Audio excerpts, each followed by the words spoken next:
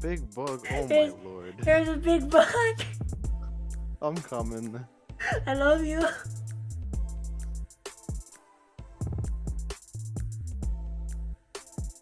I don't know.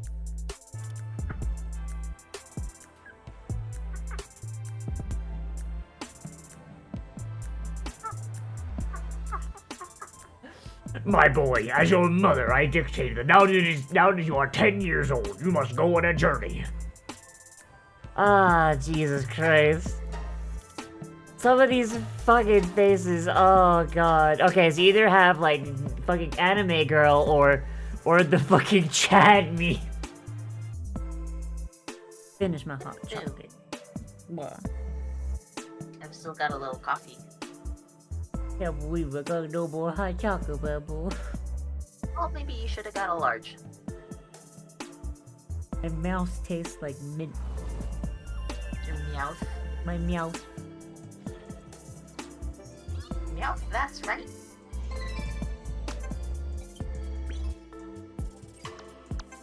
What's it, Meowth? Like, if I was using a voice changer, I would sound like... It's like this. I actually don't know what their sounds like right now, but like I imagine it sounds very different from how I normally sound. It'd be really funny if like someone's like, hey, turn off the voice change. I just turned this on. Yeah. Yeah, this one's supposed to emulate an actual female voice, so... Oh god, I just turned on the hear yourself. That sounds so fucking bad. Oh my god. I need no gun. I need only mining laser. God, just showing up in the Cutlass Black. Get mined, idiots. Get mined. Ow, bullets hurt. Bullets hurt. Bullets hurt. Bzz, bzz, bzz, bzz, bzz. Yes! Yes! I will sell your flesh. Oh, hang on, I gotta recharge, hang on. Bzz. Bzz.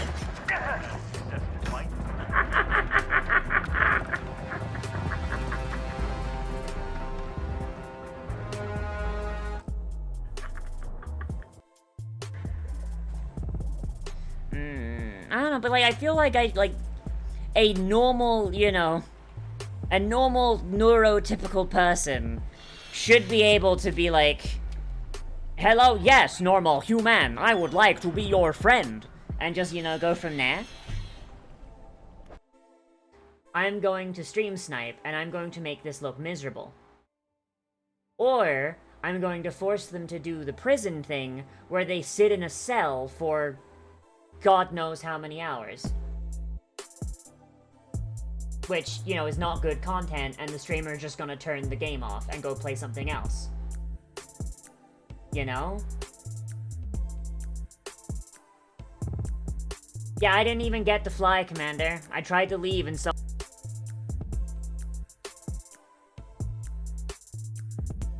Alright, so let's see this trailer. Tenkaichi 4, Dragon Ball Sparking. Alright.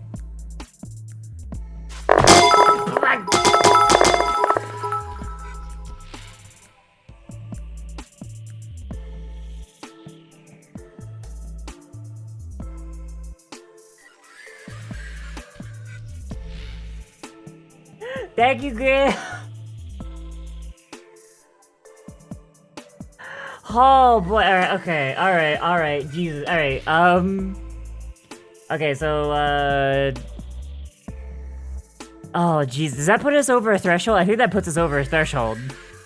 Alright, hang on, let's see, so we're at 294.5, plus, parentheses, 50 times $2.50. Neat. Yeah. The historical site. Come see the historical bones of our president's fucking dad. Left here because we can't come and get him. Makes sense to me. Look, George Washington's dad is probably still under that cherry tree somewhere. We haven't found him yet. Or however that shit goes. Hey.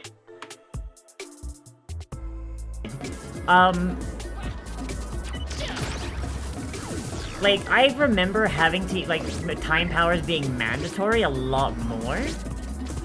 So I don't know if this is just, like, the fact that I'm not a child anymore. And so, like, I'm better at video games. Or what. But it feels like the time powers aren't absolutely mandatory a lot of the time. I don't know if y'all are getting that feeling as well, like these guillotines. It doesn't feel like they are 100% necessary to use time powers to go through. Except for when I fuck it up like that.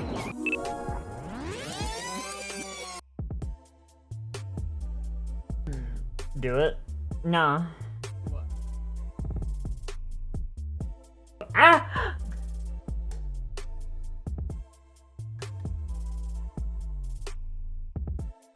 You are so lucky that came out as an ah and not the rest of that fucking string. Oh my god.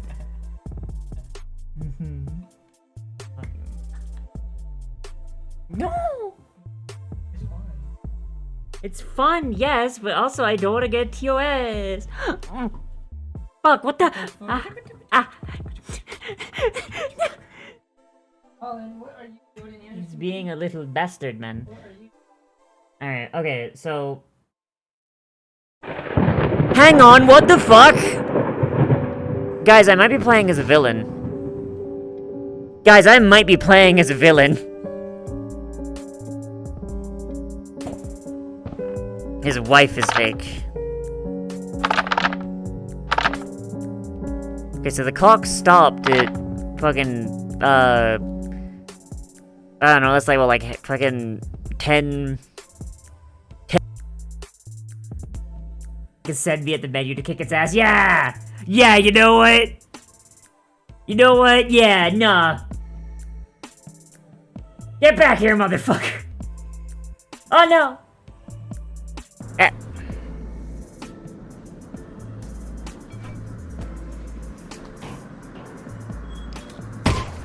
Fucking... Yeah!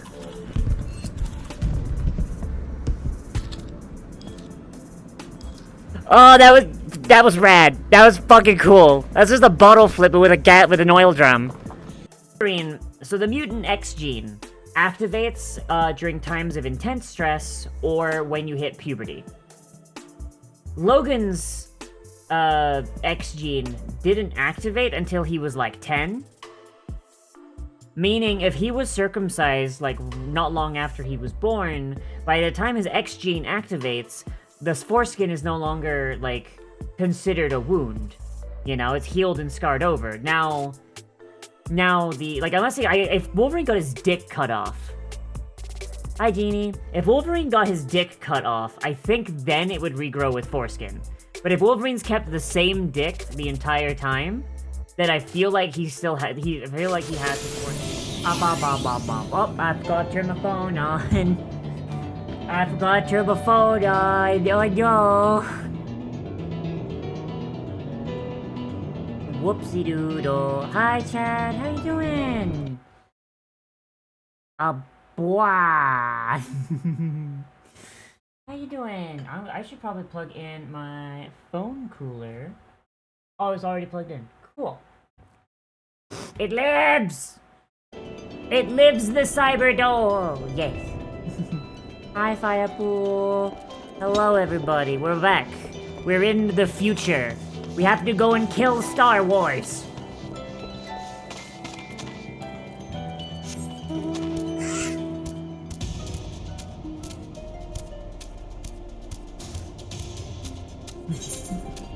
The Acolyte was a step too far. I shouldn't say that because I know that like the wrong people are gonna take that because it's like, bruh. I haven't even seen the Acolyte all the way through yet, but like I've seen like I think the first 2, maybe 3 episodes, and I fucking really like it actually. I'll take some Benny Drills and I try and drain the stuff out. Ooh, I'm sorry, Chad.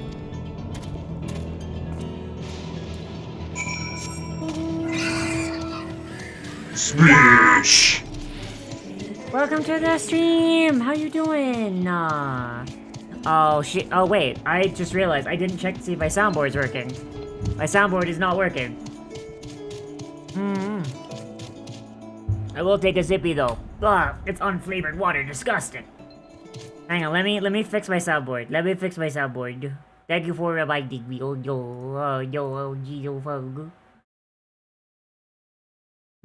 Boop. The moment my soundboard is working again. Trans rights. There we go. So Jedi tried to use a lightsaber as a blaster, but Stropa says, wait! Wait, what? Use a lightsaber as a blaster? What do you mean? Alright, later, Jax! Plus it uses to harness lightning as a source of energy. Quite impressive technology. Whoa. Okay, now that just makes me want to see it more! Like, okay, so I have the seemingly uncommon opinion, right? Where if something happens that is not in the ordinary, and it like kind of either adds something new or breaks things in a way that doesn't disqualify previous things, and it looks cool, I'm fine with it. I am entirely for rule of cool. So like, if you were to tell me, right, there's like a way to like turn a lightsaber into a pipe bomb, right? It's not been shown before in any books or movies or shows. But if you're telling me that like a Jedi could like Predator style type in like a certain code into their lightsaber that's like keyed like to them specifically, it's like their specific code, and turn their lightsaber into a fucking like pipe bomb, that would be rad as fuck. So reassured me it was just a normal lightsaber, she was just stupid.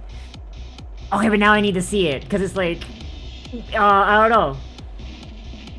I need to see that now. I need to see that. You've only made me want to see that. You've only made me want to see that now.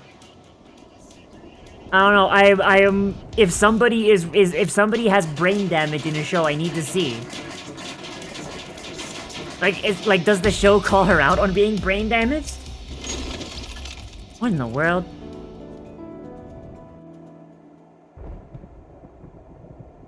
Oh, there's so much dead skin under my cast. I could feel it. Ah.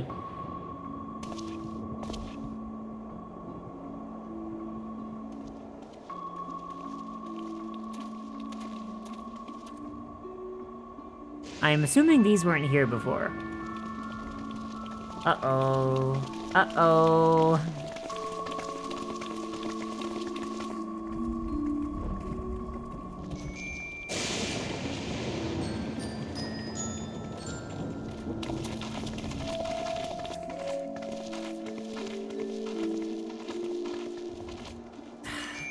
Next week. Next Monday. My home. It's in ruins. But why? What happened here?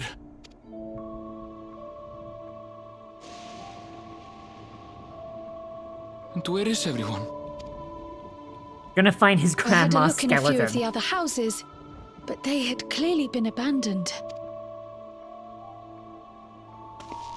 Damn it all. None of this makes sense. We're gonna just find, like, his grandma's skeleton. Because Vieira lived for, like, 250, like, 400 years. For someone? Whoa. What is this fucking Xenoblade character? What the fuck?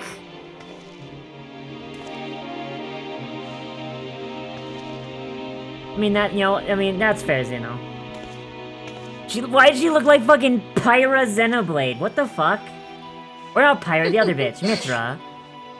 I apologize for giving you a fright. However, I did have reason to keep to the shadows. How do you keep to the shadows when half your body's a glow stick? Sriracha has told me a great deal about you. White woman detected! Pitbull, go! Sriracha? Greetings, and welcome to the realm of Alexandria. Oh, I need to play FF5, don't I? God damn it! I am Sphene, the Queen of Reason. What? Huh? Queen of Reason? If you are the Queen of Reason, is there perhaps a... Oh yeah, no, this is a Final Fantasy V reference, isn't it? You know when they play the chiptune remix, you know it's like exclusively just like a lift from a previous game. You know it. Yes, if you mean to ask if there is a King of Resolve. Zorulja holds that title, and together do we reign.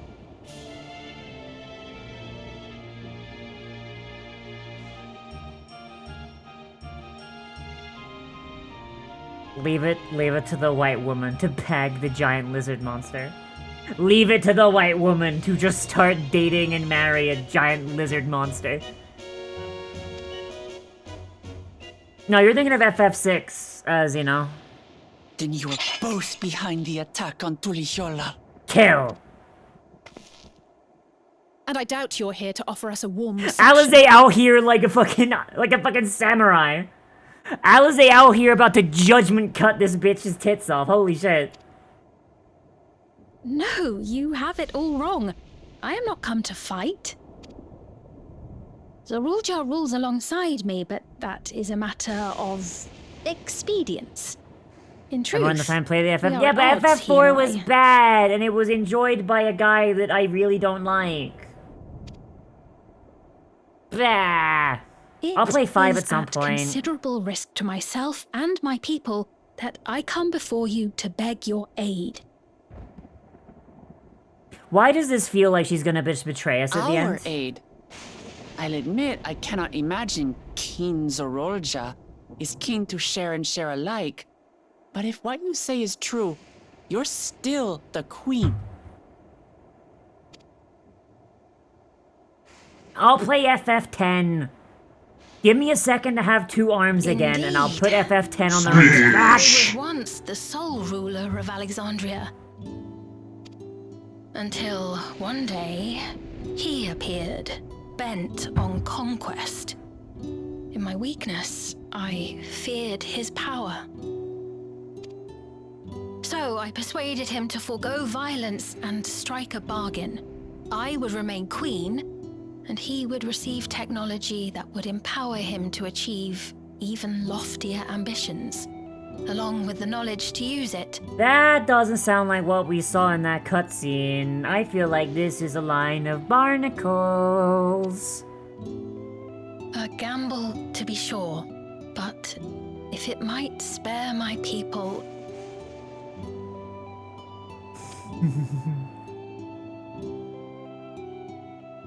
This is a load of barnacles. If I may, the dome surrounding these lands was erected but recently. How is it he was able to not only invade, but instate a new system of leadership in a mere matter of days?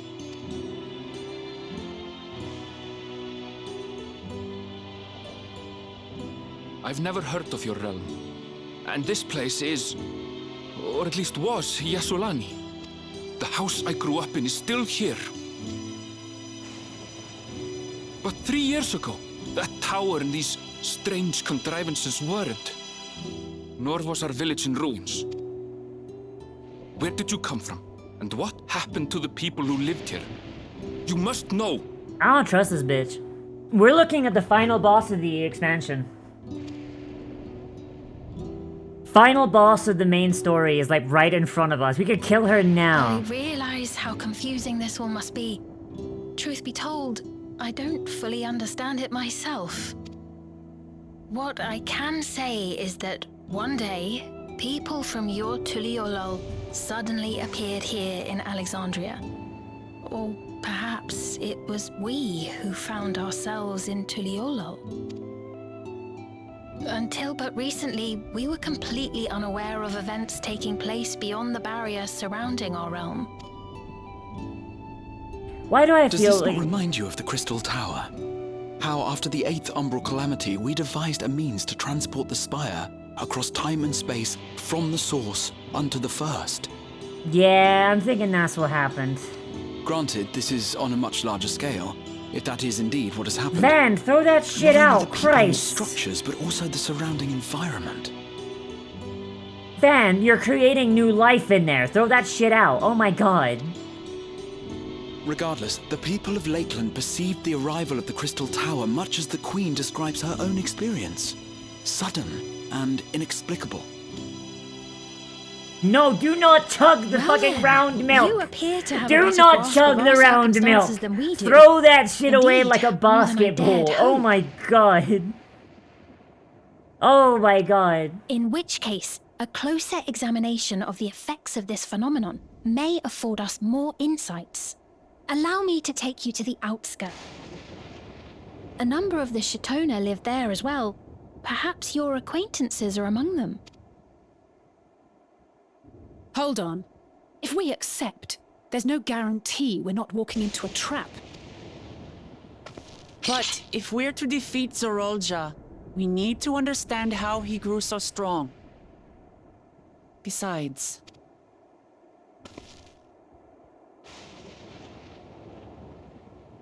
Gotta find Aaronville's family. You're right.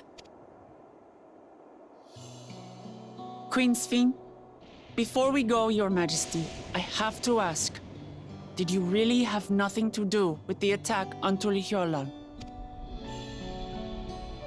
Noble Wuklamart, shall we dispense with the formalities? Who told you her name? I'll Who not told you her deny name? The soldiers and airships that attacked your people are products of Alexandria.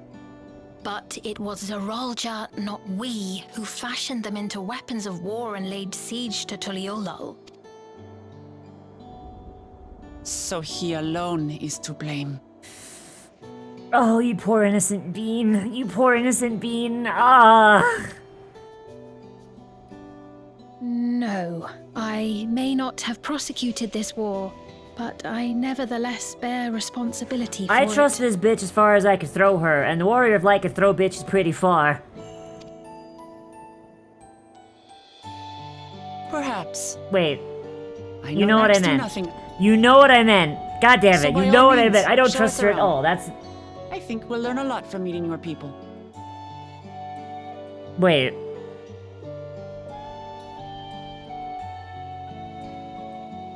What is that written on her back? Oh, it's so small.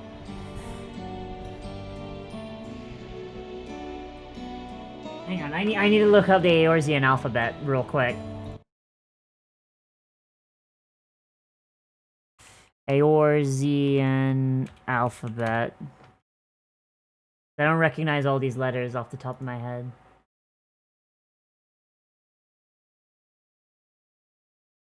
Ow!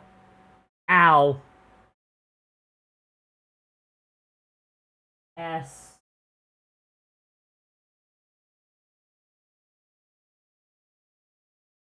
What is that second one? Is it a hyphen? No, it's not a hyphen.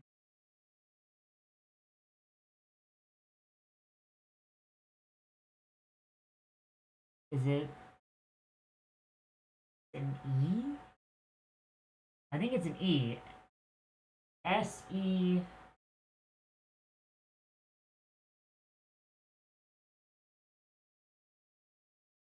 S... Okay, you know what? Someone's already probably done this. What does it say on Sphene's back?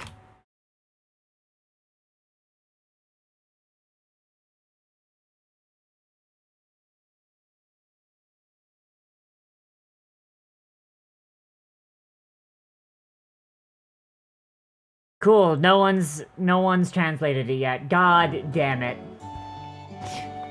I want to know what's written on her back. God damn it. You know what, when she turns out to be the final final boss at the end of this expansion,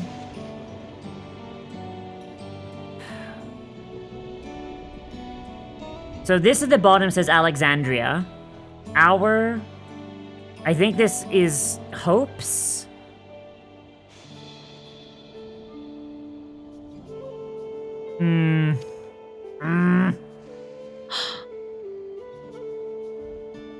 Wonderful. If you would follow me. I'm hoping I can get a better look at it. Sometimes it's really hard to see when it's so small. Isn't it a little odd for the queen? Thank you, Warrior of Light!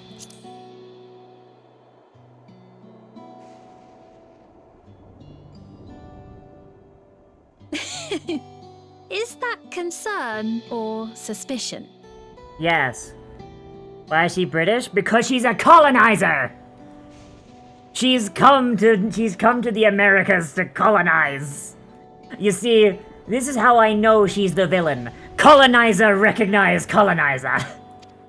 If things should take a turn for the worse, might I call upon your aid? No. No, you cannot. I jest, of course. But you do strike me as the most capable here. And so she's going to try and either get me on her team, or she's going to single me out and try and get me killed. This is the face of a villain. This is the face of a villain.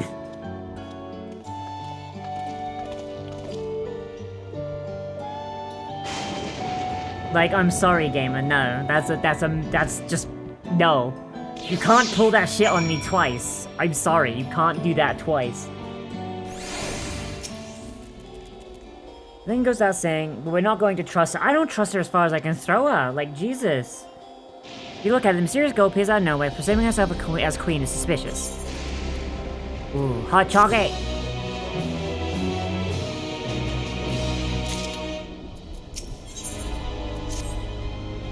Having established that we should be wary, we could use more information.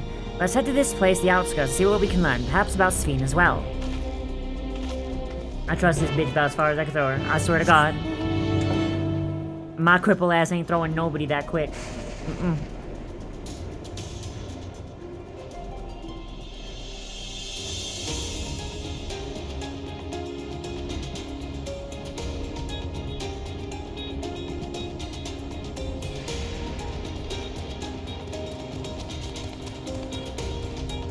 That's interesting.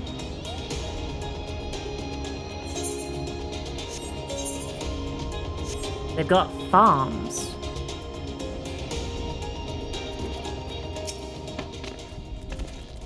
I trust you have similar farming facilities in Tyrol?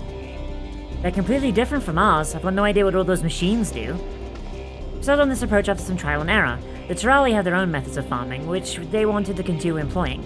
The environment makes it challenging. There's too much rain and not enough light. Thankfully, the use of the electrope has allowed us to fortify the buildings here, as well as provide what nature cannot. What? Electrope. It's a material we use for myriad devices and applications. Topic for another time, perhaps, if you'd follow me. Oh, they just, like, absorbed the Tyroli into their culture. I wonder if this was done at gunpoint or not.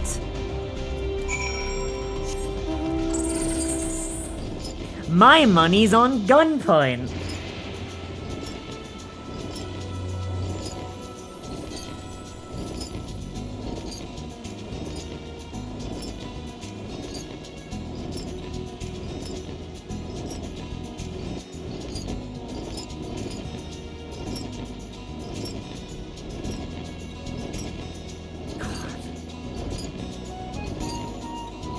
Like, all of this, like, Alexandrian tech just looks like a cancer on the Tyroli stuff. Like, and that has to be on purpose.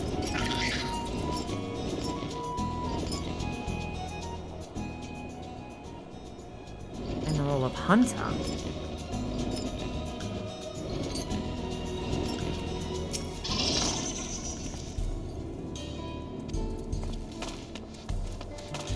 There is no way this was, like, consensual.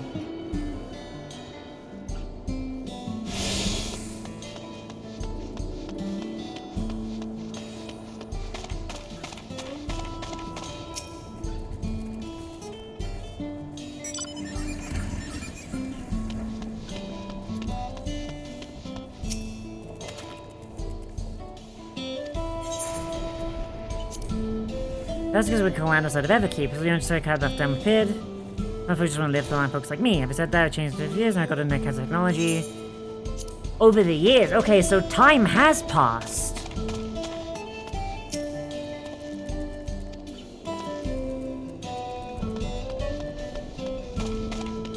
Oh.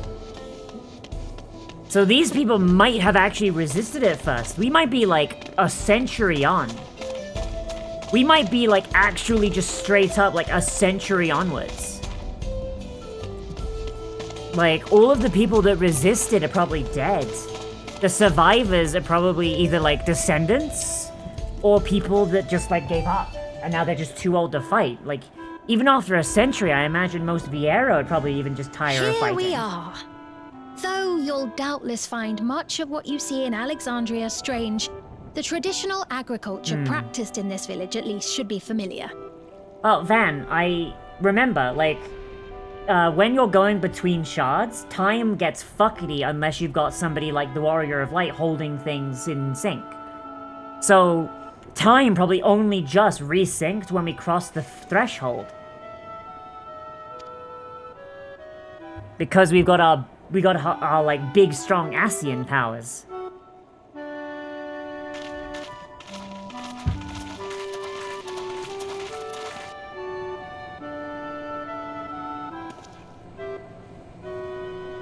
Queen's Fiend? What business brings her here, I wonder? Oh. Oh no. Oh no. Oh shit, we got some. Trans rights. We've seen these things induce mental changes before. Oh no. These people might actually just be brainwashed. The Queen has come! Oh god, they all have them.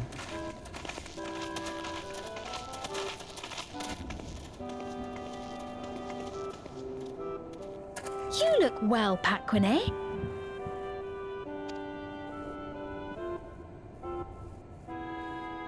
And Katonye, I see you've already taken to your new position.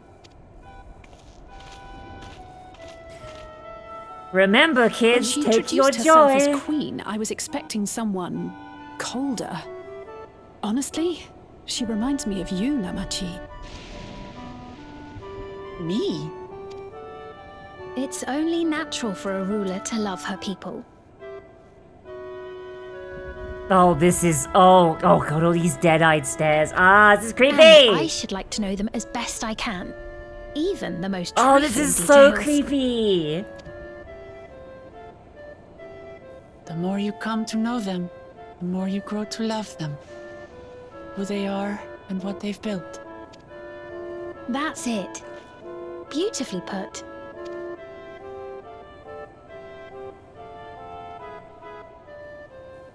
And it would appear that she is well loved in turn. Please, somebody notice these brain things. Come on. Your Majesty. You honor us with your presence. Somebody notice these things. These people are all from Tuliolal. Why are they speaking like English and Americans? They should be speaking with a cowboy accent or with a vaguely Mexican accent. Or South American in general.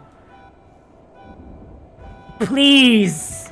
Somebody notice this. Please. And who are these fine people? Tuliolol's vow of resolve, Wuk-Lamat, and her companions. They come from beyond the barrier, but you needn't worry. They are good people and are to be treated as my honored guests. The rumors of a link to the outside are true then. Wuk-Lamat is still so young. Oh, where are my manners? I am Popone, a leader of sorts of the people living out here. Papone? That is a Tonawautan ring to it. Right you are. I take it you hail from this region as well? Teshpiani, perhaps? Yes, I do. I don't suppose you know a woman by the name of Kafkiwa? Kakiwa. I'm afraid I'm not sure if I've ever met someone with that name. This is making me, like, really, really uncomfortable. Mother isn't here. But it's a relief to know at least some of the people of Yasulani are alive and well. Your mother, you say? Oh, no. Now that you mention it, I do see the resemblance. Oh, no! You know my mother? I do. Yes. And now her tone has changed. Oh, we're about to see some shit happen. Then tell me, please, where is she? She's in that grave over there. I cannot say. Not here, but I promise I will in due time. Oh, there's just armed guards walking about. I see.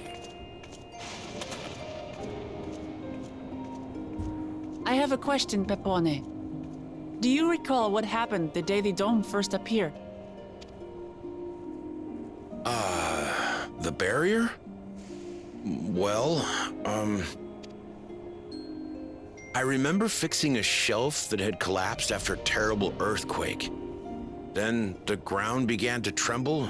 There was a How many flash years of has light, it been? And then... Forgive me, my recollection of it all is rather poor. How many years ago was it? You needn't push yourself, Pepone. After 30 years! no Oh one my could blame you for God. not remembering. 30 years? As in 30 years in the past? Yes, Wukulma, that's how time works. Absurd though it may sound, there is no doubt in my mind the events that led to the joining of our lands occurred 30 years ago. Which is not to say I understand why our perceptions of the intervening time are so radically different. We only just became aware of the discrepancy when Zoralja's military base was completed, and we were at last able to venture beyond the barrier.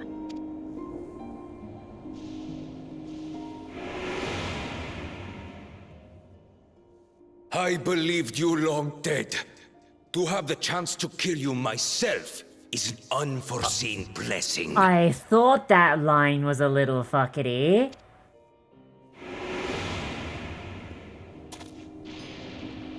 30 years. Little wonder Zoralja assumed our father had already passed away. It's not unlike how time passes differently in the First and the Source.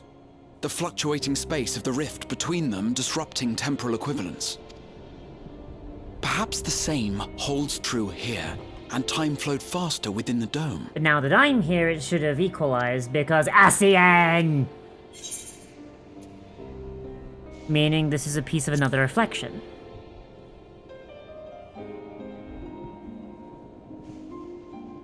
I cannot say for certain, but I strongly suspect that to be the case.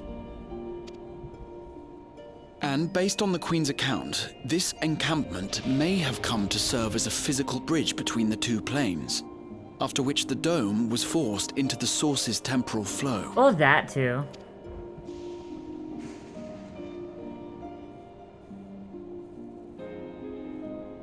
If we're to be certain of anything, we need more information. Though, if me being here is what caused stuff to equal out, that would be an insanely good advantage for Zoralja. Like, because if time is moving, okay, so like, if like a minute here is like a year, right? In the Source, right? Then like, could you imagine how insanely quick he'd be able to pump out reinforcements? We knock out one of those ships in the sky, and he's already got another one ready to go. Like, Christ. That would be insane. Sveen, would it be alright if we had a look around and spoke with the townspeople? If you had the ability to make a temporal dome of some kind, you could just straight up, just like, sacrifice years from your military bases to just continually train up people in like a fraction of the time. By by all means. Villain. Villain. I cannot wait to put your head on a stick. Time to see what we can see of Alexandria, then.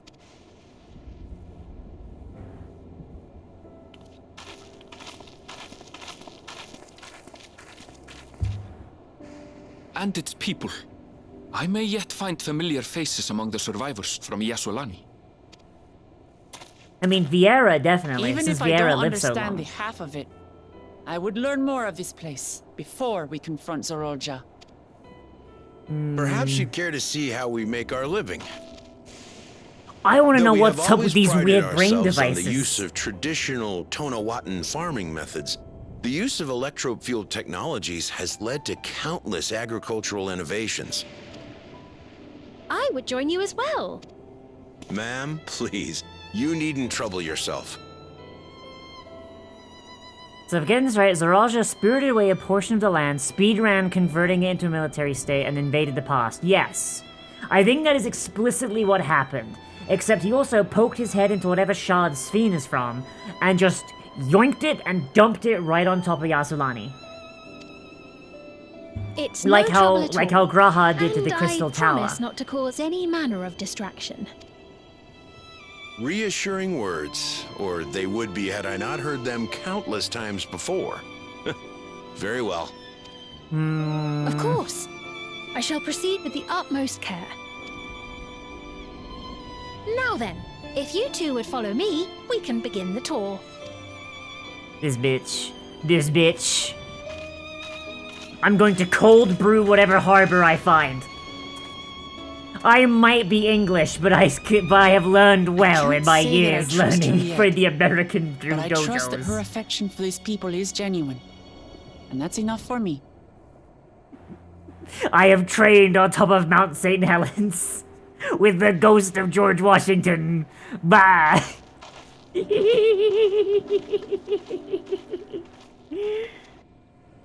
Oh, God. Bruh.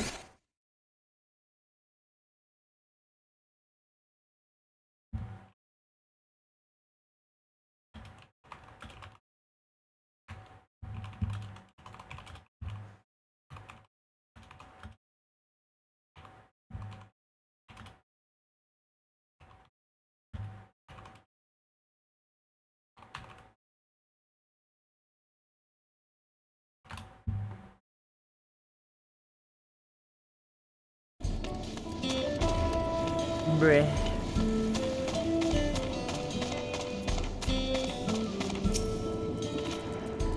Electrope has done so much to improve the efficiency of their farming, but hasn't replaced everything. People wanted to preserve their old way of life, and we did not want to force ours upon them. We went to such lengths so that our cultures could coexist, even going so far as to learn our tongue. Sure, everyone appreciated that. Communication, thankfully not an issue, for the Charlie tongue is surprisingly similar to Alexandrian. Of course, there are words and phrases for which there's no equivalent, but those can be taught with minimal effort.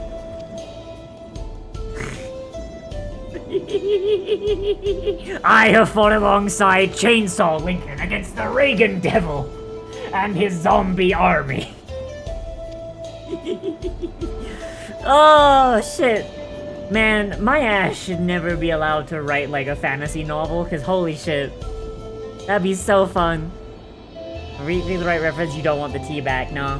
Nah. I'm going to cold brew the harbor.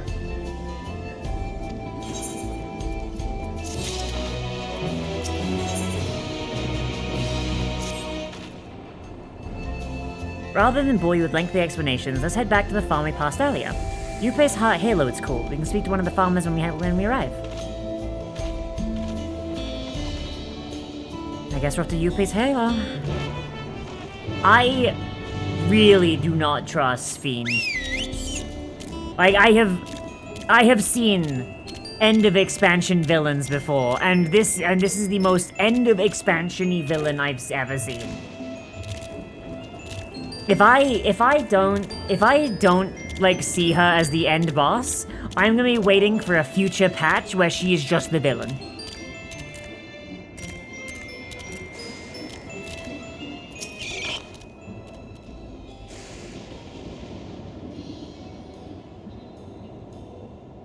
Like, these fucking brain parasites on them, dude. Like, why has nobody mentioned this yet?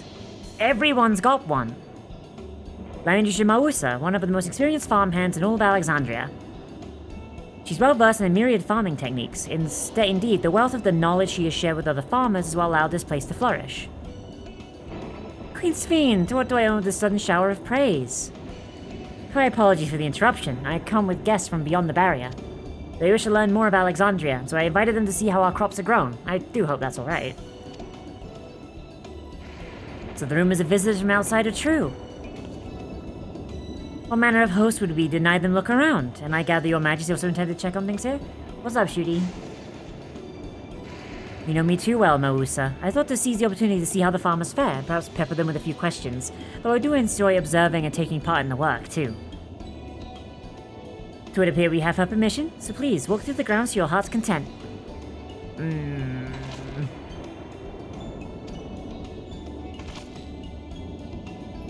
Don't misunderstand, I'm not the suspicious type, but given our positions, it makes sense for us to go around together, wouldn't you say?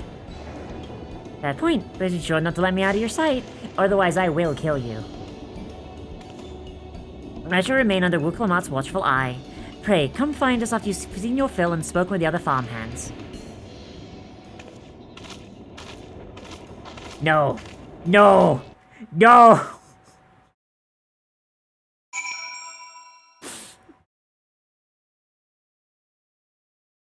Code Cirrus, no!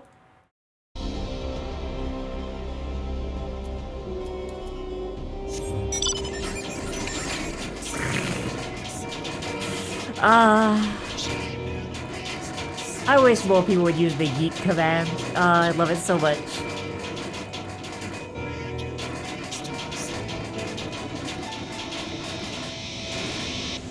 I'm pretty sure you can stack the yeets, too. But like, if you were quick enough, you could probably, like, make it to throw me again before I go off the screen. But I didn't get high enough, I think. Oh well. Light levels appear to be fine. As for the power source... Hey, you wish to know about my job? Dolgo wee. I tend to the fields mostly, watering the crops, keeping the soil fertile, and so on. I admit it took some time until I fully understood how best to carry my duties. I also manage the lamps we use in the fields. We do our best to keep everything up to code, so should they ever start to malfunction, it's up to me to fix them. The land and sky being what they are, ensuring a rich harvest makes for constant work. But honestly, I enjoy how involved the process is. Both my parents being Alexandrian, I didn't grow up knowing much of everything about farming. Every day is an opportunity to learn and grow. This one has to be killed. There's no saving this one.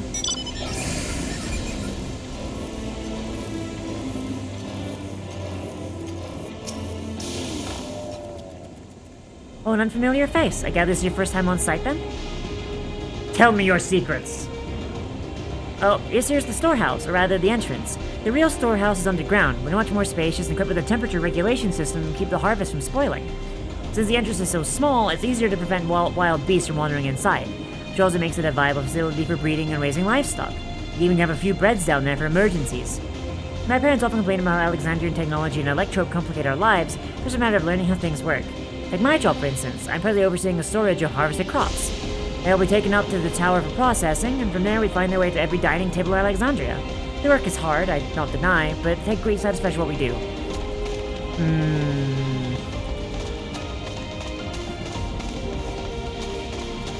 Yeah, 30 years, man. For the shorter-lived races, that's a long time.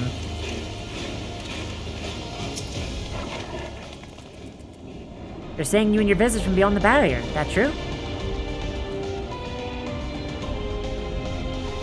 It is, which means you're connected to the outside world again. No, they haven't decided to leave, mind you. I'm quite content with life here now. You've been brainwashed!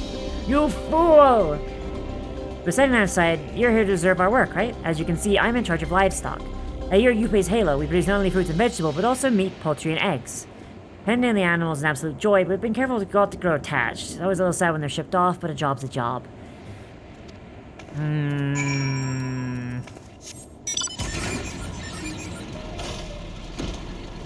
Oh hey, a tank. Perfect. I have come to liberate you. Become liberated.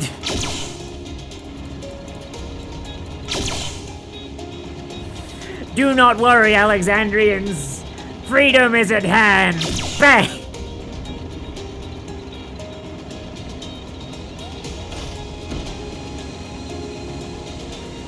These guys may have Star Wars, but they can't stand up to a fully armed dwarven tank. No.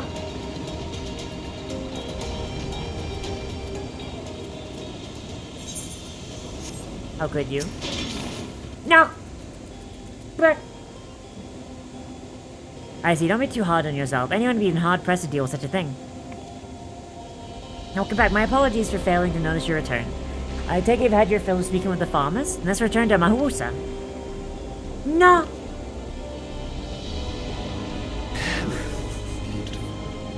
Hi, Bonzo!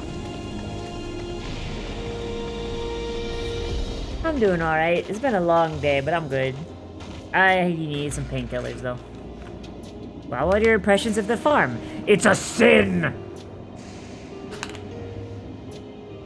Your people should be wiped from the face of Maytheris!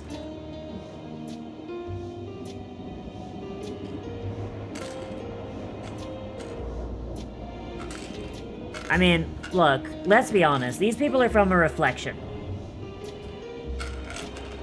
They bear but 1/14 of a soul.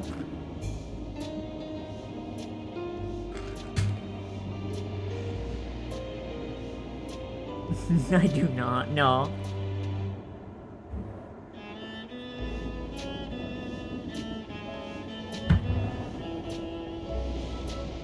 Speaking as the #1 Asian apologist, like, in the entirety of the Final Fantasy XIV sphere, we are 8/14 of a person. The Warrior of Light is 10/14 of a person. These people are 1/14 the best. I'm just saying.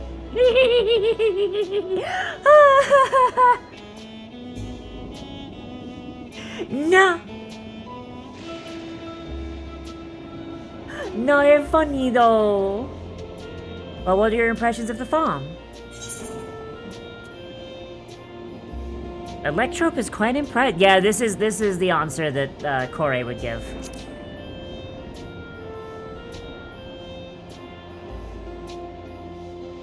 So it was the Electrope that caught your eye. It's only natural, I suppose, if you can replace without it. Oh no! Compared to what we had back in the world unsundered, it's extremely primitive, but it's still impressive for people of your lesser means. Like, I really wish I could just lean into the fucking, like, the Asian, my inner Asian.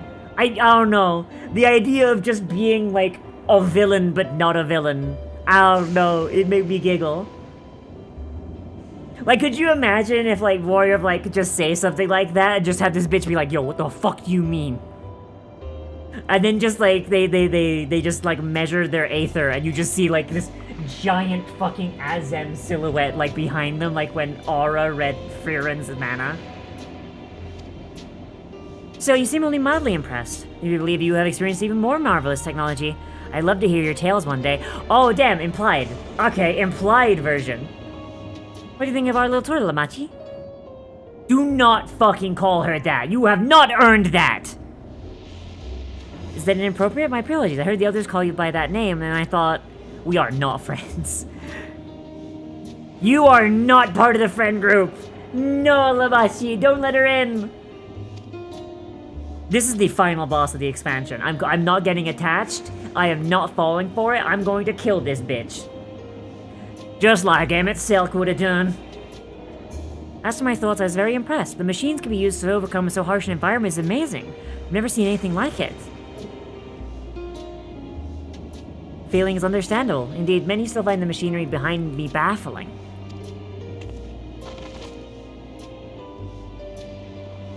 Local Asian cucks all of Alexandria. Look out, Tuliolol, you're next. Oh shit, thank you for the raid. Give me that pearl. Wonderful. Whoa. Oh God! What the fuck?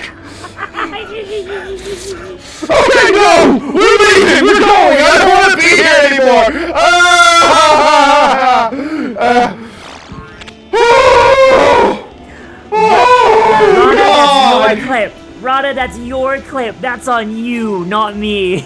I'm upset! I'm upset! Clams clapping with their teeth. Okay. Oh boy. I would not apologize for your volume. Hi. Hello everybody. Welcome to the stream. I live the Cyber Doll. What are you doing, Rana? You're playing No Straight Roads? What is that?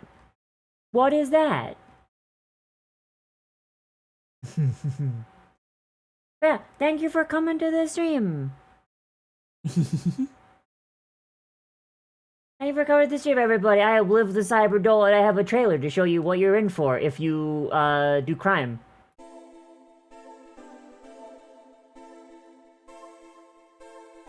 Man, why are dicks so expensive?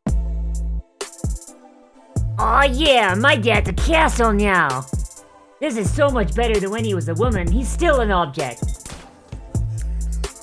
Ah.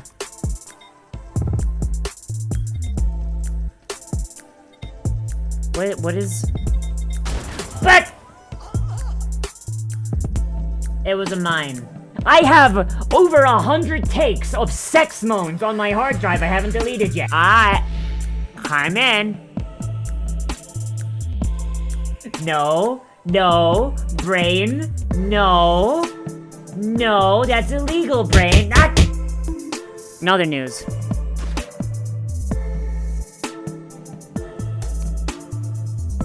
Oh shit! Bah. Yes, welcome to the stream, everybody. I live the Cyber Doll. We played Final Fantasy XIV because I have incurable Final Fantasy brain rot, and it's one of the few games I can play one-handed because my left arm is broken. Yay!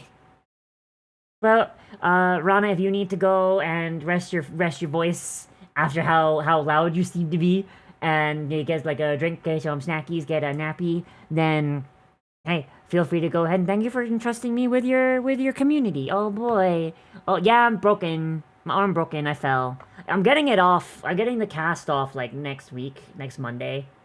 But like, whoa, it's been a long time. Oh boy.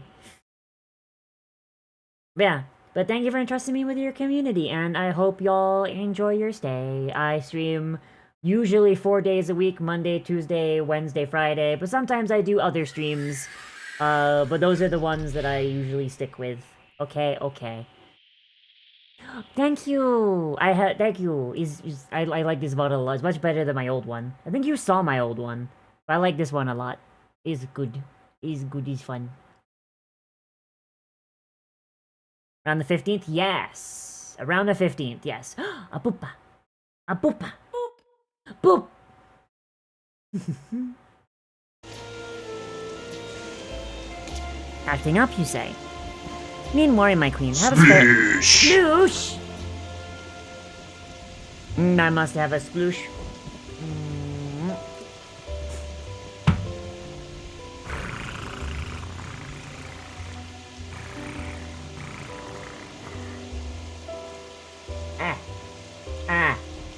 I didn't have enough hydration for that drink. Oh boy.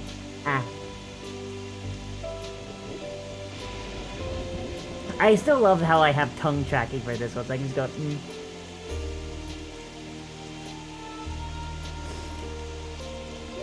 We think some creatures have been charged up with energy and they're releasing it into the river we use as a source.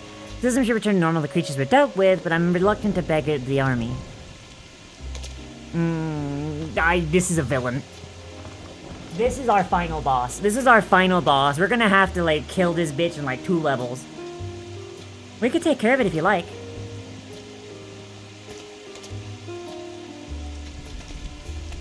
It was gracious of you to offer, but it's much too... Do you see the size of this axe? There's no trouble for the vow of resolve of Tuliolol. If you were a strong queen, you'd do it too. Regardless of how the relationship between our nations may develop, if there are people in need, I want to help. Simple as that. And Livy's even stronger than I am. Shouldn't take us long at all. Hell yeah. Very well, I gratefully accept, but please take all care. I really want to know what the tattoo on her back says. I can't read Eorzean well enough.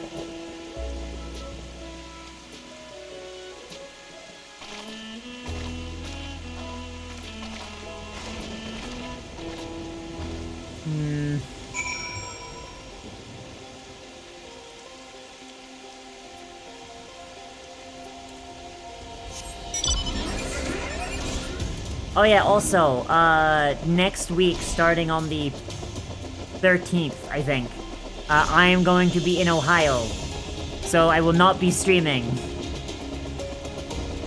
Instead, I will be hanging out with Sai's family, and it's gonna be really fun, because I can't wait to show up in makeup, a sundress, and nail polish, and be referred to as the boyfriend. That's gonna be fun.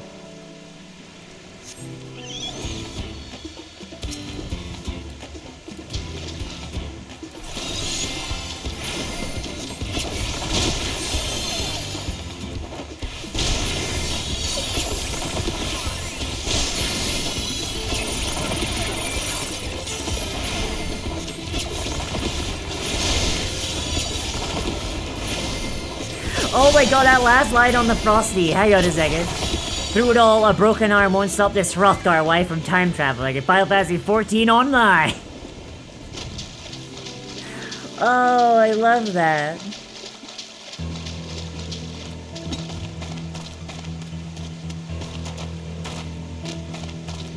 Do not lick the earbs, that's gross. Spray. Why would you lick the earbs?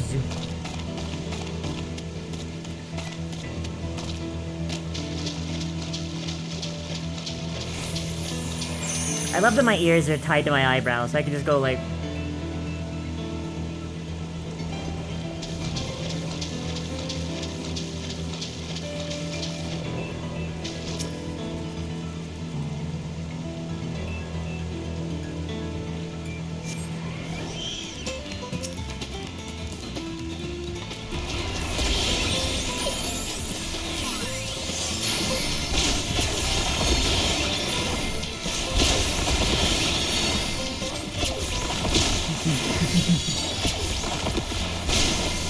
Do not bite the earb either!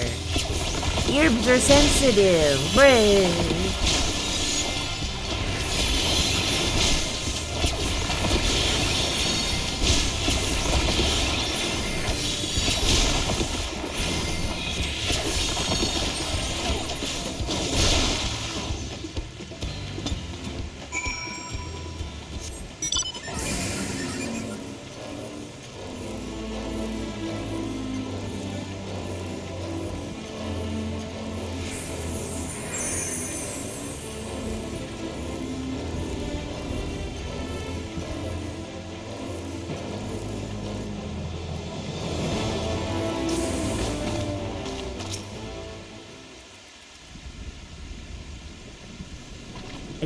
I do not trust these people.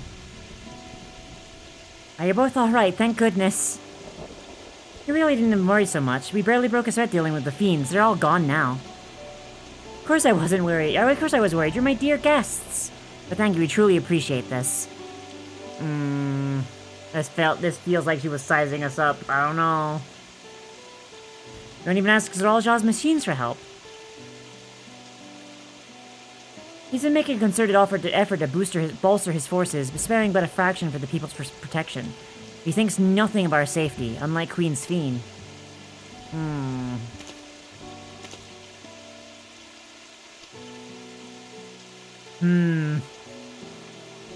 No, she's right. He's never been one to look after his people. Anyways, thank you for letting us tour the farm. The folk here are delightful, and it was a pleasure to meet them. Couldn't have favored us with more uplifting words. My people are my pride and joy. Oh, that sounds icky. That sounds really icky. Like she's talking about possessions. Oh, that's gross.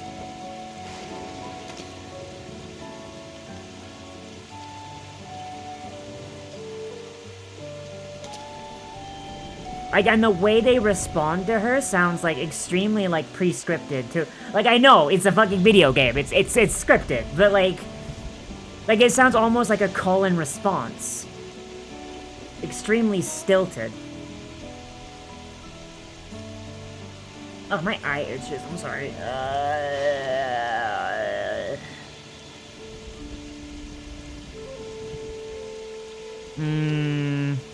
You forgive me if I'm not ready to lower my guard for the enemy queen just yet.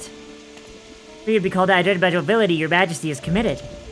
Come now, this is no laughing matter.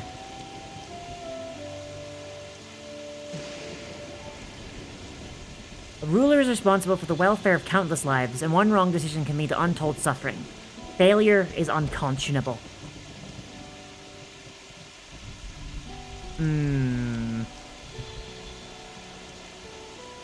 I believe we're done with the farm. I feel like her real personality came out there for a second.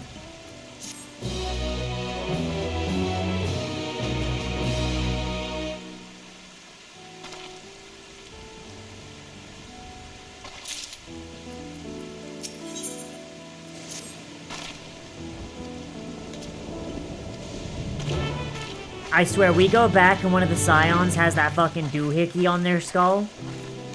Like, I'm throwing hands.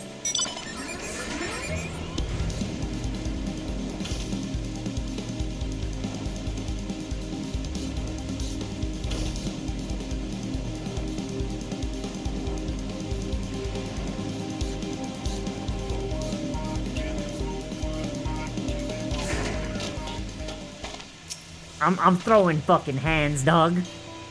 Do you hear that?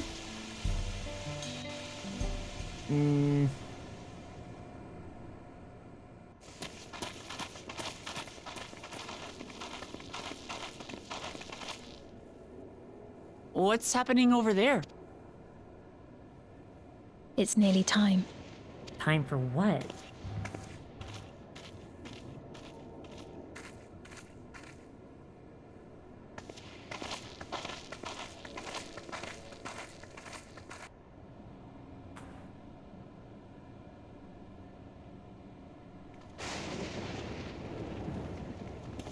Okay, good. Nobody has a thing on their skull. I'm glad good. you could make it.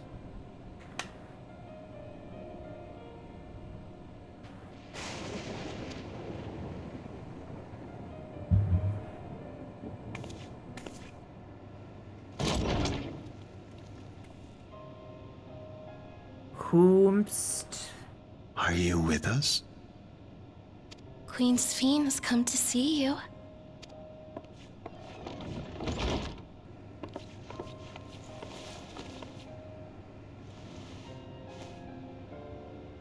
We're here, Namika. Everything is going to be alright. Oh no. Alright, we get confirmation. We get confirmation of brainwashing right here. If it doesn't happen here...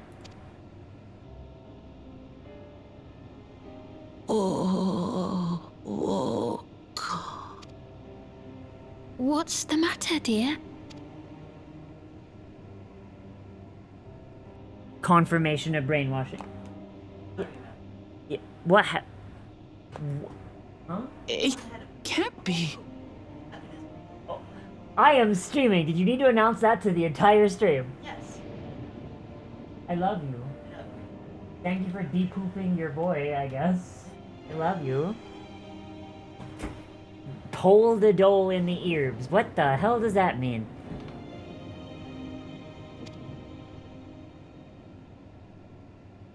Oh, That's okay. the bangle I gave to Namika. You know her? Of course I know her. She was like a mother to me. I see. She was always willing to lend a kindly ear to others, but rarely did she ever speak of herself. Is it really you? She must have arrived shortly before the barrier manifested. For us, it was perhaps days, but for her... Namika, it's me! Wuklamat! I'm afraid her time with us is nearly at an end. Bruh. Come on, Namika, spill the beans. Tell Wukla about how evil this shit is. Soul cells? Soul... Soul cells? She always used hers sparingly, but at her age, it wouldn't make a difference. The fuck do you mean soul cells?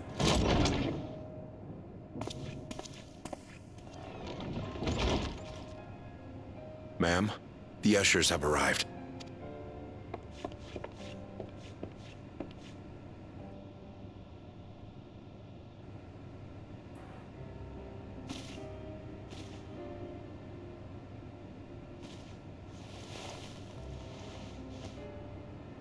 Thank you, Namika, for your many years of friendship.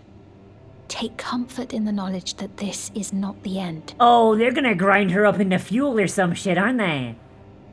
Oh. Be not afraid. Your memory will live on. In us.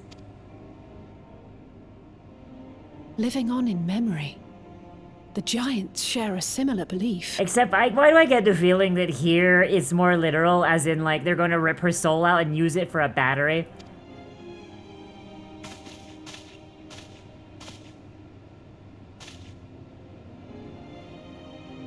Wait, where are you taking her? Worry not. She is being escorted to a medical facility in the tower. There we will ease her burden. I had hoped to make arrangements for her sooner, but she wished to remain here for as long as possible. I could not bring myself to refuse her.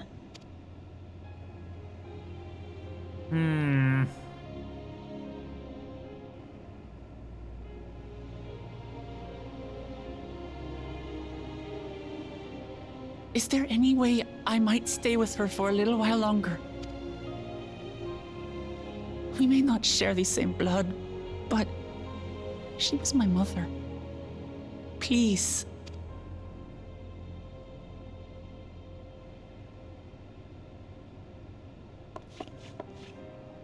Let us give them some time alone. This soul cell shit has me, like, really on edge. There is no way! Like, cause... all we've seen from these, like, weird, like, head implant things is, like, mention of using souls as batteries and, like...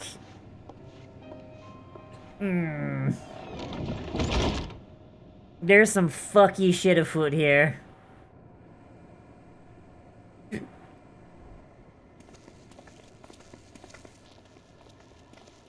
She didn't speak, but I'm grateful that I could be with her at the end.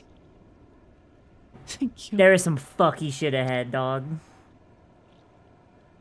It's not the end. Oh, nothing. I was just thinking that we have much to discuss. Finish that fucking thought, you kids! With what we can be reasonably certain of, perhaps. Between what we have witnessed and the testimony of Alexandria's inhabitants, it's safe to say that two distinct lands have indeed become one. I am going to murder her. I am going to look so forward to when my static, gets to killing her on EX or Savage or whatever she winds up being part of.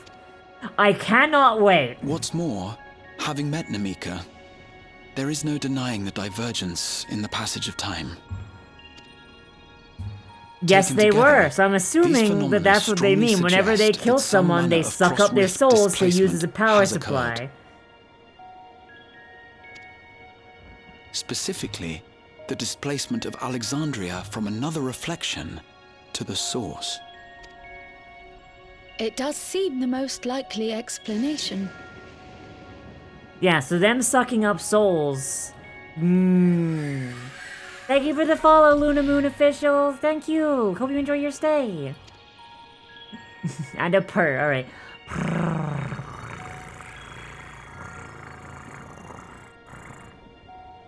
What perplexes me, however, is the scale of said displacement. It far exceeds what could conceivably be achieved with a Void Gate, or even with the Crystal Tower. In essence, we are dealing with a localized instance of dimensional compression. The Ascians would no doubt liken it to a rejoining. Rejoining, yes! Ascians. Bring me my hooded boys, yes! Local Asian Which invites fucker the wishes to question, know where the Asians are in your how was neighborhood. Such a feat accomplished. I wish that I had an answer for you, but this talk of reflections and dimensions is well beyond my understanding. I'm gonna find out they have an Asian chained up in their basement. Bastard, the Asian should be chained up in my basement! I can only tell you that we lived peacefully under the barrier's protection for many, many years. Until the day that peace was suddenly broken. If I may clarify, the barrier predates Alexandria's displacement. So, yeah, so what we're gonna wind up seeing, right, is that those things on their heads keep people alive and can undo mortal injuries by burning up the soul of another. Basically in your place. And whenever somebody's on the verge of death, they get taken to a big tower where their soul is extracted and just completely fucking, like, recycled and put into a big pool for everyone to pull from. I imagine explaining the sci-fi behind this whole reflection. Oh, no, like, literally, no. Like, the reflections are really, really easy. So, long ago, like, hundreds of thousands of years ago, there was Aetheris, the original world. And, you know, all of, like, the solar systems and everything like that, whatever, who cares, right? And there was the Ancients. And the Ancients were the dominant race. They had unlimited lives, they had a full knowledge of everything, and they had what's called creation magic, which was magic that allowed them to basically ignore the laws of physics. They were out and out just a utopian society where nothing went wrong, and they had like some weird hang-ups, like they always wore masks when they were around others, like basically the idea of like personal like extravagance and stuff. Oh god. Pikmin, no. Like, and that's like the main thing's a little icky about them, but they seem happy enough every time we see them. And then you get Hermes, who creates a little intelligent Roomba bird called Medion. He sends clones of Medion out into the greater universe to figure out the meaning of life. He doesn't give them like good parameters though. He really doesn't. And they're powered by something called Dynamis, which is the opposite of Aether. Whereas Aether is life force, Dynamis is emotional force. And so, because she was using Dynamis to power herself, she was draining emotion and joy from the entire solar system the entire universe as she was going. Meaning that by the time she reached a planet, she had basically used up, like, so much of that planet's energy that they basically started falling apart and falling into ruin. One of them, she accidentally started a civil war, and the other one, she created nihilism that led to them abandoning their physical bodies because they realized, oh, the material world's gonna end. And another one, she created terminal depression, where they created a god, a primal, its only purpose was to just kill people as painlessly as possible before killing itself. And all of this was happening before she got there because she was pulling the Dynamis from ahead of her. Yeah. And that led to each of the clones getting really, really depressed. Those clones go to the very end of the universe to cry, and they communicate with the original back on Aetheris. And the original tells all this to Hermes, that everything is dead, everything is shit, everything is bad, and everyone is dying, and you're next. And Hermes agrees. But he also wipes his memory so he doesn't know that he agrees, because he wants to basically give everybody a chance. But he also wanted it to happen by surprise, like it happened to every other species, because I guess he's just an asshole, I guess. It's explained a lot better if you play Endwalker, but like, I really don't like Hermes, and I hate his stupid fucking Roomba. Like, don't get me wrong, I love Medion. I love her to death. I think she is adorable. But the end singer, which Medion turns into, is... I hate it so goddamn much.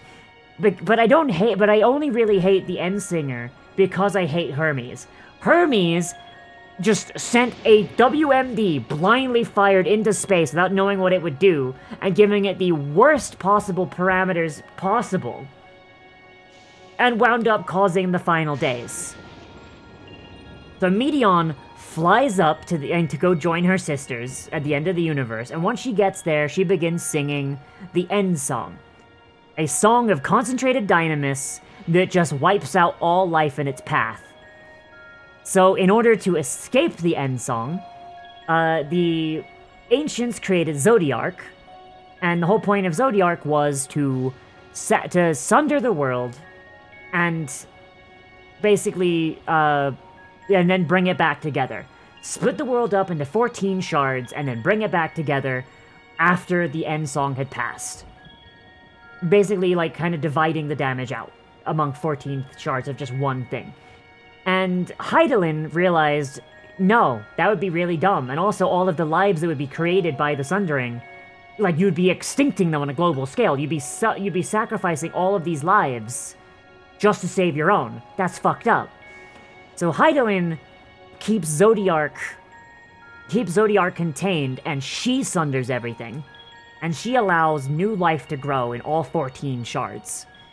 The Ascians form from the survivors of the Zodiark cult, and their job is to rejoin as many shards as they can in order to bring about the total rejoining and recreate ancient Aetheris. Kind of, yeah, I don't know. And as a result, they have succeeded 8 times. So the people of the Source have 8 out of 14 soul fragments. Everyone else has 1. And the whole idea is that until the Endsinger is the whole idea that the Zodiark clan had was, well, now that the song is over, we just got to put everything back together. Unfortunately, they misunderstood what the End Song was. So they started putting everything together, and it wakes the Endsinger up, and she's like, oh shit, y'all still alive? Time to start singing again. And so the Warrior of Light, with Hydaelyn's blessing, goes to go and kill the Endsinger, and we do that. And now there's all the reflections still. And we are still incomplete souls. If any Ascians were still alive, then rejoining all of the shards would be, like... would still be something they'd want to do. Because now the End Song is 100% done. Rejoining all the shards would not be... would basically put everything back to how it was before Hermes fucked everything up. And I'm gonna be honest, the world of the ancients, they didn't have disease, they didn't have war, they didn't have strife, they didn't have, like, basically the idea is that all of the stuff that makes mortal life bad, like old age, death, disease, war, like, all of the stuff that makes mortal life just absolutely goddamn awful only happens because we're imperfect souls. Because we don't have every shard of ourselves put together, we are imperfect beings and we are prone to make mistakes. The ancients could make mistakes too, like, you could just look at Hermes for that, but, like, for the most part, like, the idea is like, if you have, like, your full soul, like, you are more at peace, you are more balanced, you are more, you know, you're more content. You're not likely to tear the world apart in conquest, like, desire and ambition. Which, like, whether that, like, I don't think that's entirely accurate, but it does seem like the whole idea there is, like, because we are imperfect beings, we do desire things without realizing it, without realizing why. Basically then, yeah. Like, my personal opinion is that if you could rejoin all of the shards without killing everyone, you should. Because within, like, 1 generation, you'll start seeing people come back with all of their soul fragments. So if you could rejoin every single shard, right, bring them all back into one, and not kill everybody to reform the souls. When each one of those people die and their souls go to the life stream, you just need to wait. You just need to wait. Because, say, like, somebody who's got 1/14 of the shard of, like, let's just use, like, an Ascian that we know. Like a person who's got 1/14 of the soul of Igorhim, right? they die. Somebody who has 4 shards of Igorhim, they die. Now there are 5 shards of Igorhim in the live stream. They're gonna come back together and make a 5 out of 14 shard. Basically, like, give it long enough and you'll start seeing people with fully complete souls being born as people just die and their shards rejoin in the live stream. Like, eventually things will just kind of like slurp back together.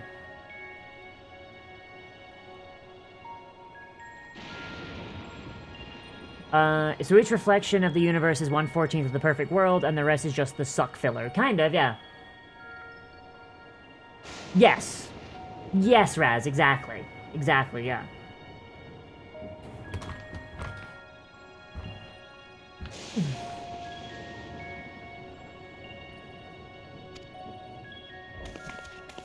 By several hundred years, yes.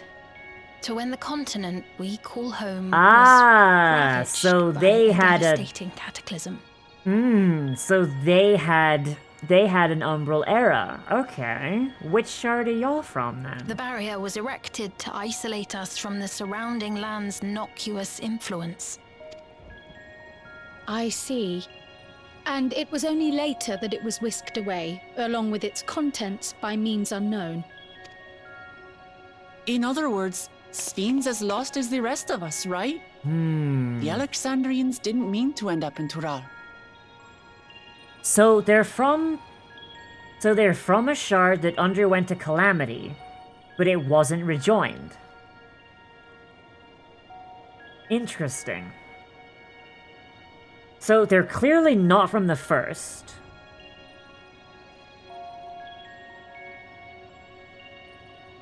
They're not from the first. Because we would know. Is it possible they're from the 13th? They could be survivors of the 13th?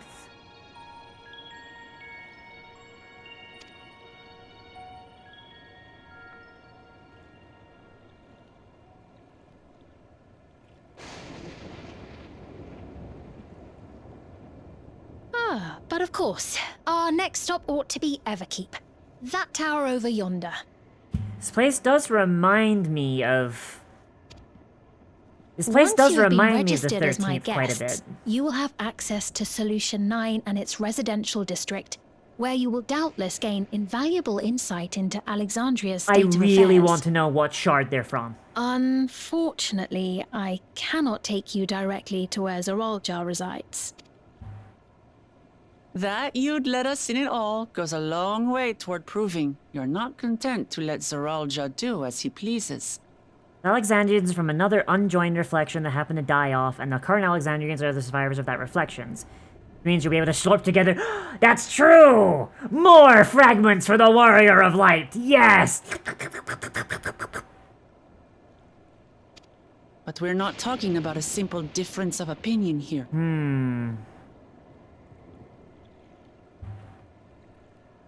So current theory is that they're from the 13th shard.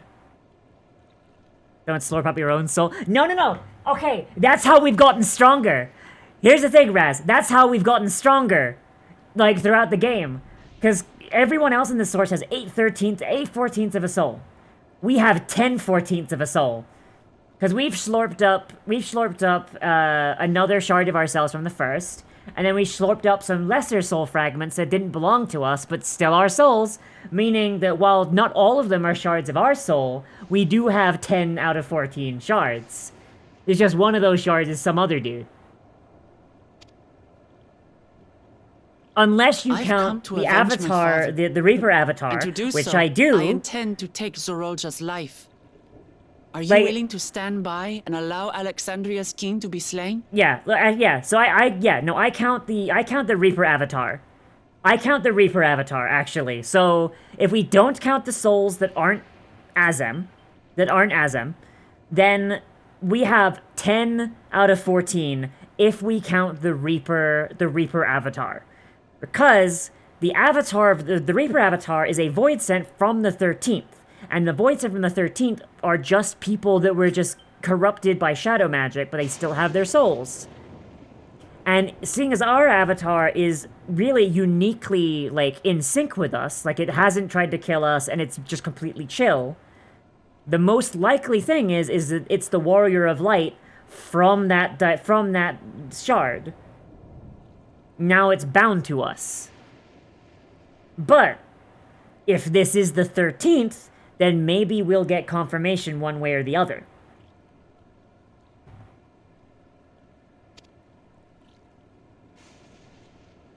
A fair question.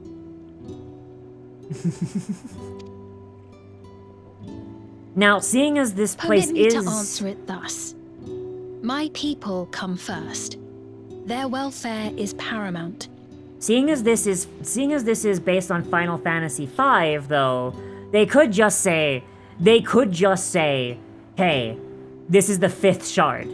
Because the 5th shard has been rejoined. The 5th shard has been rejoined. Meaning that these people somehow survived a rejoining. Which is interesting. In which case, we already have the soul fragment from here.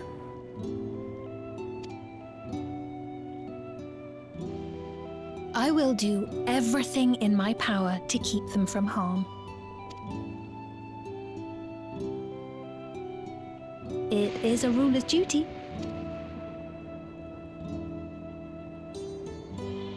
Now, I am off to register you at Everkeep. It may take some time, but you shall find the entrance open to you in due course. Oh, and ere I forget, your mother, Kafkiwa, you might try the Thunder Yards to the east. The Thunder Yards? I am afraid I can say no more than that. Make for the Thunder Yards, and all will be made clear.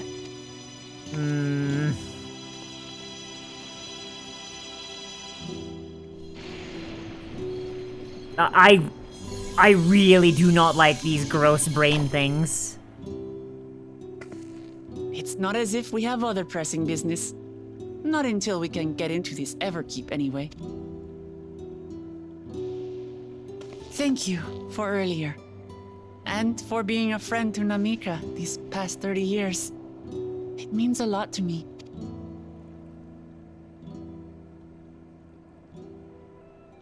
Namika? I'm sorry, but I don't know who you mean. Oh.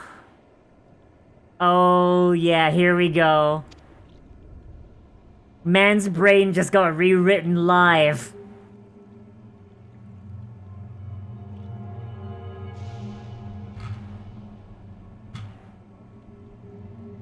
What?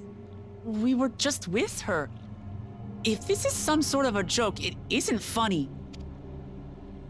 I don't mean to give offense, but I honestly have no idea who you are talking about. I'm sorry.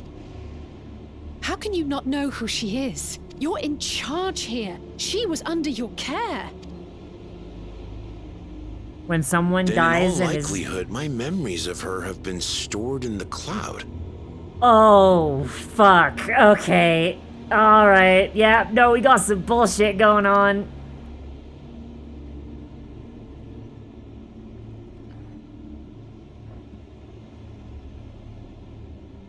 Any person seemingly forgotten without reason is probably there, in the cloud. Oh, I really must be getting back to work. If you'll excuse me. Oh, boy. And there's the dystopia. Love that.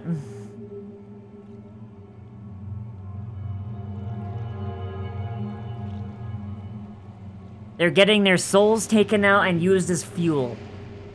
Amazing.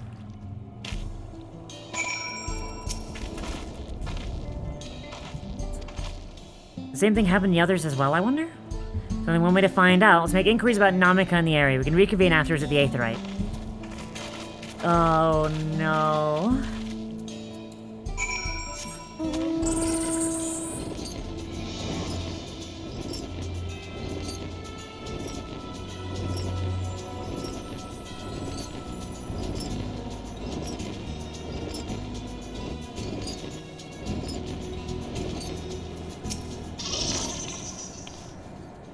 old woman named Namika? Right, I don't know that person, sorry, I can be of help. I wonder if these brainwashed idiots don't know how to play Triple Triad!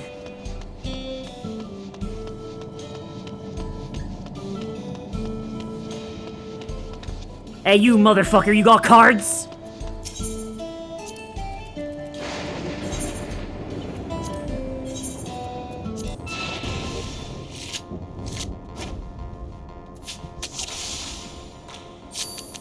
Why do you have a Pepalimo and Ida card?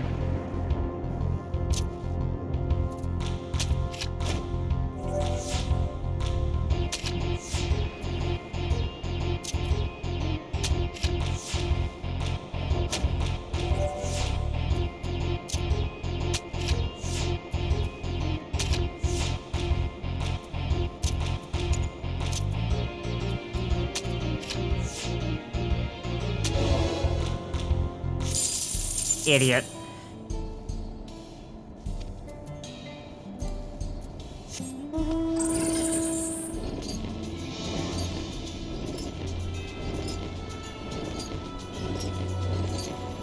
Man been stuck in here 30 years, still don't know how to play cards.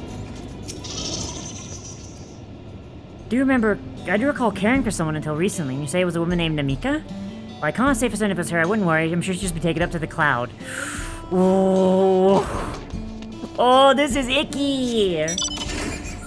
This is icky. Oh, God.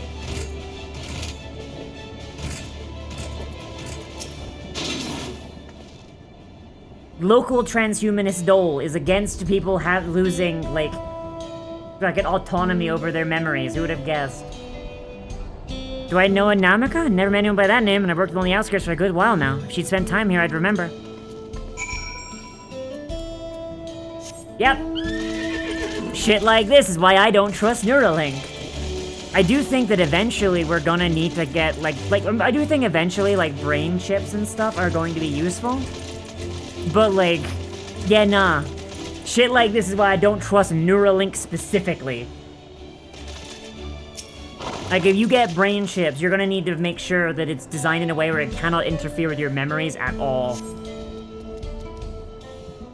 Or at the very least, there's no, internet connection to it. If we get brain chips, if it has any internet connection whatsoever, that shit can fuck off. I would literally rather have a cyberpunk style, port in the back of my neck with a wire I can pull out and plug into stuff. I mean, yeah, that too, Raz. I'm talking, brain chips in general. This is why internet-connected brain chips are bad. That's, what I actually meant to say. If brain chips ever happen, and if they say that they're internet-connected, no, that is a red flag. Fuck it, no. If I ever get a brain chip, it's gonna be one that's got, like an interface plug, like in Cyberpunk. Yeah, they have, that guy who's got Neuralink. That fucking crippled guy who's got Neuralink. Apparently he gets ads in his dreams. He gets ads in his goddamn dreams. That's just insane to me. No single person remembers Namaka, as if our memory of her has been purged from their minds. While such a thing might be done with magic, to alter the memories of so many people at once would be a tremendous undertaking. We would have all felt a surge of aether corresponding to the act, too, so I sense none at the moment. Neither did I. But I did notice something else. Right before Pione suddenly forgot, I noticed the light in the device on his head began to blink. Could there be a connection? Someone also said something about soul cells. Who might we ask about this? If we continue making such inquiries, I imagine we'll only cause confusion. Instead, if we can't readily solve the mystery about Namika, perhaps we could search for Kakuya instead. Sven said to try the Thunder Yards. It should be in this direction.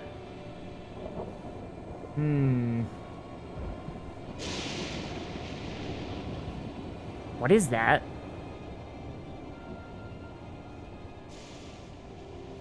There is some sort of creature. Oh my god, it's adorable! Gosh, impossible!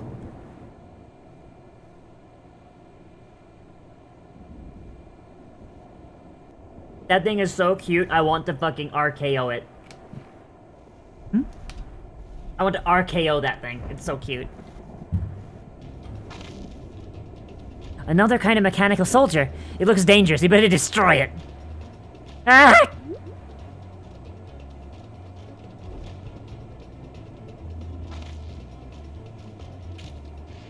Should we give chase? I think it understood our words. It might be worth asking it some questions. Ernville, are you alright? You look like you've seen a ghost. It's nothing, I'm fine. It went off in the direction we're headed anyway, so let's try and track it down. I feel like Aaronville knows something he's not telling us. Stinkinville.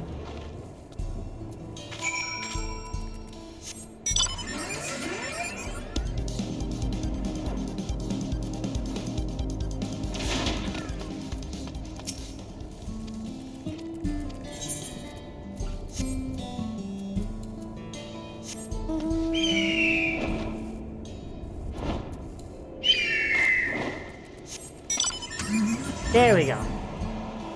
The big flying mounts are a real pain when you're limited to ground travel.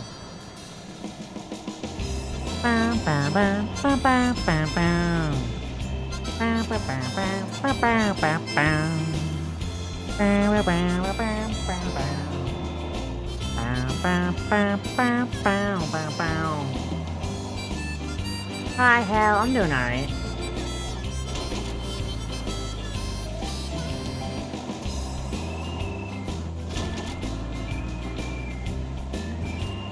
Damn it.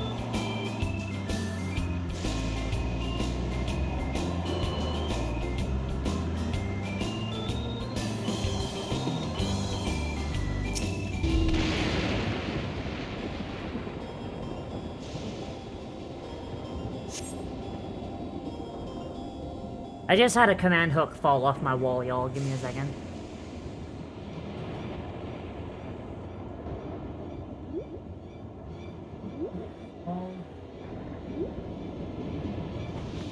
Oh no, there it is.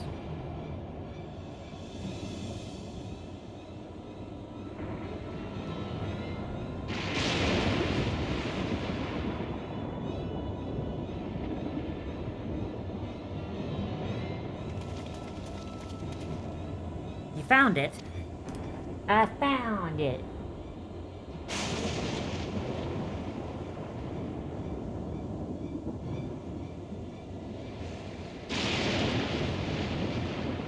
To the northeast, they must be bound for the mines.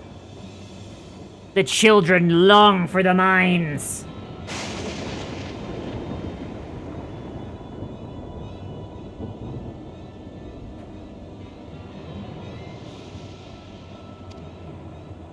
Come on, then. There could well be a trap, so let's not rush in too quickly. Oh, it is warm as hell in here, dog.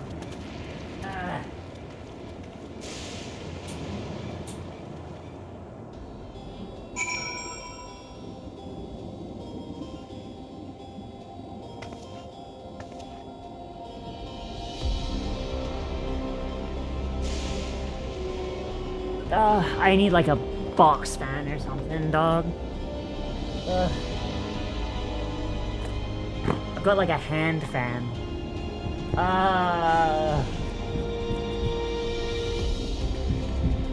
Like y'all want to know like how hot it is right now? Like like I am.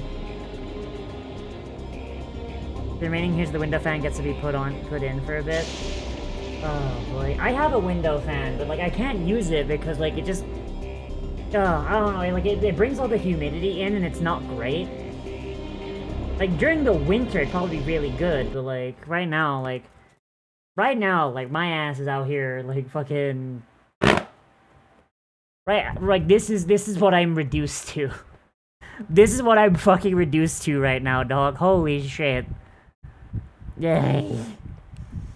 Out here like fucking Kitana. Yeah, it is. I got it at Pride. I would be lying if I said I didn't spend like the entirety of Pride just fucking did the wrong direction. If I didn't spend the entirety of Pride learning how to just go like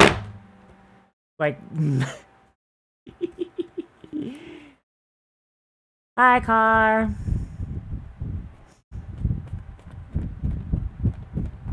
Oh, that actually feels really nice, actually. Oh my god.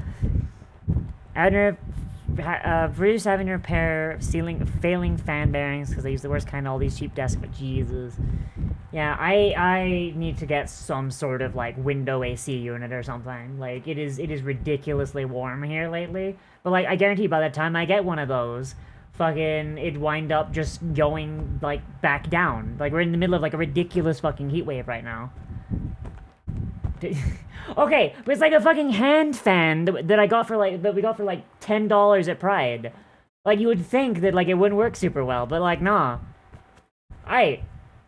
Lesson learned. Buy from the gays during Pride. The gays know how to make shit. Like I got like pog ass earrings during Pride. I got this during Pride. I got this bitchin' beanie during Pride. Like, fuck. Like, fuck, dude. Like, as much as I don't like how Pride has just become a festival of just buy shit, fucking, like, the shit you can buy is pretty fucking good. So here's the thing, Hal. It's purposefully written so it can be read in two ways. It can either be read as pretty queen or pretty queer. Both are valid readings of how it's of that based on that because of the handwriting. On the receipt I got emailed when I paid for it. It even says pretty queer and then like a forward slash and then an N. Beanie. I love cursive, because cursive is so dumb and cursed.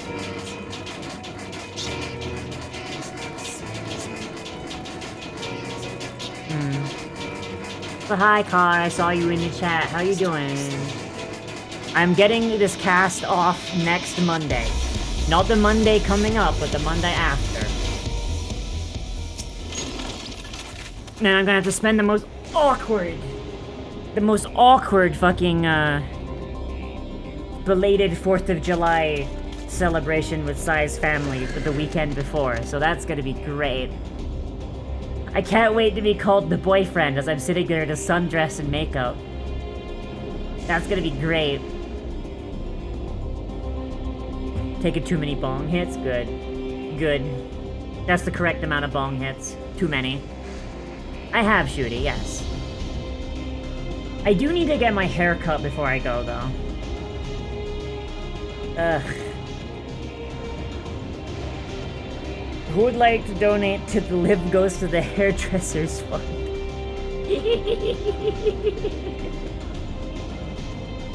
I think it is, hell yeah.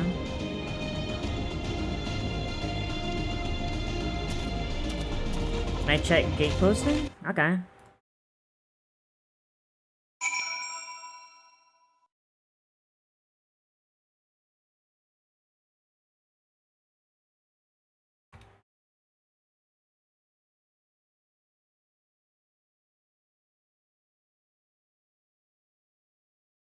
Let's see this.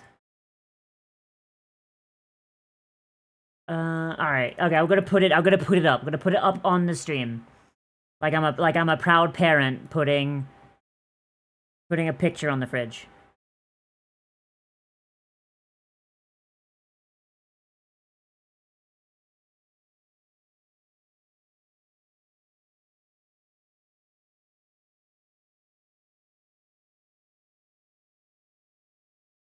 Okay. Okay, original universe, Ancients. In a vain attempt to find the meaning of life, ancient Hermes deployed a highly destructive machine designed to find it. This results in the End Song. In order to avoid the End Song, Ancients split the universe into 14 imperfect shards. Despite introducing malady, living souls born in each shard remain sentient. Okay, that's pretty accurate so far. Split event, expansion, future-proofing, other shards pre-merge, our shards pre-merge. The remaining shards are still splintered, and our universe. Yeah, that's pretty accurate so far. After the passing of the End Song, the remaining ancients have to rejoin the shards. At least 8 merge events are successful, other fragments remain outside the main merge. At some point, the Warrior of Light merges with soul fragments from 2 other unjoined shards, empowering themselves. Yes, that is explicitly it, yeah. You got it in one. You got it in one. Yes. There's the 8 umbral calamities. Every time there's an umbral calamity, it's, Oh, sorry. There were 8, and then Grahatia used time travel to undo the 8th one. Because the 8th one is the one that kills us. The 8th one kills the Warrior of Light. And Graha, seeing as he has a crush on the Warrior of Light, he used the Crystal Tower to try and undo it by sending the Crystal Tower back to the first, because the first having a calamity is what causes a calamity on the source. Every time there's a rejoining, it is a calamity caused by the ancients, or the Asians, happening on a shard. And that causes a ripple effect that creates a natural disaster or some sort of like world-ending event on the source. Yes, exactly. And so the first getting rejoined causes the 8th umbral calamity, and that kills us. Graha, wanting that to not happen because he loves us, uses the Crystal Tower to teleport to the first to try and undo the calamity. He manages to land 200 years before the calamity in the first because of time dilation. Because the different shards experience time at different rates than the source. So Graha, using the Crystal Tower, stops the Flood of Light with help of Minfilia and Hydaelyn, and leaves the first halfway rejoined.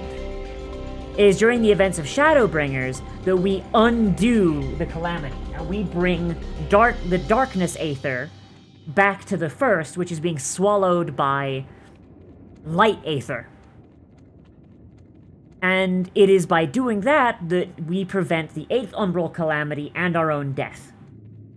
So yes, there have been 8, but only 7 count, because one of them got undone by time travel.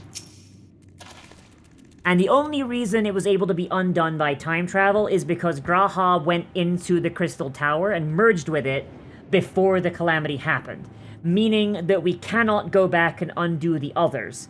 Not that we'd want to, because those events are kind of crucial to, like, the timeline of the source, and undoing them would render Eorzea completely unrecognizable.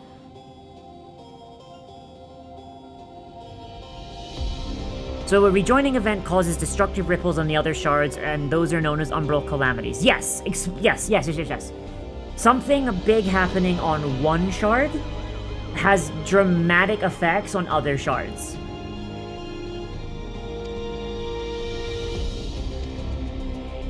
And it works in reverse, by the way.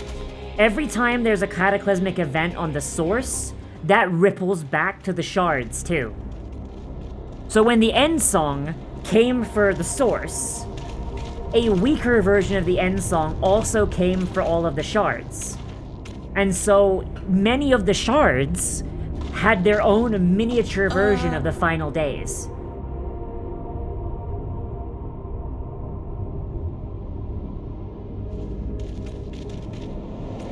In Endwalker, you actually go to the first during the What is this? The final days, and Reen is like, Warrior of Light, what the fuck is happening?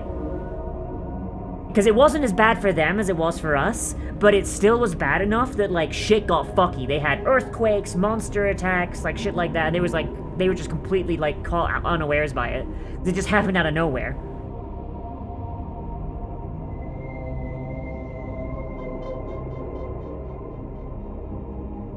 But even before the event, we were seeing a stilling of Aether on the source. Exactly, yeah. Ironville!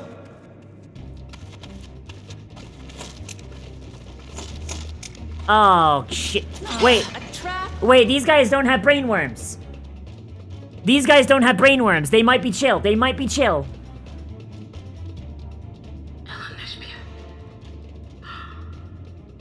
really is you! What? Huh? Hi, Kelsey.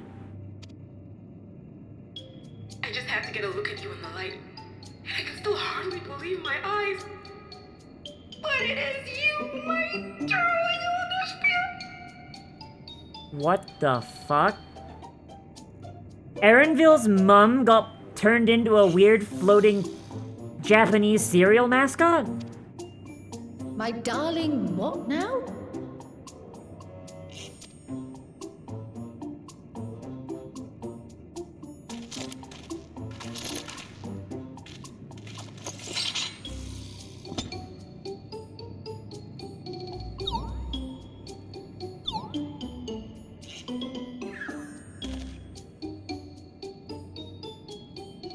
Oh, it's so good to see you, my fussy little bun bun.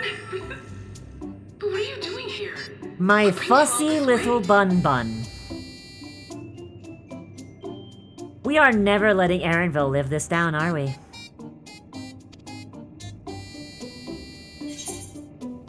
Fussy little bun bun. We are never letting him live this down. This is going to be like Istola, water, water, froth and foam. Why the long face? Aren't you happy to see me Water, after water, all this froth time? and foam. Yeah, Istola's never living that one down either. Even if she kills us for it. I'd know that laugh anywhere. Mother? Why are you a TV? Wait. Since when was your mother a weird floating thing? And what have we here? Say, aren't you Galoo Jaja's kitten? I feel like that's a slur. I knew I recognized that adorable fuzzy face. Elderspirit was always so excited whenever you invited him over to play. You remember me, I hope?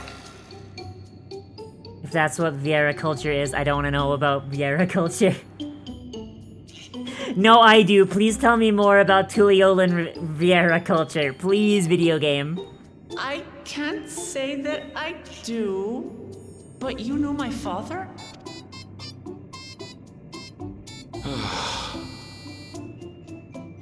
Appearances notwithstanding, it would seem this is my mother. Sploosh! But why is she a weird robot TV thing? I'm sorry? Oh, this won't do. Come in! Friends of my Elderspirit are always welcome. Whoops, sorry.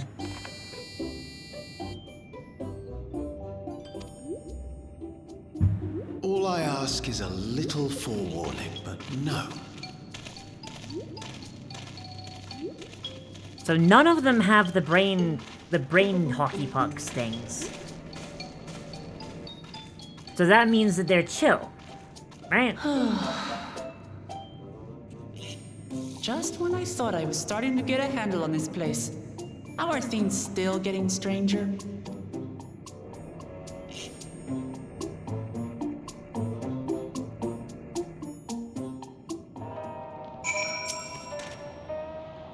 As far as I can tell, this is indeed my mother. I can think of few people in the world quite so spirited. As to what's happened, we'll need to ask her. See what she has to say. And on a cushion of the bubble pot, yeah.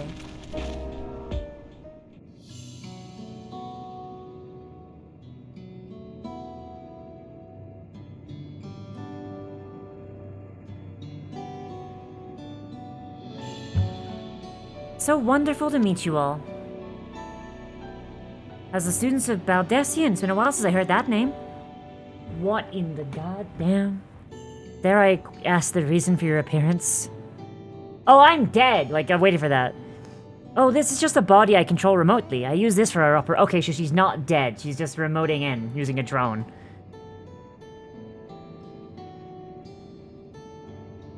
We're members of a resistance organization. Oblivion, we call ourselves, and our goal is to thwart Zoral Jaw's ambitions for conquest. It's the leader is prudent I remain where I can't be easily found. I see. Whimsical appearance notwithstanding, yours is a serious cause. Ritual, though truth be told, Oblivion was founded for an altogether different purpose. Oh. And that is... As I expect you've already noticed, everything you see within this dome, the building, the people, the very earth beneath our feet, is a fusion of two worlds. Stopping such a fusion was Oblivion's original mission. Uh-huh. And does that mean you know who or what is responsible for it? I'm afraid not. This is a long time ago, and our mission statement has become more of a legend as passed down to members. By the time we joined, our sole objective was stopping... Why are you using a collective pronoun? Why are you saying we? As in, like, everyone in here, or...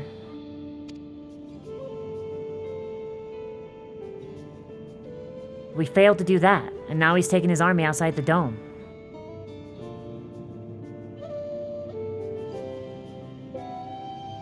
No, Van, I'm pretty sure that's just his birth name.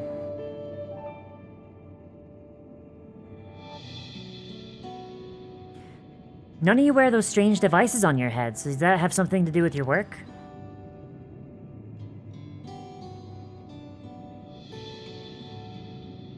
You mean this? It's a regulator, a pinnacle of electrope technology. And then we don't wear is indeed related to operations. What exactly does... Yeah, what does this fucking thing do? He's like an IRL VTuber? Oh god.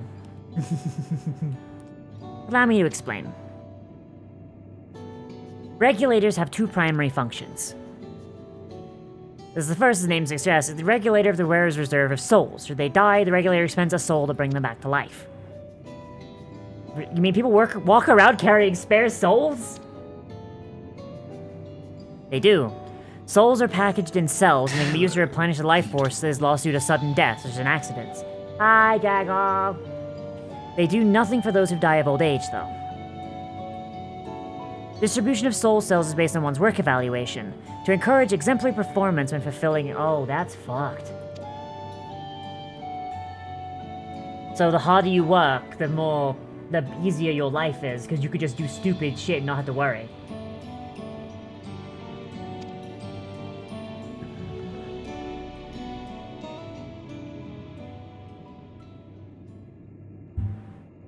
This is actually fucked up. This is fucked up and unconscionable. Holy fuck. The Void Scent practice of consuming others for Aether comes to mind. And similarly, I expect the act comes with some... I'm starting to think that maybe Alexandria is like a leftover remnant of the 13th. I'm starting to think that these people might just be the members of, like, people of the 13th that didn't turn into Void Scent. But they threw up this dome to avoid being corrupted by the Dark Aether. Because this is way too fucking... This is way too fucking similar.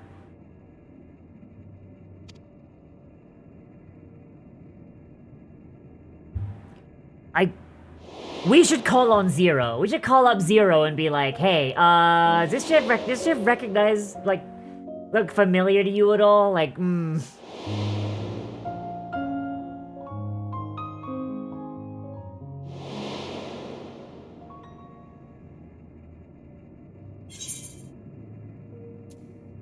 Wouldn't the consciousness of others corrupt your own?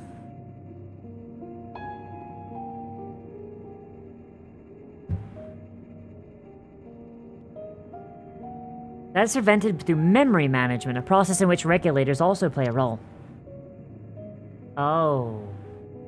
Memory management. The reason everyone forgot Namika's existence.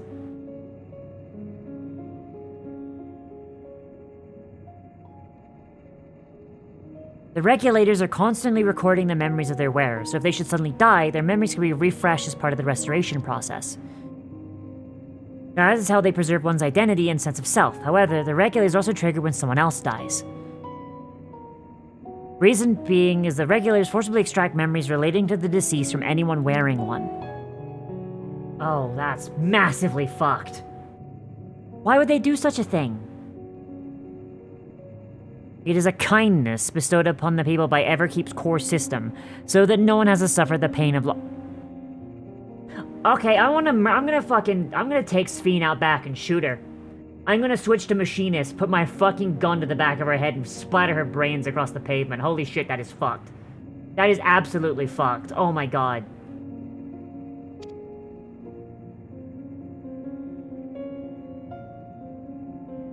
that's what they meant by their memories being in the cloud. Hang on, give me just a minute, y'all. I gotta do something real quick. Trying to put command hooks on my wall to hold up my plushie hammock. But like it's the hooks aren't quite sticking. So.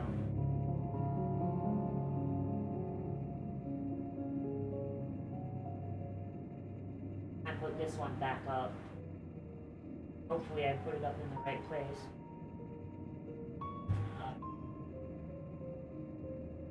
One.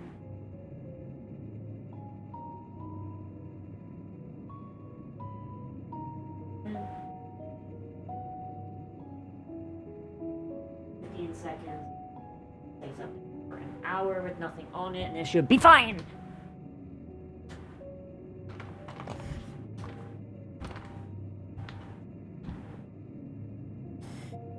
Indeed, all memories of the deceased are wiped from the minds of the people and archived in the system. It's a frightening function of the regulators, an integral step in soul cell production. How do they make these cells?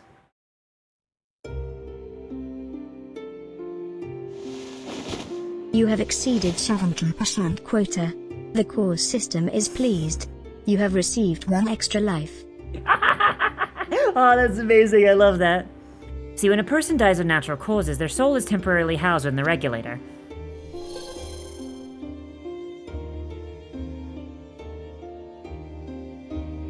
Is then delivered to a facility where the memories are separated from the soul. Oh, fuck!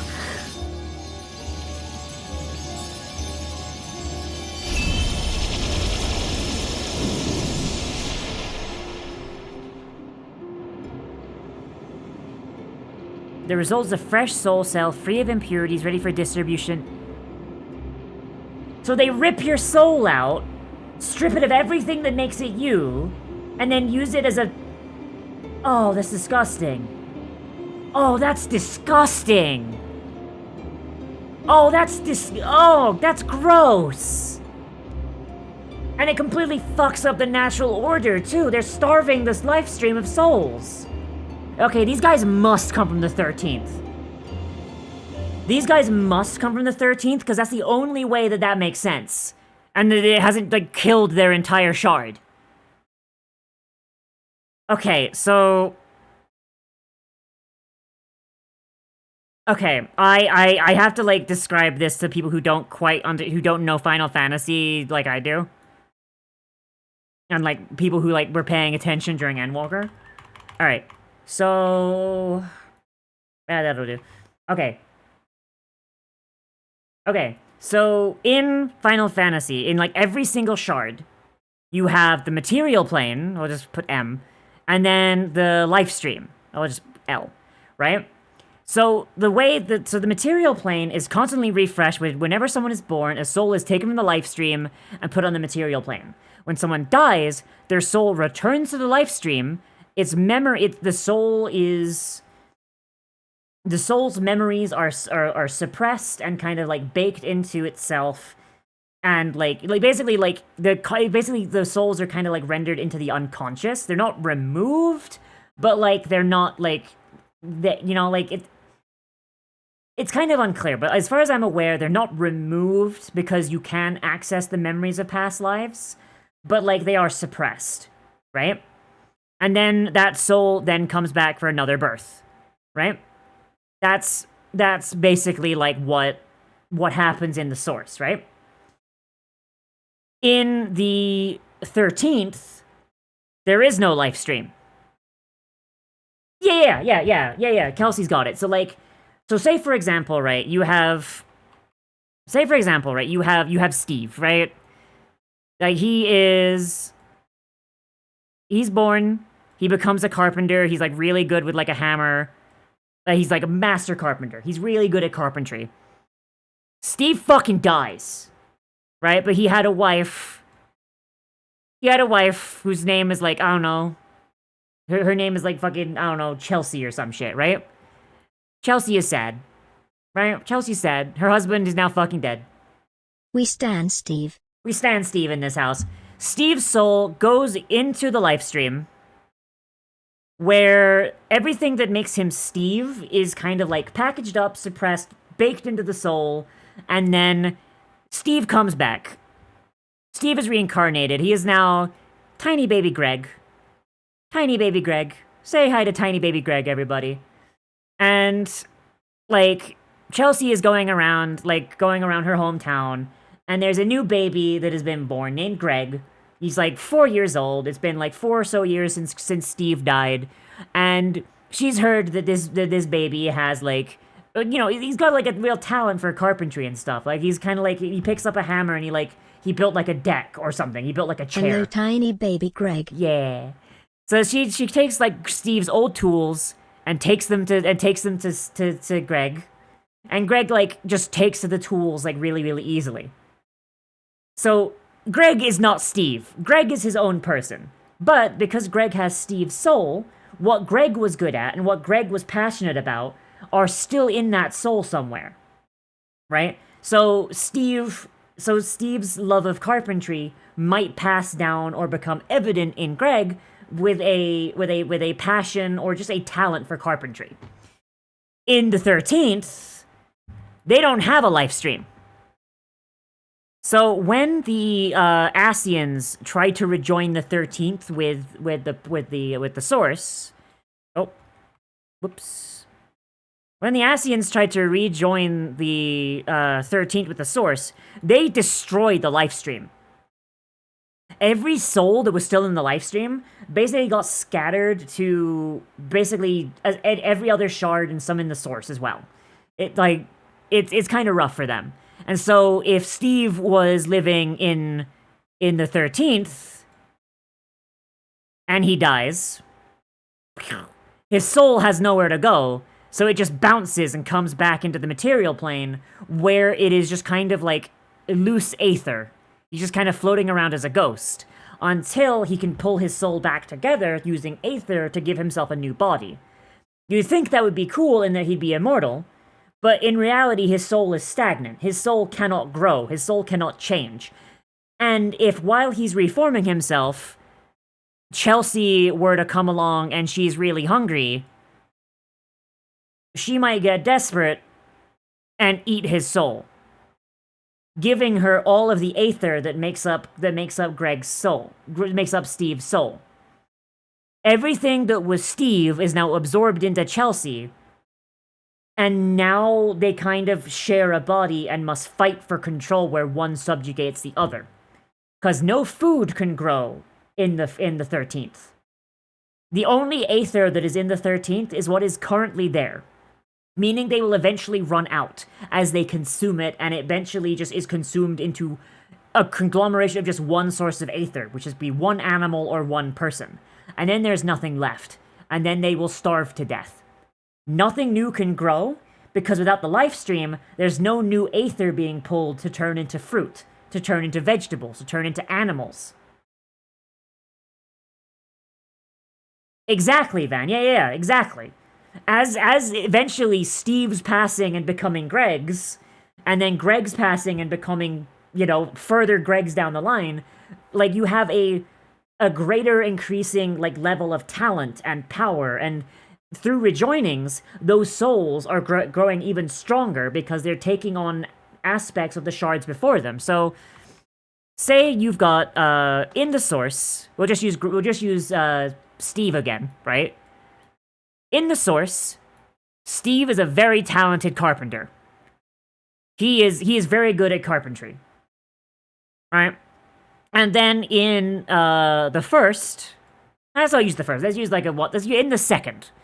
In the second, his name isn't Steve. His name is Kevin. And instead of deciding to become a carpenter, he decides to be a soldier. And he's really good with a sword, right? The second gets rejoined. And Kevin dies. Because his universe doesn't exist anymore. He dies. Instead of his soul going to the life stream of the second, because it doesn't exist anymore, and there's no material plane for the second for it to bounce to, it returns to the source. So the next time that Greg dies, or the next time that Steve dies and becomes Greg, right? Both of these shards of souls meet up in the life stream. And the next Greg that's born, not only does he inherit Steve's talent with a carpentry hammer, he also acquires Kevin's talent for the sword.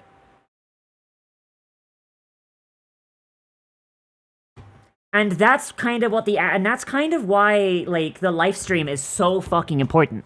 That's why the life stream is so fucking important in Final Fantasy, because by this, like, cycle of reincarnation, you're over time, despite the fact that your memories aren't getting passed on, you're not remembering your past life every time you get reincarnated, even though you can, like, awaken memories of your past lives, even though it's really, really rare, because we've seen it happen.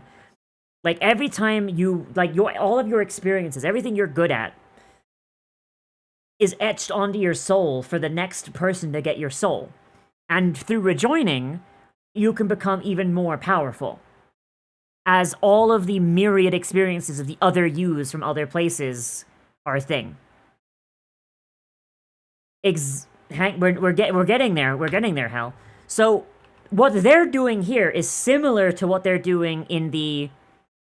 Exactly, Hal, yeah. So what they're doing is similar to what they're doing in the 13th, but wait, in the 13th, they're not doing it on purpose. If we assume that these people do not come from the 13th, we assume they come from, say, the 5th shard, their life stream is fucked. So say Steve is up here. Again, I know Steve, we're killing Steve a lot today. Say Steve is up here, right? He's got his carpentry hammer. He dies of old age, right? Because he dies of old age. His soul starts to go to the life stream, but whoop, no. It's caught by the little fucking hockey puck. They then take his soul, they bleach everything, including his carpentry skills. So that is now all lost. And he is turned into a battery. Chelsea is out here, you know, like maybe she's a farmer, you know, she's got like a scythe. And she gets attacked by like a wild dog, right? She gets attacked by like a wild dog. Fuck it, I'm drawing with a mouse. Fucking, and she dies, right? Greg's soul, which has been Steve's soul, which has now been bleached of everything that made him Steve and is now rendered into a pure power source, is now used up. It is burned up and destroyed in order to bring her soul back to life. It is very, very unclear what then happens to Steve's soul. Because if it goes back to the life stream like it's supposed to, then cool, that means that it can then come back and become Greg. But because it is, like Van said, it is tabula rasa, it is bleached, now Greg is born with no talents. Nothing that was Steve has come into Greg. And so he has no talents to speak of. He has nothing of his prior life to, like, kind of... Like, these people are always starting at 0. Like... And this is assuming, mind you, that the souls that are used up by these regulators are going into the life stream at all. They could be being destroyed, because we've seen souls be destroyed before. Like, it is entirely possible that there is nothing going to the life stream. So that their life stream is just getting emptier and emptier and emptier until one day no babies can be born, and any that do get born don't have souls and become out stillborn and dead with no aether whatsoever.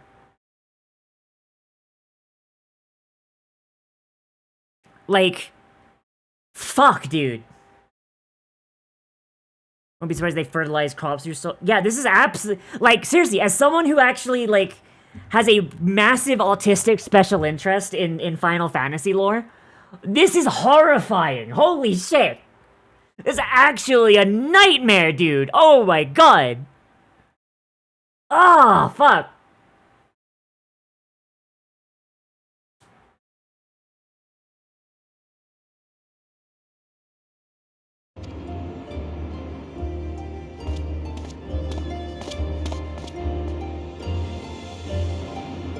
definitely not an allegory. Yeah, definitely not Raz, exactly.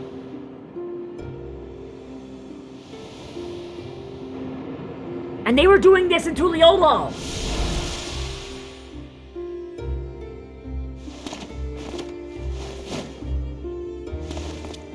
I wanna point out, they were doing this in Tuliolo. Whenever they killed someone, they pulled out those little tubes and they extracted what looked to be their souls and their memories. Meaning, these people know that souls are a limited resource. They're invading external places to take their souls to refill their coffers.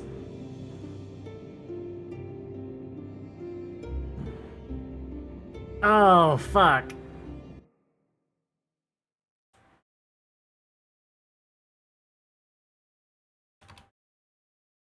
Man, what's going on in gate posting?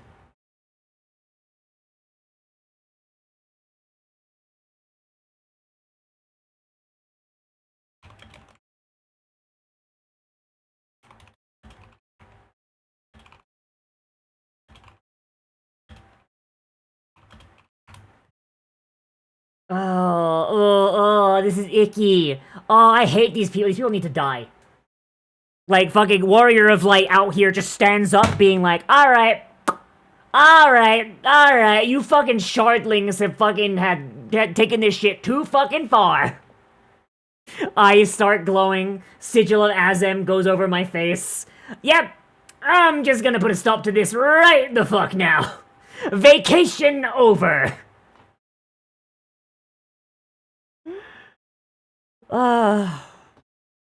Time to rejoin! Emmett Selk did nothing wrong. Wait, the shard souls are much less dense and— oh, fuck, you're right! So they're going out and they're harvesting bigger souls. Oh, shit, you're right! They're getting souls that are like 8 times denser! Oh, fuck! Oh, fuck, dude! So depending on how this shit works, you could probably use if these things are calibrated to use shard souls, that means you could use a single source soul to resurrect someone 8 times. That's fucked! This is why the people are happy here? On the surface, it's similar to the Okoi philosophy, but I see nothing noble or comforting in it. It doesn't seem to be so terrible to me personally. All it comes down to what you're used to, I suppose. This is fucked, my dude! Like the barrier encasing Alexandria, the system was created to overcome the calamity that transformed the world hundreds of years. Which shard are you from? If these people are from the 13th, then I understand it, because they don't have a life stream in the first place. But if they are from a shard that had a life stream still, this is fucked. And the fact that they're still doing this on the source when we have a functioning life stream is double fucked.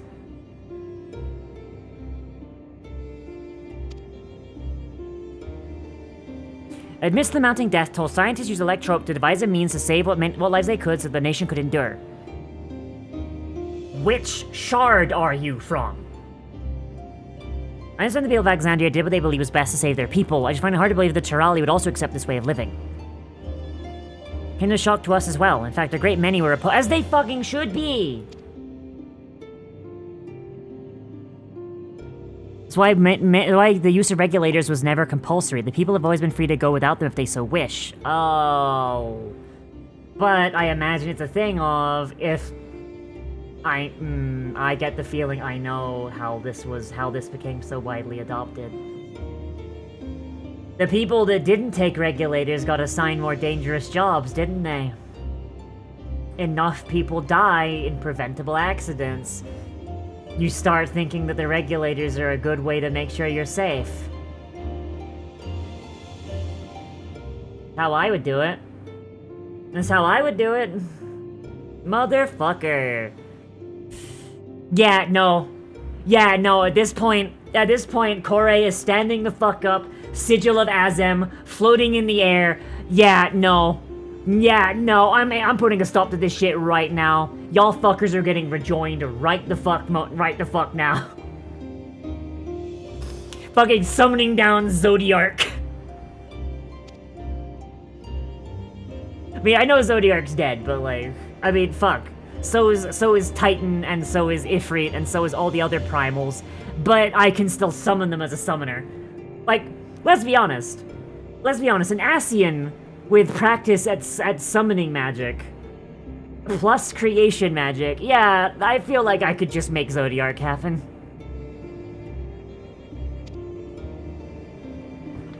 Oh, so you've already met.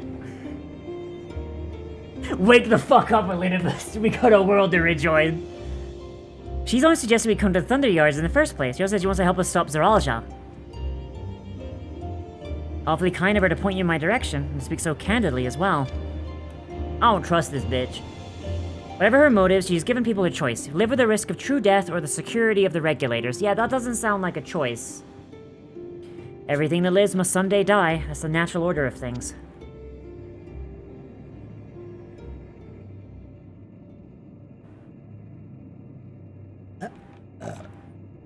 Quite right. But however you feel about them, be easier to understand than regulators capable of if you saw for yourself. I just know just the person to show you, and as luck we have it, they should be starting work just about now. Who are we going to see exactly? Come with me and you'll find out.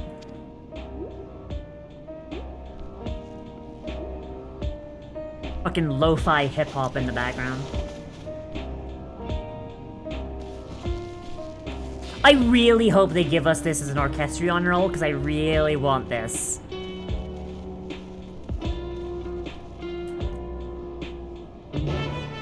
I'm gonna be honest, I really like the livestream. By the way, if you think I've thought through the livestream idea a lot, yes. Like, I really, really like the livestream idea. In fact, I haven't actually gone over this in my, Monday game yet, because it hasn't really come up, but, Koros, my, D&D setting that I run every other Monday, usually, before my arm broke, the afterlife in there actually works off of live stream rules.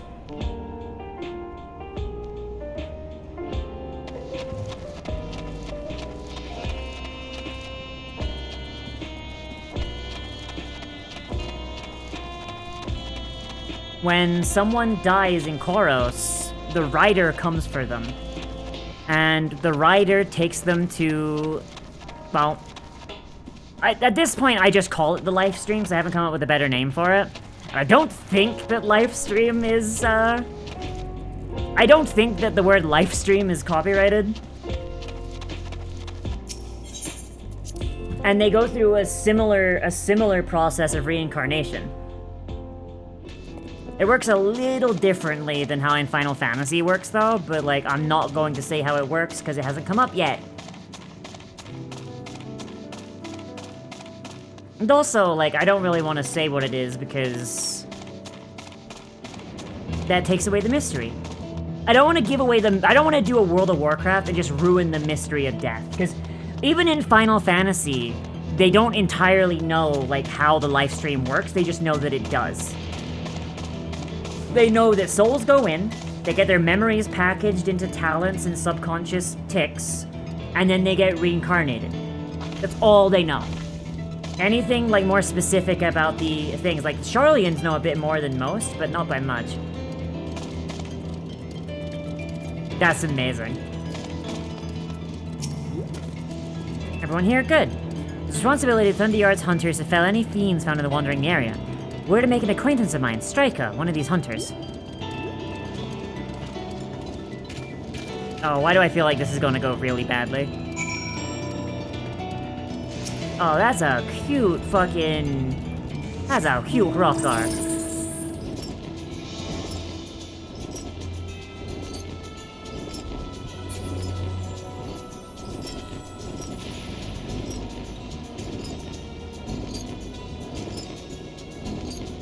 Yeah, so I want to make a, sploosh! So I want to make a custom background for Koros called,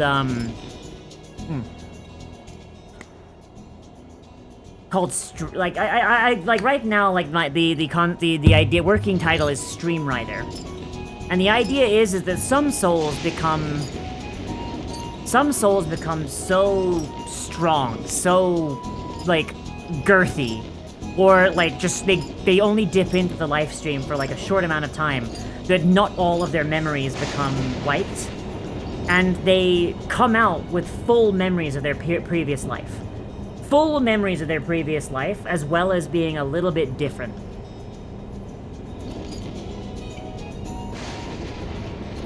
Like, with some powers. I have something similar in your setting, except being is actively generated by complex life. Sometimes the life in the stream coalesces into a creature, pure being, can't exist on its own. Is it a material world? It dies of hunger, becomes very being. Oh, that's fucked. I love that. I love that. Jesus, that's amazing.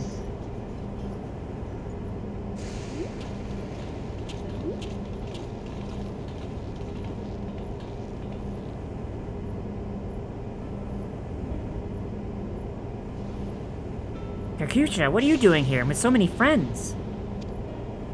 Apologies for the interruption. I was hoping we might observe you at work. Hunting, you mean? That's fine, I guess.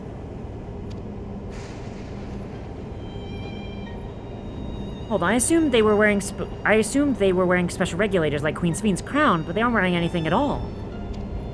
It's much too dangerous to be here without one. What if they're struck by lightning or attacked by beasts?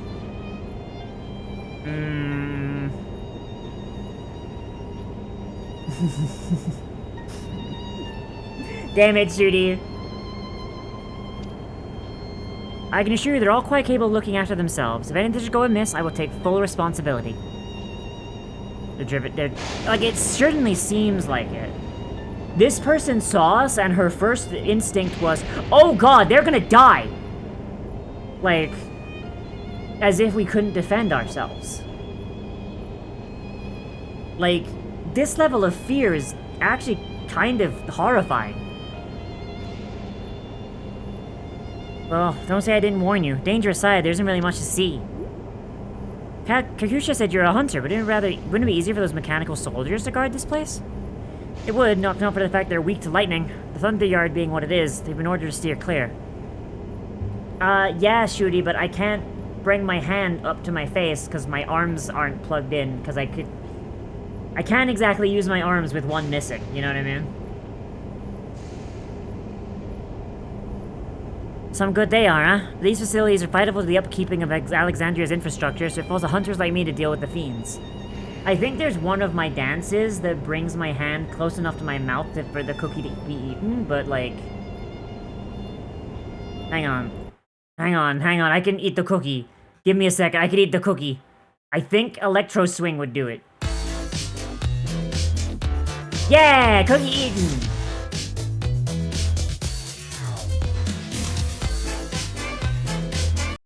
Cookie consumed. Some good they are, but these facilities are vital to the upkeeping of Alexandria's infrastructure. Given the danger, we're well compensated for our work. It's a perfect profession for anyone looking to build up savings. Special selection of souls for hunters isn't terrible either. What do you mean? I brought this lot here to see this danger you speak of. It's not too much trouble. What do you mean you get special souls?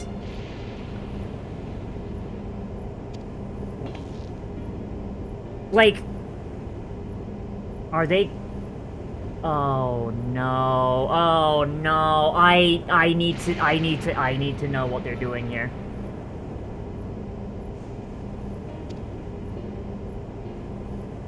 I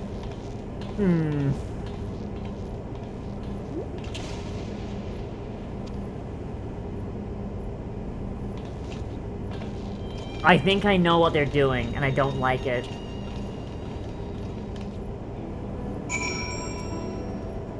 So what's the betting these fiends are the livestream's semi-natural response to reclaim naturally dying souls? Fucking wouldn't surprise me. The livestream is a living thing. Like, I know it's a different universe, so like the rules are different, but you guys remember in Final Fantasy VII? Like, fucking Shinra was poisoning the livestream, and as a result, the livestream started fighting back. Like, I know that's a different continuity and the rules are different, but it would not fucking surprise me.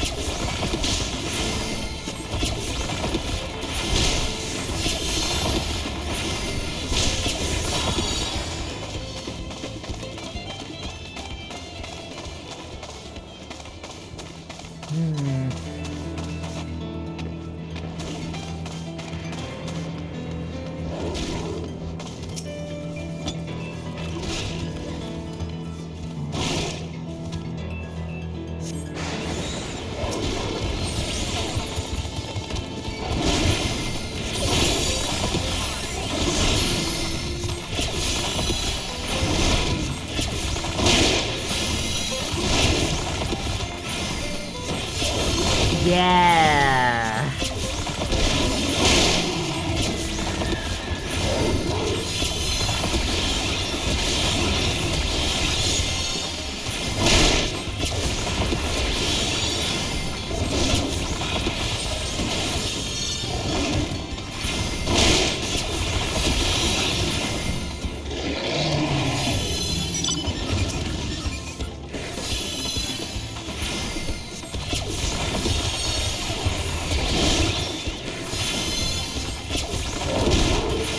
Yeah, I'm thinking that some fucking shit's happening.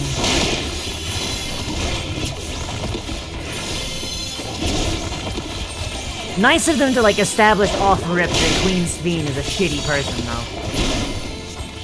Like, this soul bullshit wasn't even something that that fucking Zaralja did. Like, she doesn't even have the benefit of the doubt of, like, oh yeah, no, Zaralja gave us this technology that starts fucking ripping souls out of people and using them as cheap fuel.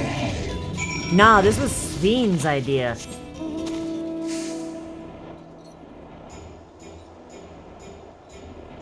So you can't even blame Zaralja for it.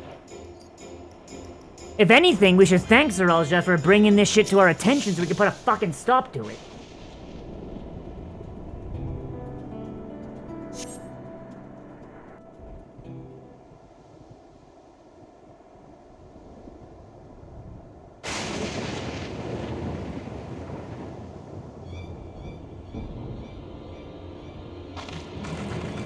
Another thing I want to point out, by the way, so this land is a combination of Alexandria and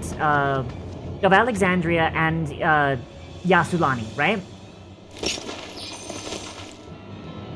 So if we assume that the majority of the ground is Yasulani and all of the stuff that looks like super foreign is Alexandria, 30 years of this this shit with the regulators and like preventing bodies and souls from returning to the life stream.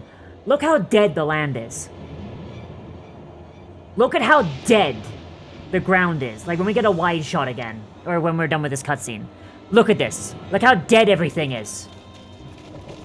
30 years of no souls returning to the life stream in this area has rendered it almost barren. They need to use artificial means to grow crops. And they're more likely just using the soul cells to grow their crops. Using the aether from those souls to basically, like, make the ground fertile again in those small areas.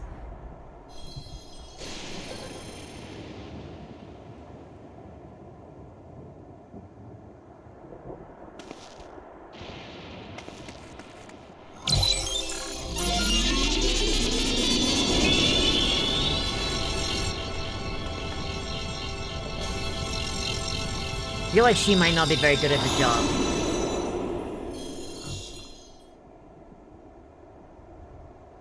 Bear in mind, this lady might just be an Alexandrian. This lady might be an Alexandrian, meaning her soul is tiny. So she might literally just be weak. Like, remember, we have Tuliolans and Alexandrians here. Tuliolans are from the source. They have 8 out of 14 shards. If she is just an Alexandrian, she's got 1 out of 14. She, like, by nature, has less aether and a smaller soul than everyone else. Which would make sense for her being weak enough to just get wiped the fuck out like that.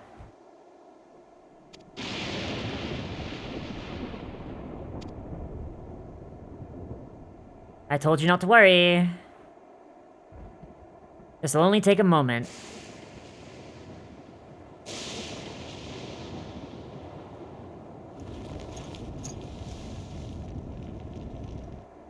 She's out to burn another soul to power up. Yeah, there it is.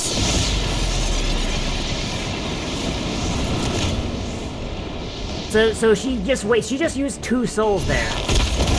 She burned 1 soul to bring herself back from the dead, and then burned a 2nd soul to give herself a power boost. To kill this 1 animal.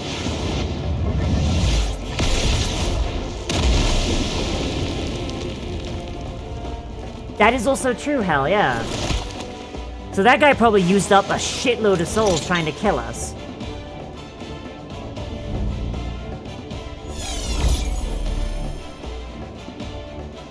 This is horrifying.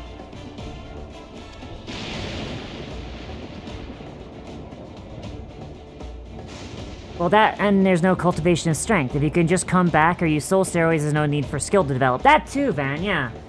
So, if we assume that this is normal for them, like for these hunters, if it takes them, let's give them the benefit of the doubt and say 1 soul. If it takes them 1 soul to kill 1 beast, and they need to kill 10 beasts a day, how many hunters are there? If there are 10 hunters, that is a minimum of 100 souls being burned like gasoline every day for the last 30 years.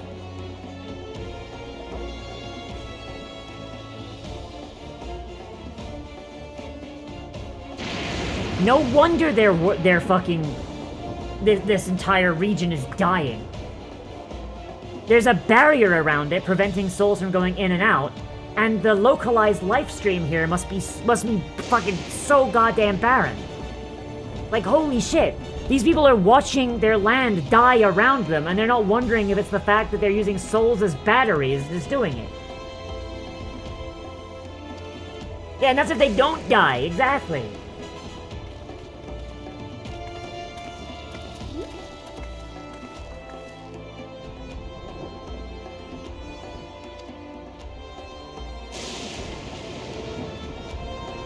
These people disgust me. These people disgust me. I will be stealing this as a prompt for my campaigns. I will be unironically stealing this. This disgusts me. Takes notes. I think I understand how Zeralja was able to return from the dead and defeat Papa, but I'm not sure what we saw at the end there. As soon as the regulator turned red, as if you were possessed, your movements became beast-like. Don't tell me, you empowered yourself with the soul of a beast? Reminded the Serpentine soldier we encountered at Vanguard who did the same. Oh, you've crossed past one of the King's elite? Such a form can only be achieved by gorging yourself on Oh. We could do the same, in theory, but it's incredibly dangerous. Right? It's not as if we allow hunters to carry that many souls to begin with. So, animal souls. So, they're augmenting their lack of battle experience with the souls of animals. That's better, but at the same time, animal souls still need to go to the life stream too. When you kill an animal, its aether remains in its body, but its soul departs for the life stream. If they're consuming the soul of the animal... Oh god, that's a yikes. Oh, this is a yikes, dude. This is a fucking yikes. Not even animals are fucking free from this. These people are literally strip mining the land for every soul they can get their hands on.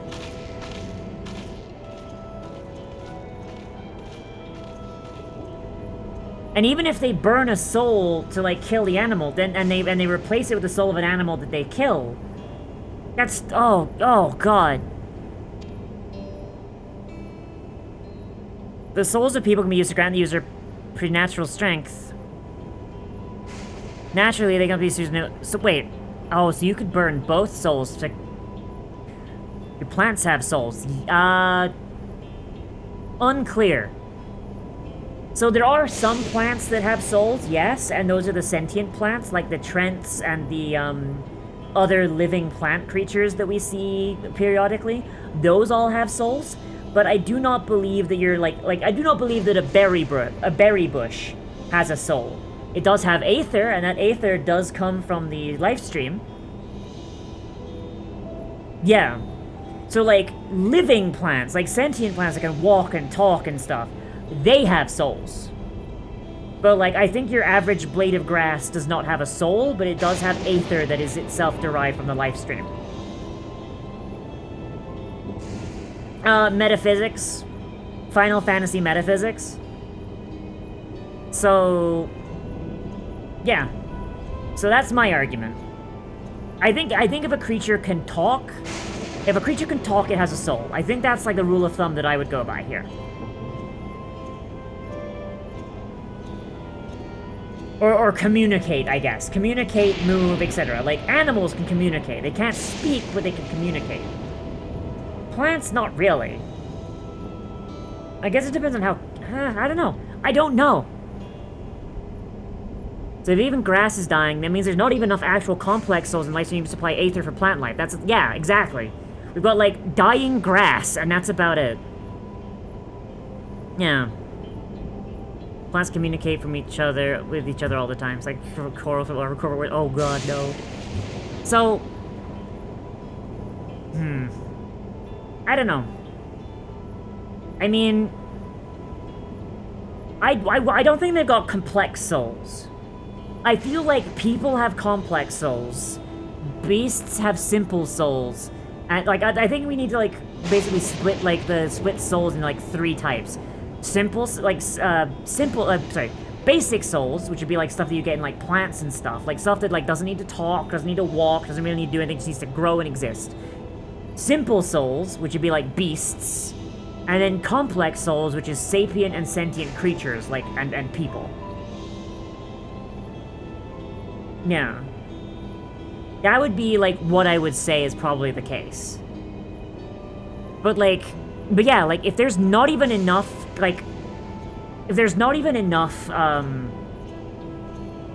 complex souls around for the life stream to generate aether, because aether is generated from the life stream, from the energy of souls going in and out of the life stream. Basically, when you die, a good chunk of your aether is left on your body, and then the rest of it is taken with you to the life stream. And then that is then given to replenish the life stream, and then it is released into the world when your soul is born anew to help basically keep, you know, life going on Earth. Or on Etheris, sorry. So, like, if there's not even enough complex souls coming and going, that there's not even enough aether for plants, that's a problem. Yes, hell has it, yes. What we consider beast tribes, they are very much complex souls. The concept of beast tribes comes from, I imagine, probably a mistranslation or former prejudice of the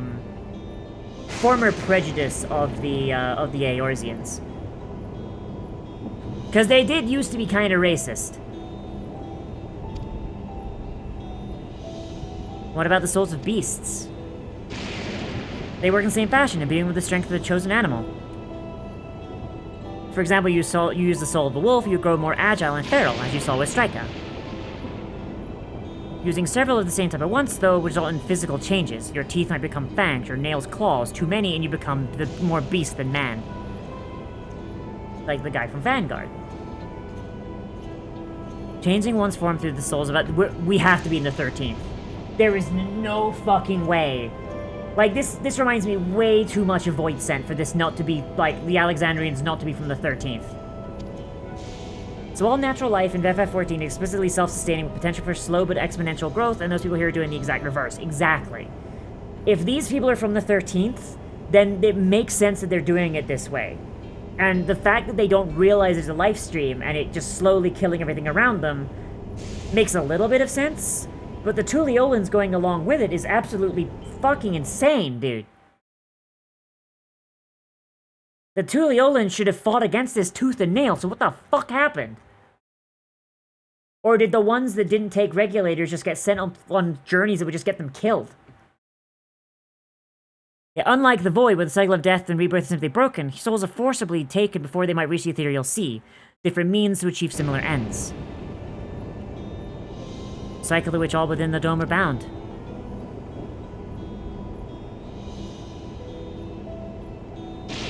This is wrong. This is all wrong. Thank you, Alize. It is indeed hard to... Kryl, it is actively killing the land around us!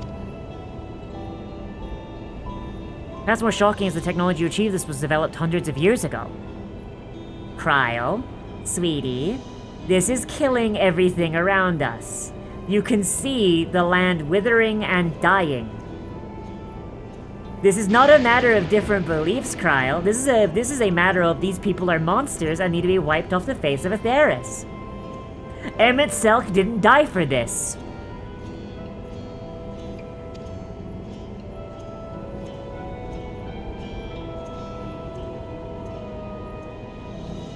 Emmett Selk bade us to fucking protect Atheris because we fucking fought so hard for it. We fought so hard against him for it, and when he regained his memories when he returned to the livestream, and we met him, or his spirit, he bade us to protect Atheris from this exact bullshit! Literally, Emmett Selk did not die for this shit. While we all have our thoughts on souls, now the important thing is we know what power Zoralja has at his disposal. It's one thing to separate corporeal ether from incorporeal ether, but to strip memories from the soul is entirely unprecedented technology. No longer only Tuliolo is concerned. With his newfound power, Zoralja has become a real threat to the entire world.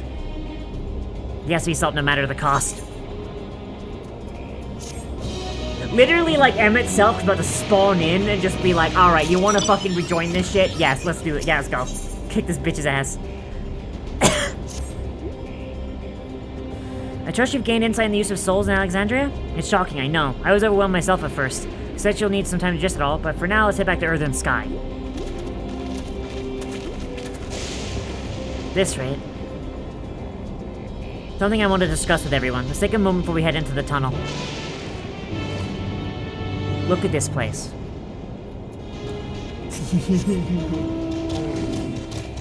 Have you guys seen a single tree with leaves on it? Since we walked into this area, have you guys seen a single tree with leaves on it? Dead. Visibly dying. The only thing that is still alive... Oh, I was gonna say the cacti, but no, this cactus is dead. Or at the very least, dying.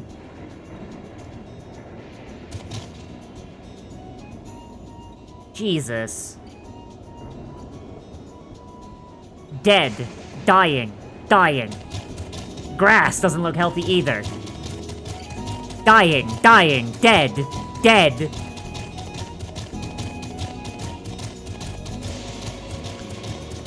What makes you think it's dying? The cactus or the aloe? Hang on, can I... There we go. One, it's wilting. Two, look at it. It's going gray. It's got no chlorophyll. It's dying. The cactus is rotting.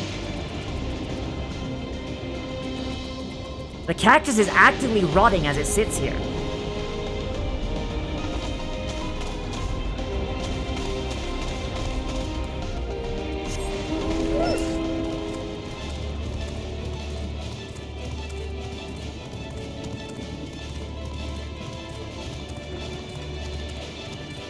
Have you seen much prickly pear? They do that all the time.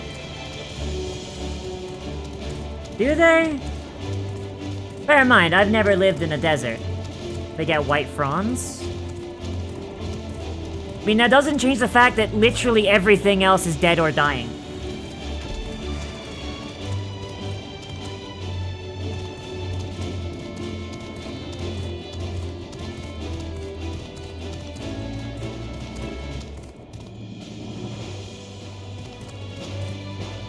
Like, I don't know. I know a lot more about trees and grass. But it does mean is that cactus is OP. I mean, it could also be that cacti are more etherically dense. Could also be that. They're more resistant to changes in the ambient aether. But like, this grass just looks unhealthy. This grass just looks unhealthy, I'm gonna be honest.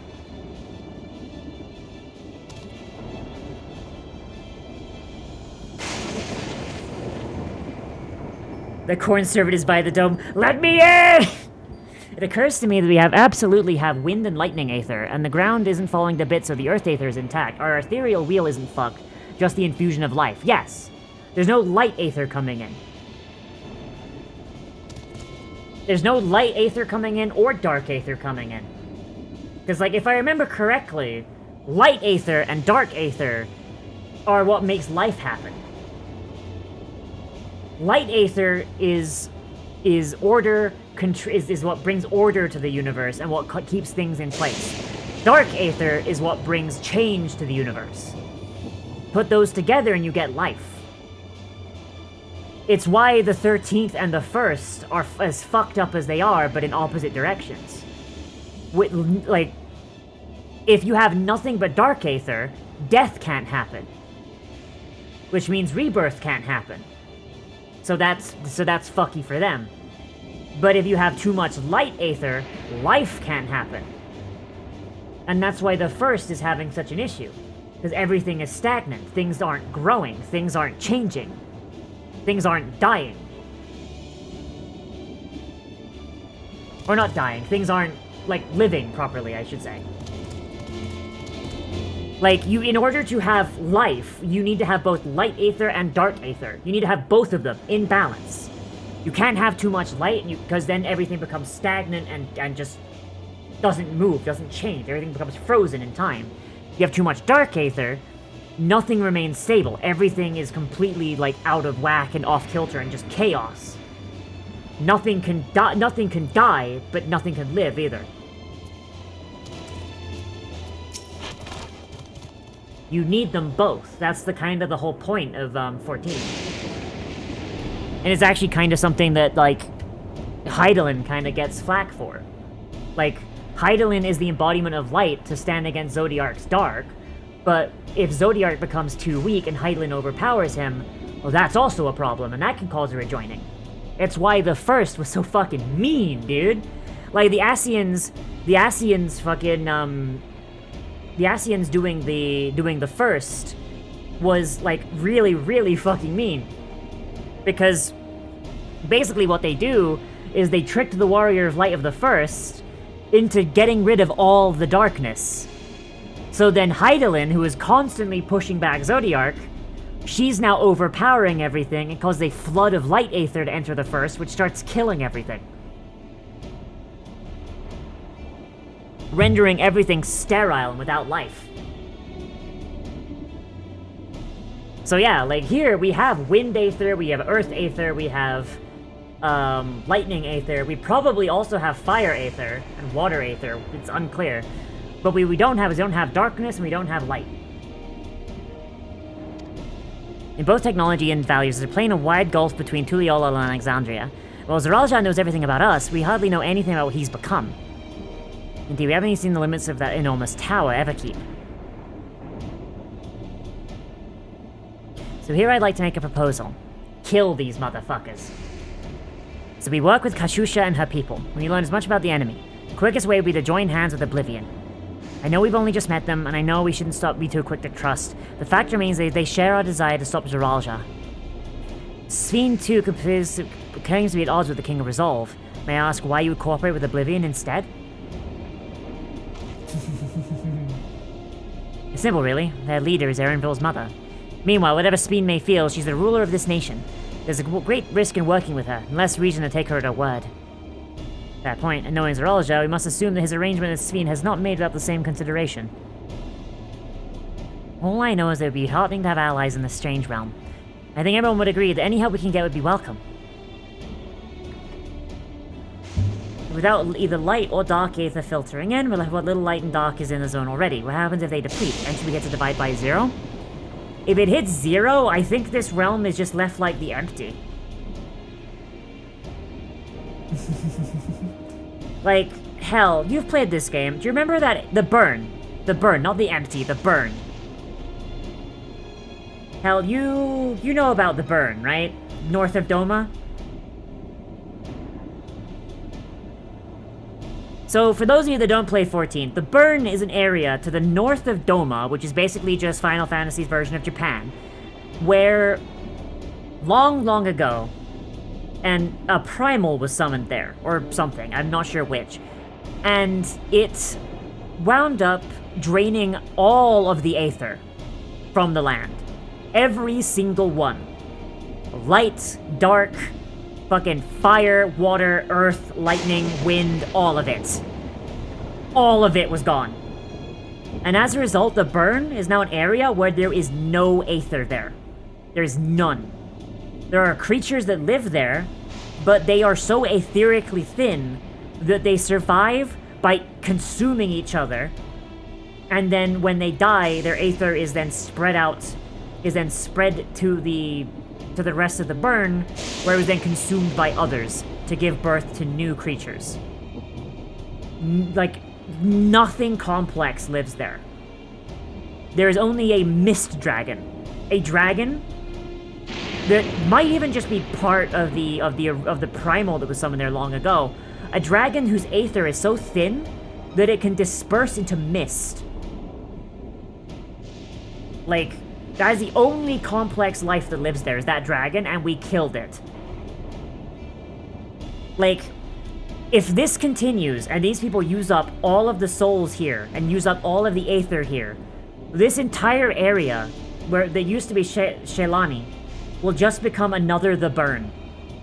It'll just become another burn, completely deprived of aether and souls. And I honestly do not think there would be a single way to bring it back. Because the empty in fucking the first was similar, but the empty still had light aether. Because it got completely suffused by light aether. And because of that light aether, they were able to coax the other aether to come back by converting that light aether into the other types. There is no aether in the burn. You would need to introduce a massive source of one type of aether into this area, and then slowly convert it into the other types, and then bring it into balance. And we could only do that in the empty in the first, one, because there's already a shitload of aether there, and two, it was light aether. Light aether that could be controlled by Reen, the Oracle of Light, a literal creature born of pure light aether, who had the ability to manipulate light aether as easily as anyone else could manipulate their own fucking breath. Like, holy shit, the fact that Reen survived Shadowbringers is the only reason the First has a chance to reclaim the rest of the world from the Flood of Light. Turns out to be a trap. We endangered not only ourselves, but everyone in Tuliolo. As you say, we have no proof that Israeli Kakusha, but I made my proposal in full awareness of this. So, yeah, it's really in our benefit to get this dome down, kill everyone here, and make sure their souls go back to the life stream. You need to overload the dying life stream with the excess souls born of a flourishing other life stream, which might work out so the other stream back by centuries, if not more, is your guess. So here's the thing. Because this area is currently in the source, it is currently tapped into the source's life stream. But this localized area of the life stream is being starved of souls. So I do not know if the life stream works like an actual river, or if it works off of localities. I have to assume that it works off a river and circles the entire planet. What this means is, this dome has basically trapped an entire section of the life stream within itself, and they are draining it dry. If this dome goes down, the rest of the life stream should be able to flow straight on through and replenish this area very, very easily. But what it can't replenish is the missing aether. If a region is drained completely of aether, there's not much you can do about it.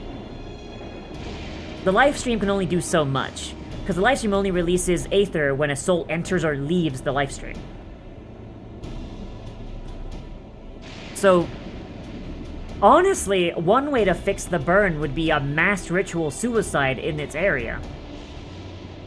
But, like, no one's gonna want to do that. As it stands, we know too little about this realm. We need to remedy that. For we need to study the enemy, and when the time comes, strike down Zerolja for good and all. Yeah. You would need long and careful reintroduction. You would need people to be living in this area, and growing, living, dying, and being born here. That would replenish the aether in this area, but only over a really, really long period of time. You could probably do so in the burn, but because nothing grows in the burn, like, I don't think it's possible. Because no one would be able to live out there. Start doing executions in the burn. I mean, no, like, Kadalvolk says that, but, like, honestly, yeah, you would need to do, like, a mass execution in the burn in order to have any effect.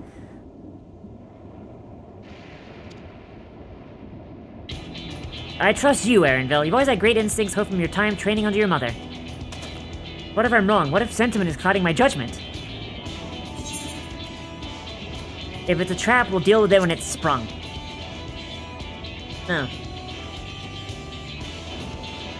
It's always the way of it with you. Fine, if you're set on this, I'll say no more. Yeah, friendship! And it's settled. Let's head inside and secure ourselves some new allies. This area, so long as we put this dome down and we manage to stop this fucking regulator shit, this area should be able to bounce back within a generation or two. It's not that far gone yet. Remember, the burn had a massive primal summoned in it. A primal that sapped all of the aether. This isn't the aether being sapped. This is the aether not being allowed to return to the earth.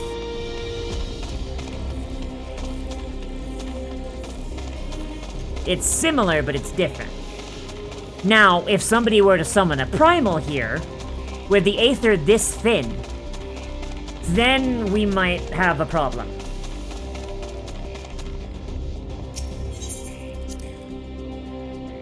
If someone summoned a primal here, this place might as well be a write-off.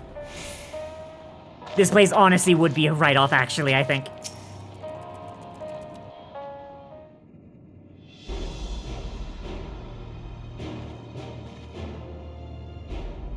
Kakusha, there's something I need to tell you and your people. We came here for no other reason than to strike down Zerolja. But I thought he was your brother. I think the same way as we from Forgotten Realms, where magic is able to work as an ethereal layer of magic stuff all over all of existence. Areas can be burned out of that. You don't punch the weave open without major repercussions. You temporarily introduce anti-magic zones, but if you burn the weave, you end up with dead magic zones where no magic works at all. I imagine it's not that far off, honestly. You really mean to kill your own kin? My kin invaded our nation and murdered our people. As a vow of resolve, it falls to me to bring him to account.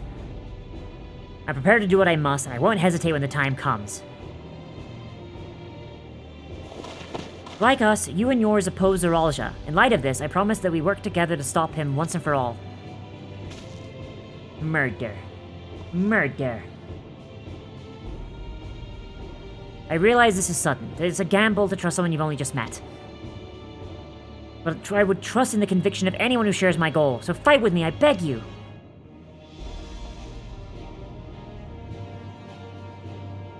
As you say, our goals align, and I don't doubt your resolve in the least.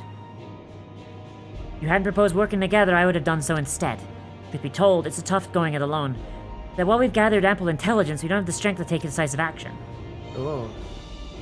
Besides, how can we not trust you? My only son is with you. My fussy little bun-bun. He's all the reason I need. Yeah! Nepotism!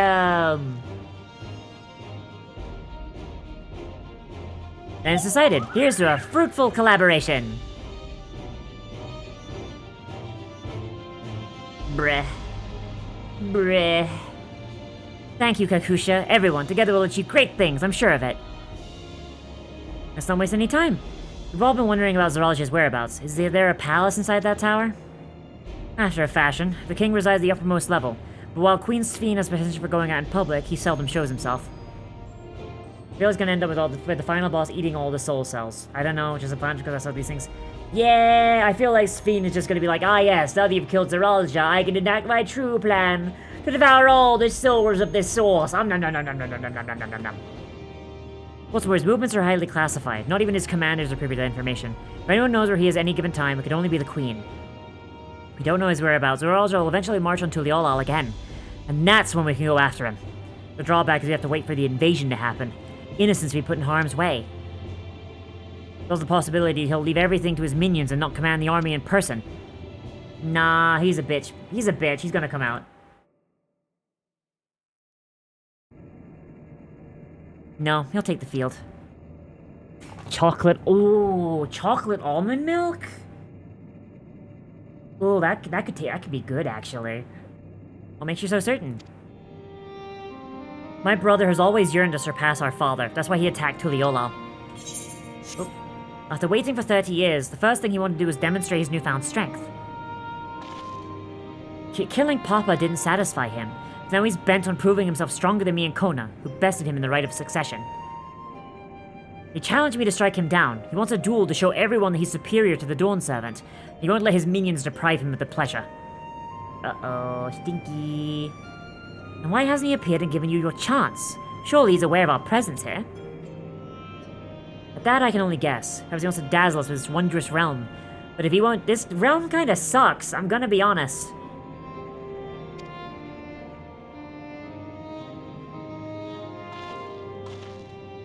Even as we gather intelligence, we make no move to attack him. Show absolutely no interest in a confrontation. Knowing him... Thank you for the follow, Chaotic234. Thank you for the follow. Hope you enjoy your stay. Knowing him, he'll tire of waiting and turns his attention towards Kona instead. He'll attack Tuliolal again, like he said he would. I see. If you believe this is the best approach, then we have no objections. Any campaign against Tuliolal requires that Zoologia lead his forces through Vanguard. We'll have lookouts, keep an eye on it, day and night. Such a strategy is certainly viable. If we're proceeding with it, though, we should warn those outside. Indeed, they'll need time to prepare their defenses. Oh boy. I should be glad to coordinate our efforts. I'm already in regular contact with Y'shtola. Okay, so link pearls do work. Cool. I will make sure to keep our comrades apprised of the developments. You can leave Vanguard to us. We'll send word at the first sign of movement. Oh boy. You see... It seems we have a plan. I just choked on my own spit.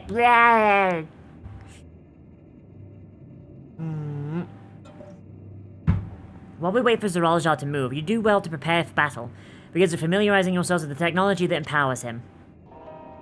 That end will show you Oblivion's main headquarters. Yeah. I mean, honestly, just shoot them off them and they're fuck them. Unless there's some sort of way to, unless there's something about them that prevents them from being damaged, yeah. Well, this place was it. You'd be impressed to know we're located right inside that tower, in the residential district of Solution 9. Oh. Hiding a tree in the forest, as it were. The only question is how to get you through the checkpoint. Oh, about that, Sphene said she'll make it so we could enter without issue. She did. Curious, she's not supposed to have such authority over the sentries. She's queen, though. I see, perhaps we're in the clear then. Yeah, I would say so too, Van.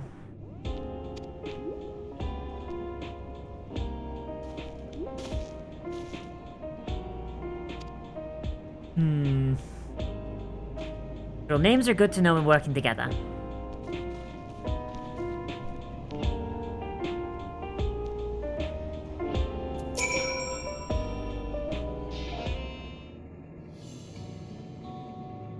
Well, the Oblivion has operatives all over. We're the main crew here.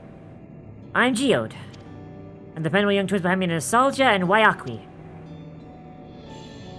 Those names don't sound like the names of twins. They come from... What that? One of them sounds like a code name. The other one sounds like some Native American name or something, or Mexican name. My sisters are born and raised inside the barrier. We've been in Oblivion for 3 years, and our main duties are surveillance and provisioning. Or Native... Yeah, Native... Is Native American still a term for people who are Native Mexicans?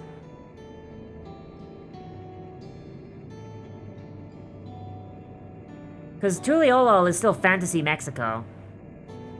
Okay, Native. I'll just say Native American then. Okay. Waiakwi is in Tonwatan, unless I'm mistaken. Sploosh.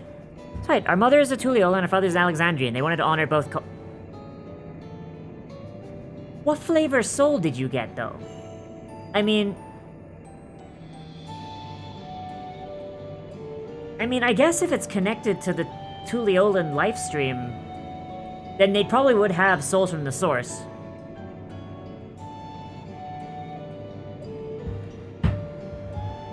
Yeah, any Alexandrian who's born after the Tuliolan showed up, yeah, they would be getting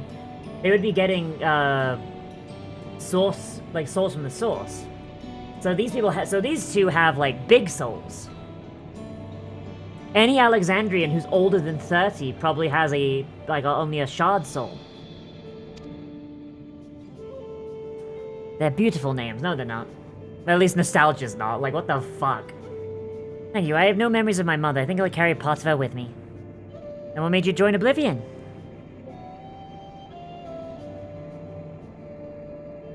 We wanted to avenge our father. Oh, spooky. Ambrose was his name, and years ago he was taken away after a scuffle with a soldier over a disagreement. The mine instance, at first we clung to hope he'd be released, but months went by with no word for him, we made the decision to remove our regulators. We already lost the memories of our mother. We didn't want to lose one of those of our father as well. They've all forgotten about him now, everyone who had known him. That's fucked. Sometime later, we were approached by a member of Oblivion, hoping to get justice for our father. We joined the Order. I'm sorry, I didn't mean to darken the mood. No, I appreciate you sharing this. Together we'll avenge your father. Kill, kill, kill, kill. Something tells me you have what it takes. Introduce yourself too, go on. It's pretty much the same story for me, and while mine's a Tonwatan name, I haven't the faintest how things are outside the barrier. It's my dream to go see with my own eyes, our mother's homeland. Once peace is restored, you must come and visit. The wilds are Once peace is restored, this place will be Tuliolan land once more. Like, actually, though. This is Tuliolan land. Alexandria fucking invaded and just, like, superimposed their own fucking land over top of Tuliolan land. No, Wuklamat. They're not coming to visit. They're getting re-annexed.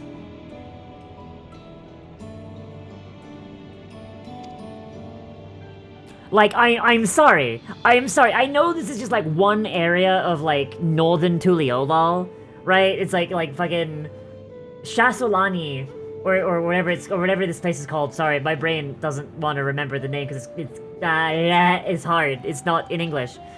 Like, Yasulani. I'm sorry. No, this is still Yasulani. I don't give a shit if the Alexandrians, like, just dropped their fucking city on top of it. I don't give a shit. This is still Yasulani. There is still cultural fucking significance to this land, especially to the Shatona like Erenville. No, Wuklamat. They're not visiting. They're rejoining the land that they are supposed to be part of. I'm sorry. These people are invaders and they must be repelled. I'm sorry. Also that too. Like, I'm not like a big imperialist or anything either. Like, I respect that these people have their own culture and everything, and they didn't ask for it. But, like, I'm sorry, their leadership just picked up their entire society and smooshed it on top of another society from another dimension. They are literally invaders. The people need to be reintegrated into Tuliyolan society, and the leaders need to be put to death for putting them through that shit. Limitations of the MMO mean that can't happen. I mean, 14 is actually generally pretty good at like making changes. If anything, we'll probably see the barrier come down at some point, and like we'll just see mentions of like Alexandrian rulership disappear. This is exactly my place to say this. At least, like, I mean, that's my hope, at least. At the very least, the barrier should come down.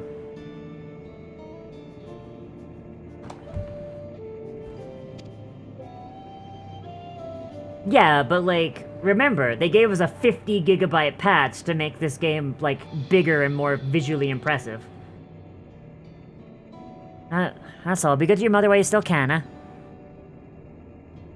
Like, at the very least, the barrier should come down. Yeah. Yeah. I mean, also, when Tuliyollal got attacked, right? Like, changes to the city did happen. There's now scorch marks everywhere. There are market stalls that have been knocked over that were like upright and normal before.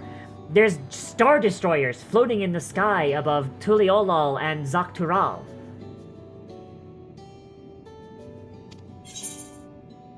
Like, they are actually making changes as the story goes on.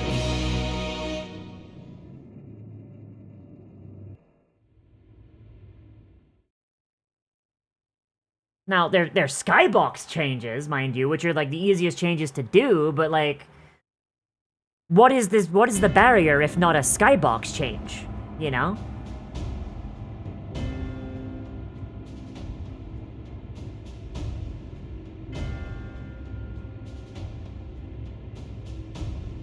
I need to paint my toenails. You've been consulting with Wuk Lamat.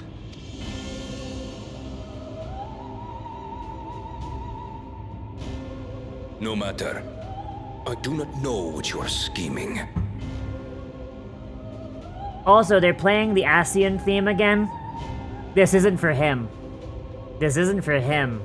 It's for me. But when your realm lay on the brink, you were powerless. You had no choice but to turn to me. Also, why is that theme playing? Oh no. Whatever sentiment you may feel for her, it is my power you require, is it not? Perhaps. And yet, knowing the love that Wuk Lamat bears for her people, how she regards them all as kin, I cannot help but wish to spare her the same pain I have suffered. What's more, her friends possess new knowledge. Were we to work together, we might find another path. I still think this bitch is a villain. The moment we get rid of Zaralja, she's gonna turn on us. I'm calling it right the fuck here. We're gonna get rid of Zaralja, being like, oh man, it's so good, why don't we combine our kingdoms? The dome starts expanding outwards, like,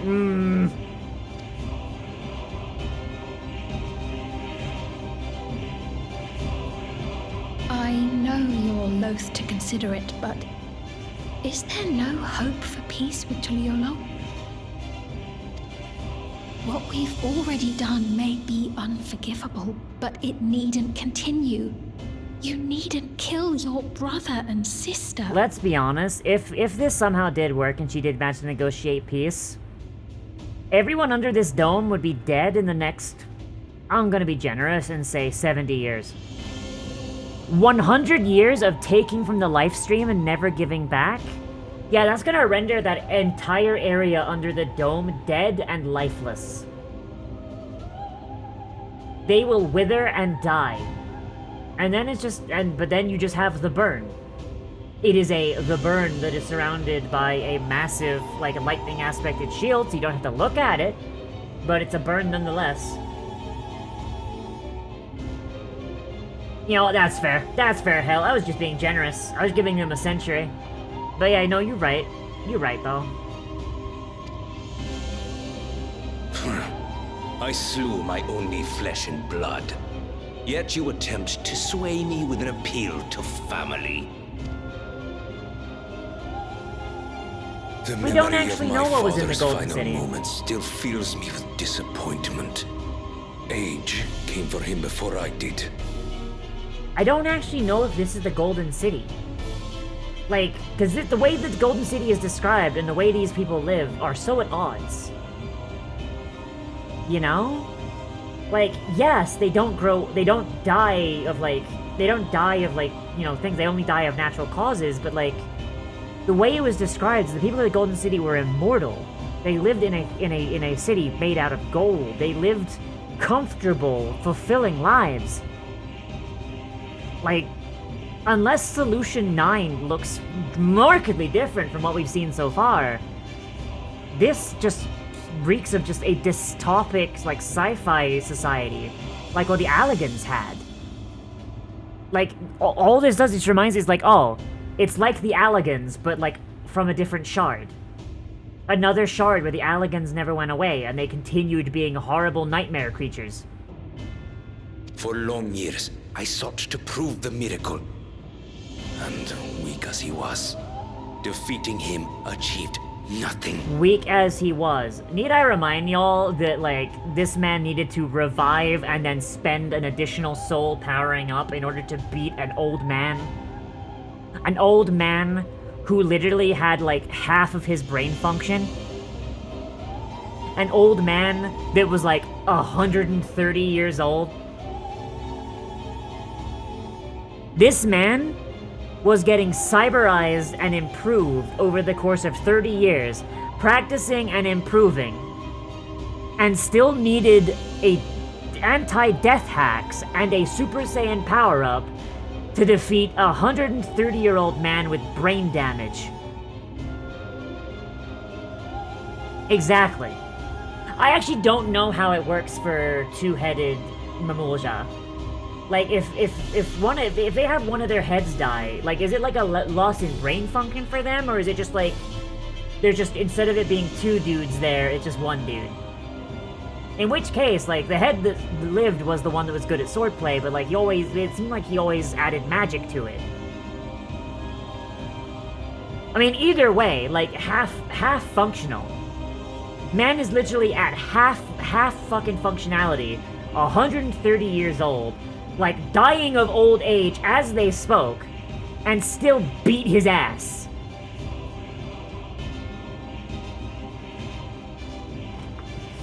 He did dumpster Bakul Jaja that one time, but I think that's more Bakul being too cocky rather than Zoral being strong. Remember, Bakul Jaja is also a lot younger than Zoralja.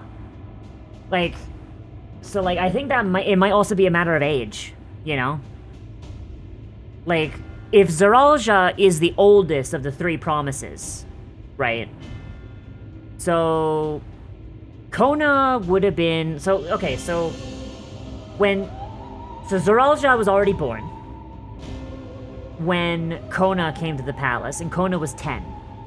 And Zoralja is a lot older. Zoralja, we have to assume, has at least a 10-year advantage. Has at least a 10-year advantage on Kona. Because Kona was like 10 when he got adopted. And then we say, so Wuklamat, I think Wukla is probably in her like mid-20s. Just based on how she acts. And she was 3 when she was adopted. So if we say that like he's in his like so Wuklamat's in her like mid, maybe early 20s. Kona is maybe like early 30s, late 20s. Zoralja has to be like late 30s, early 40s. So Zoralja might be pushing 40.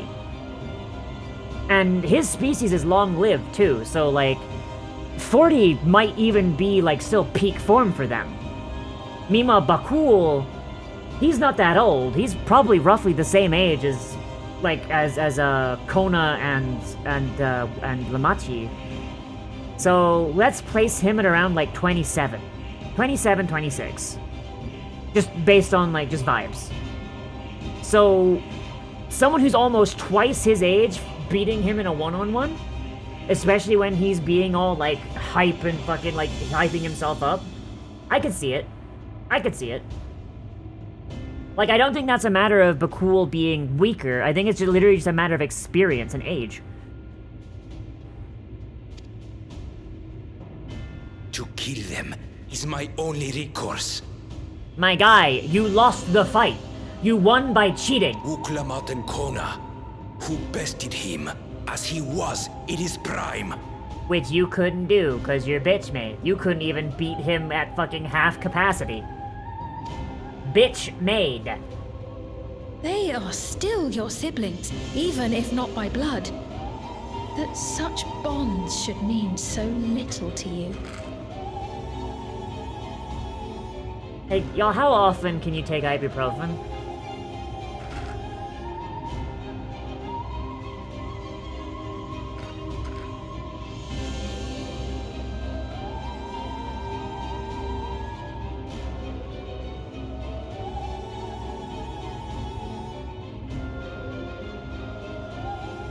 Shit.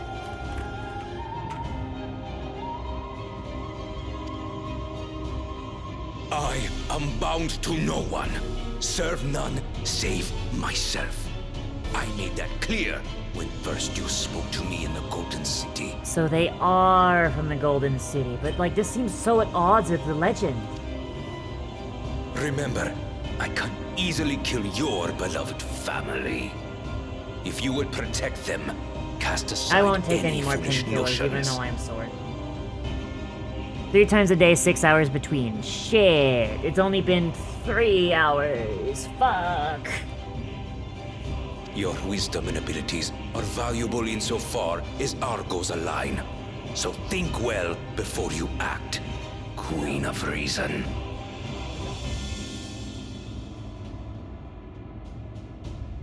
Let's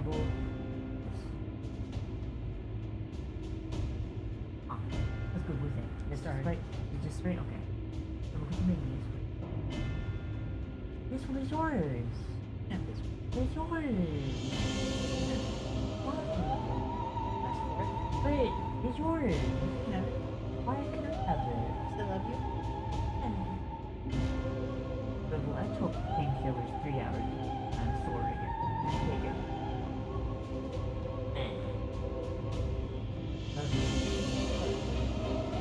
You know my door opens really long. I'm sorry about that. Huh? Yeah, it's a Holly. Is Veronica's door closed? She might want to go see Veronica, but Veronica locked her out again. No, she just wants to lay on my mattress. Okay. All the babies? Yeah.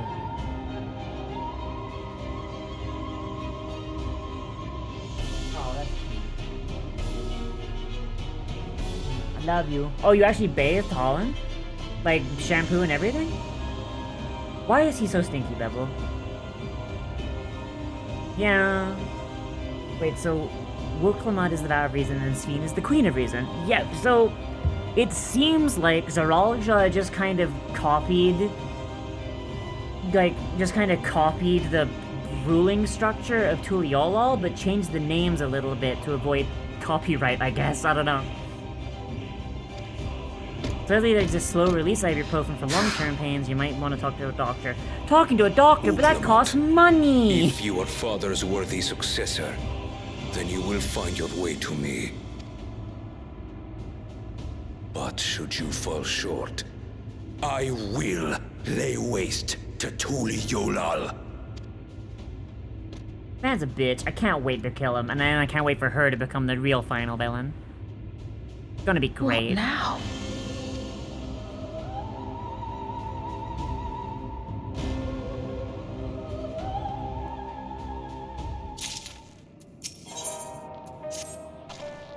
Right, Katusha is waiting. Let's head to the tower.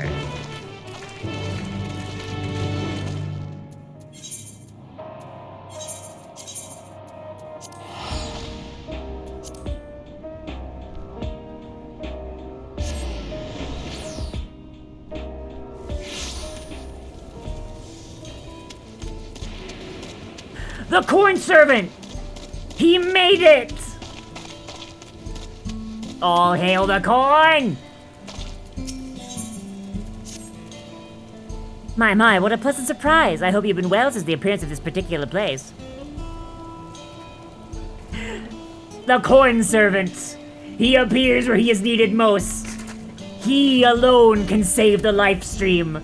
The life stream hungers and he shall sate it with corn. When I first heard the rumble of a stomach come from within this dome, I'd mistook for the roar of thunder. But sure enough, there was indeed a poor soul in need of assistance.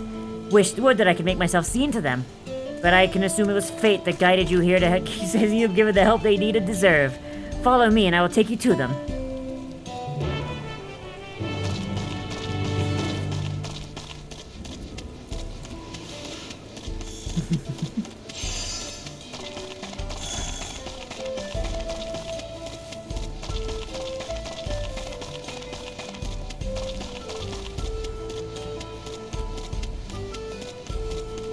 Oh, so the Tuliolin word for Lalafell is a Milala, okay. Ugh, try the vegetables in the outskirts, they said. Ugh, who could stand to eat this swill? I won't. A man at Everkeep deserves better than this. The perfectly manufactured rations of the production facility, full to bursting with nutrients, I could work for days with little rest. But this, as soon as starve myself till my work is done. He is a child of the paste. He is a child of the paste! A rather sophisticated palate, it would seem. Perhaps if I take a generous helping of my kernels, apply a little heat, and pop, there. Let us see what he thinks of my popped corn! I love popcorn! Aw, I could go for some popcorn, right? Oh, you know what I would actually kill someone for? Like, I mean, I would, like, line someone up Soviet style and put a bullet in the back of their head for. Caramel corn. There was a stand at Pride that was selling caramel corn in these big bags. Oh, they were so good. It only lasted me the one day, this big bag, because it was so good. I was snacking through it the whole day. Oh, God. I love caramel corn so much. It was, like, so fucking annoying to get. Like, you never see it, like, in microwave form. And, like, making caramel corn, I don't know how to do.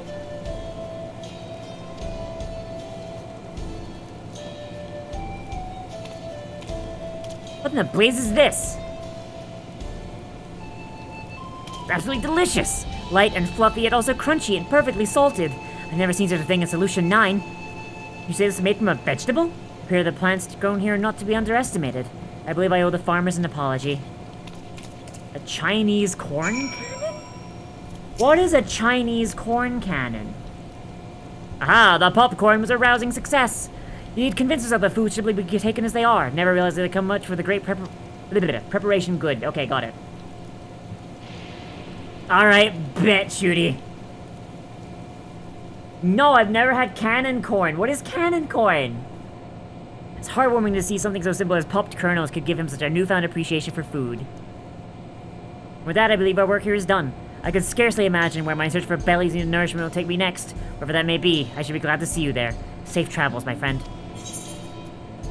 Corn, corn, corn, corn, corn!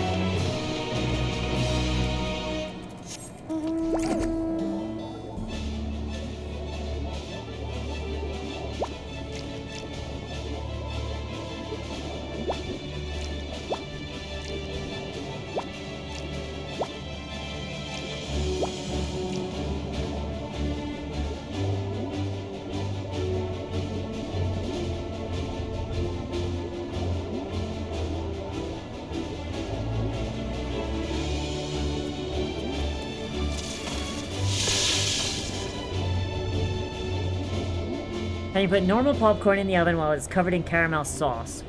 Wait, popcorn in the oven? Huh? How do you make popcorn in the oven? I didn't even know there was such thing as oven popcorn. I thought you needed either a popcorn machine or a fucking or a microwave. I didn't know you could do popcorn in the oven. What the fuck?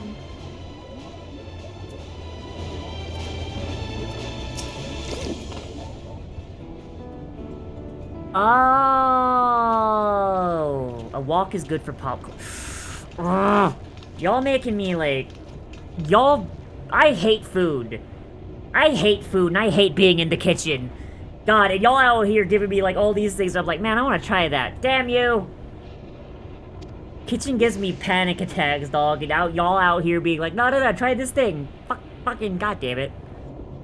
Queen's Fiend has registered you as guest. You should be able to march right in. If she hasn't, prepare for a fight. Then you may have some of Zeralshaw's minions to deal with. Minions.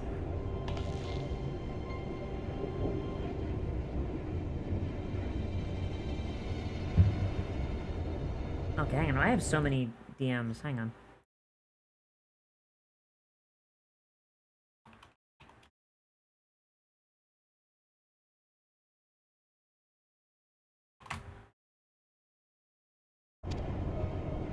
You also do it stovetop, but it's more likely to burn. Ah. Sounds like I gotta get my hands... I mean, you know what? I should get a wok anyway. I wanna try doing stir fry at some point. Get like a wok for that. Thank you for your diligent service, friends. My companions and I would like to pass, if you'd be so kind. Outrunner guide unit identified. Registration number verified. 6 accompanying civilians identified. Verifying credentials. Warrior of Light detected. Pantshitting.exe enabled.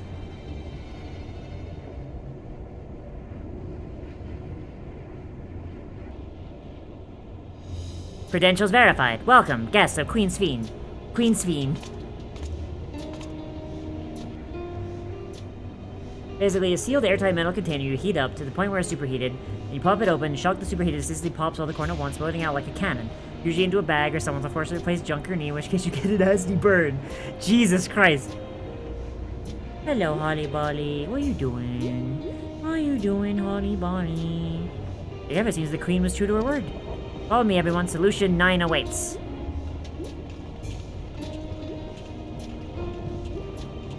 There's a cat on my lap. Veronica's cat. Oh, and she's going.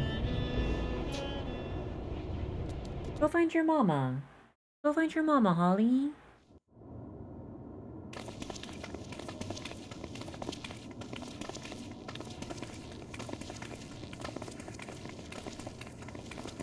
What the fuck?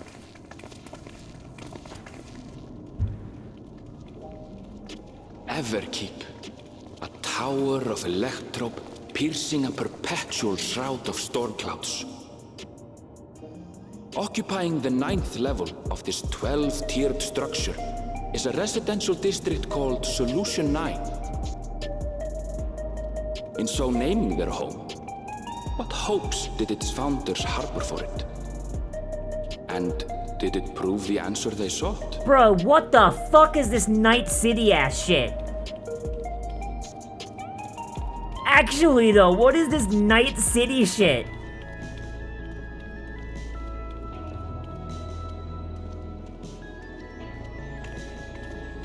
The worst part is the fucking outfits these people are walking around in is a glam that I already have. Spectacular, isn't it? There are more districts throughout the tower, including industrial ones, but Solution 9 is the largest. Just being here makes my head spin.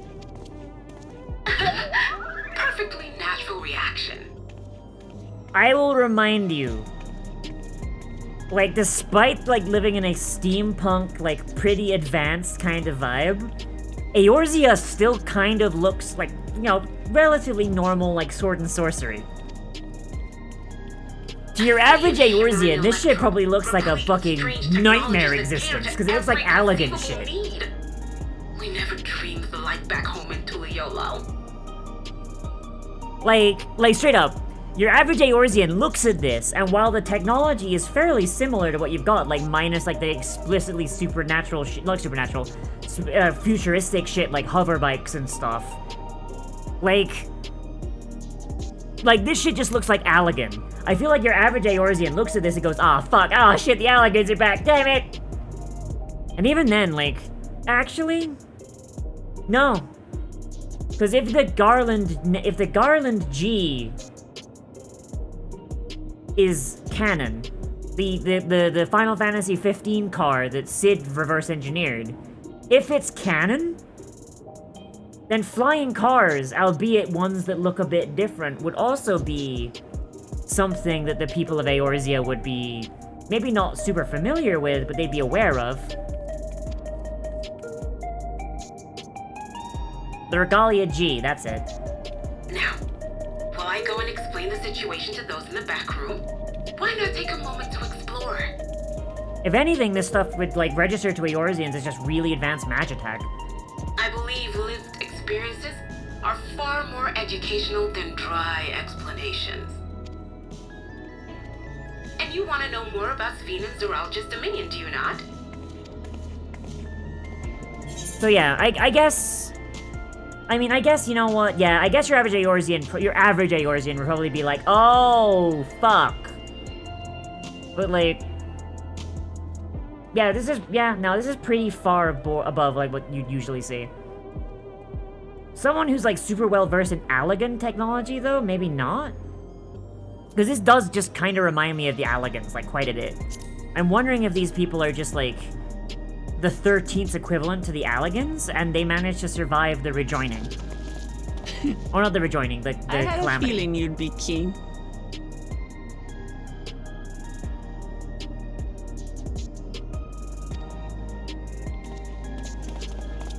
Just to confirm, while we have been allowed inside, are we also permitted to roam? Absolutely. As Sven's registered guest, you'll find you're exempt from the sentry scrutiny.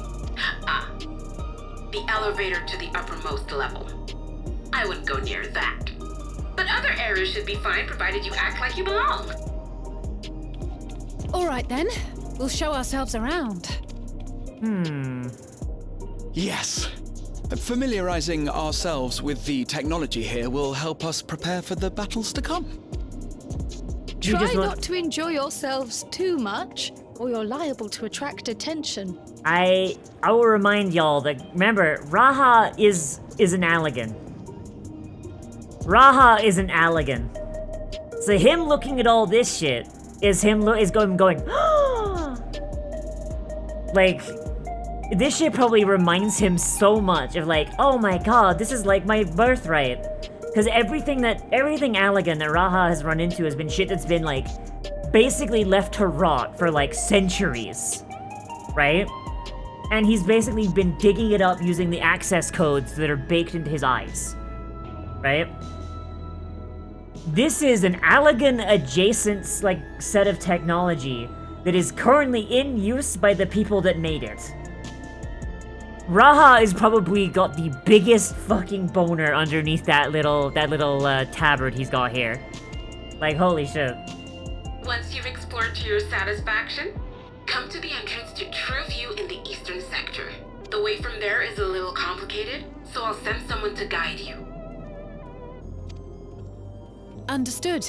We'll see you later. Those trees on that upper level, I really want to see, like, if those are real trees, or if they've been, like, if they're being kept alive by, like, soul cells or something. Like the plant life outside. I shall speak with the residents. Perhaps one of them will recognize the earring. There is absolutely no way on this earth that this place is naturally growing plant life. Everything outside is dead or dying, and the stuff in here is... And the stuff in here is, like... So... What aren't you telling me? Where are you?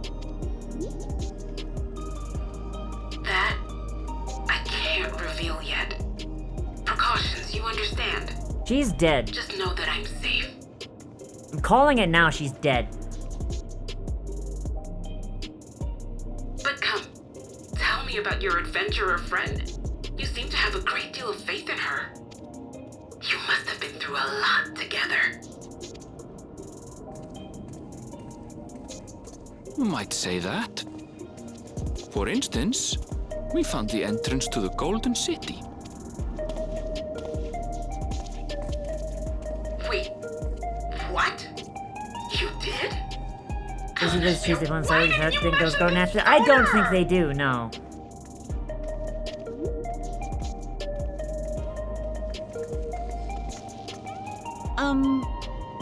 You want to explore together? Walkies! It's not that I'm scared or anything. Everything is just so different from home is all. You know, I will take a leggy break, though. I've been sitting here for fucking 4 hours almost.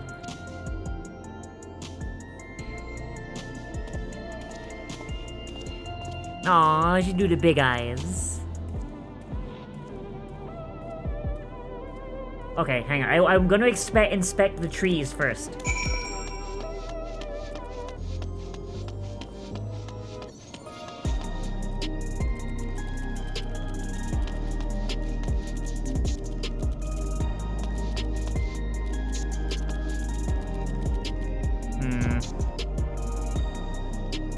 There's no way this tree is actually real.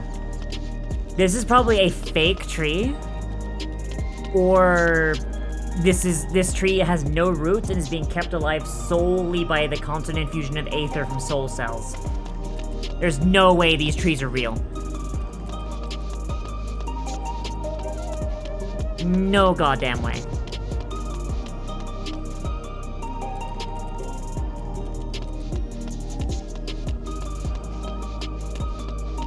Oh, this is actually like a full-on city.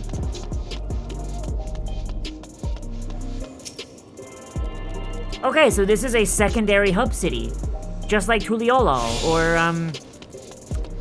or the Crystarium versus Yulemore. I imagine this is probably where we'll go to get our raid gear. This is probably where we're gonna go to get our raid gear, like, Rodzithan. Because in Endwalker, your main hub city is Sharlayan, but then for all your raid gear and stuff, you go to Rodzithan. I'm hoping that this place will have an inn. Exactly, hell. I am very much excited for that to happen. I'm honestly... Okay, so I'm gonna go take the break, like I said, because I need to pee and everything. So my hope is that they kind of... My hope is that they add an inn here, because pardon me. Because, like, I imagine Tuliolol is not going to lose its relevance, right? It's still going to be usable as a thing. But, like, almost always, the secondary hub city almost always lacks an inn. And that is really, really, really frustrating. Because I don't like that if I want to have easy access to raid gear, I need to log off in the secondary city, but doesn't have an inn, so I don't get the piece in my heart of yeah, my warrior, let's going down for a little eepies, yeah. But if I log off in the main city, then I need to pay for an aetherite transport to the secondary city, and that shit adds up. Like, goddamn. Alright. Okay. Hitting the BRB, I'm gonna go, I'll be back in like 2 minutes. That's my rebellion right there. He has stinky butt. He has stinky butt. My rebellion. Fuck you. Oh, what is here? What is here? What is this? This is the edge of my desk. I'm going to walk this way. Pain, as far as I can tell. I can still move my fingers and a little bit my thumb. I can still fingers. I can still move them. I can still feel my fingers.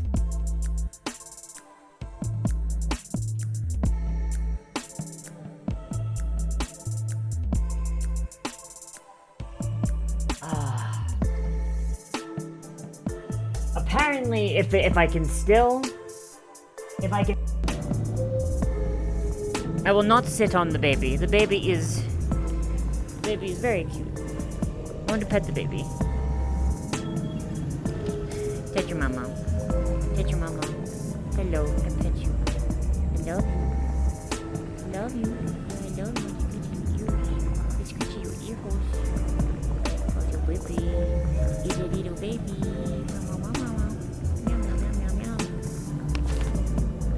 She is the guardian of my painkillers, of which I'm not allowed anymore. Bones are very cringe. You are correct. If people do not want the Ludol content, what's with all that NSFW art you keep buying? That's for me! It's for me! Good. This is what we call a target-rich environment. Brrr. Going on like this, I'm planning ways. I'm serious. We'll play nice. Just friendly conversations.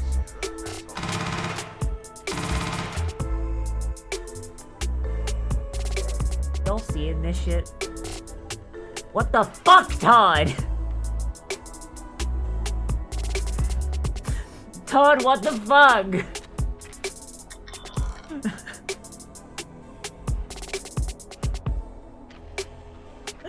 Why?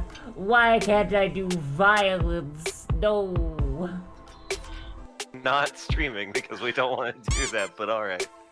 I also already had Shrouded in Shadow from the hood that I have, which lets me become invisible for 2 turns, which is enough. Is that what we're doing? Are we stealing the idol? I mean, like, I'm down. Well, I don't know. We're all actually beyond this part of the game. Yeah. So there is a quest where you can talk to Maul and she'll ask you to steal it for her. Yeah. Oh right. Yeah. So I mean, let's deal with Korga first, and then once they're no longer, Sorry. The mispronunciation of the name is just very funny to me. That's how. I'm gonna call her Corgi from now on. I mean, Korga is how Zevlor pronounces her name, and you know There's what? no She's a bitch. R. Yeah. There's no R in there. That's ridiculous. Yeah. Ba-ba. Up. That's not supposed to be on. Tower's inside a tower. I see it, but I still can't believe it. Now I say proceed straight ahead. Looks like we're getting lost. We can always turn around, come back the way we came. So I'm gonna be going for another hour, and then I'm done. Take us out to like the 5-hour mark. We're close enough to it.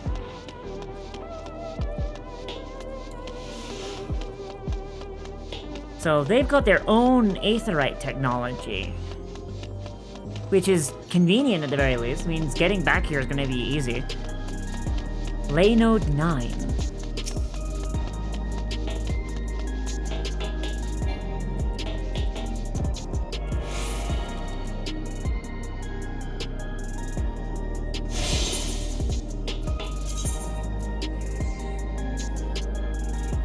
Gotta blend in.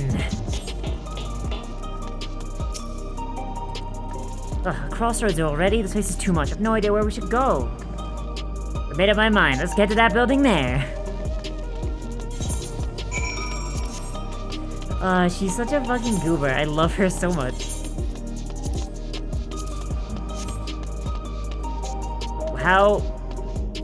How is he doing that? A Werther's original? Oh, shamed.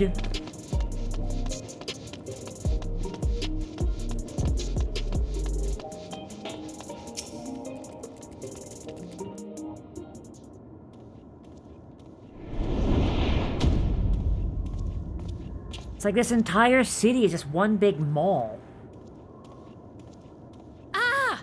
There you are! Lamati!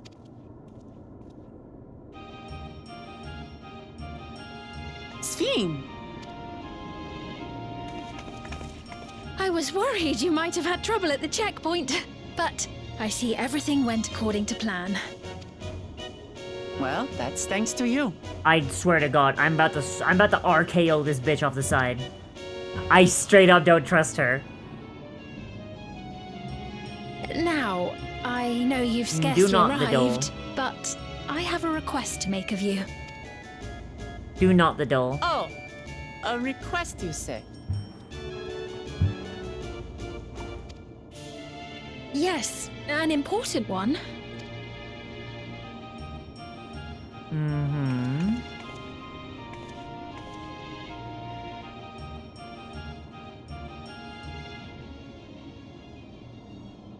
$15 caramel corns?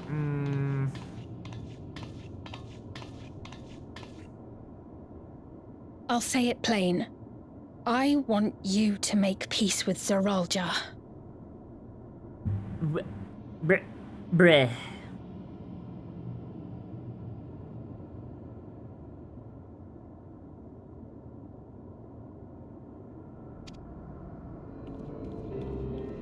What?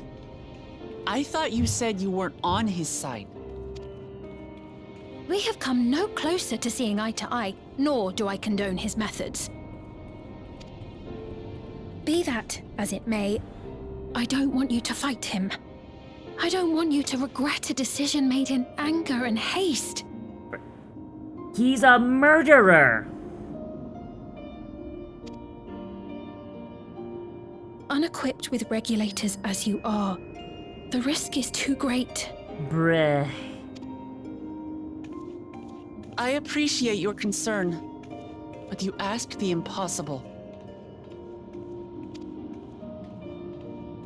Zorolja murdered our father. His minions slaughtered our countrymen. He will never renounce his war. As vow of resolve, it falls to me to stop him.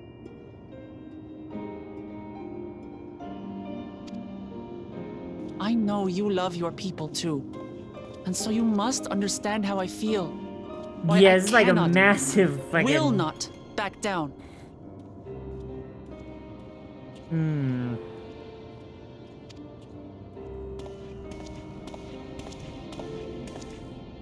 I do understand. All too well. Let me say only this then. Zoralja will use any means to win. If you would protect your people, return to them at once and prepare. Prepare as best you can.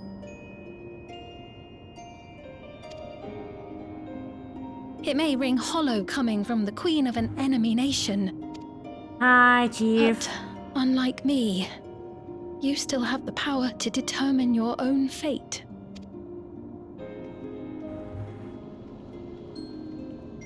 Yeah, what'd you find, Chief? You really are a curious one. Look, you needn't worry for us. We have dependable comrades. They'll keep everyone I safe. did not mean to press the so button. we Whoops. can devote our attention to affairs here. Please. I won't yield on this either. I'm gonna beat y'all's asses. Several southern states now have ammunition vending machine. So you That's have just convenient. comrades on whom you can rely. I envy you. Now, I don't know about you, Fire Chief, but that just sounds convenient. Yay! Welcome to South Carolina. You know, we'd like to learn more about you.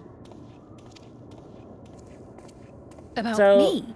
hell, they actually brought mention to this. It would seem that Alexandria is basically the equivalent to Tuliolal in their shard. Their language is borderline identical except for a few words that don't have translations. Which seems to be that, like, they originate, like, they're the same thing. Yeah, that, like, I mean, if you think about it, right, like, the world is the same, and things map pretty one-to-one. Like, in the first, there were clear, like, locations that were like, oh, this area's Ul'dah, this is their Gridania, this is their... so on and so forth. Like, it wasn't exactly one-to-one, but you could see We're the still vibe, not sure you know? whether or not you're trustworthy. So, if you have a moment, would you show us around the district? That way, we can get to know you better. Oh, the new vending machines in Minneapolis read Narcan vending machines? Jesus, that's actually... Huh.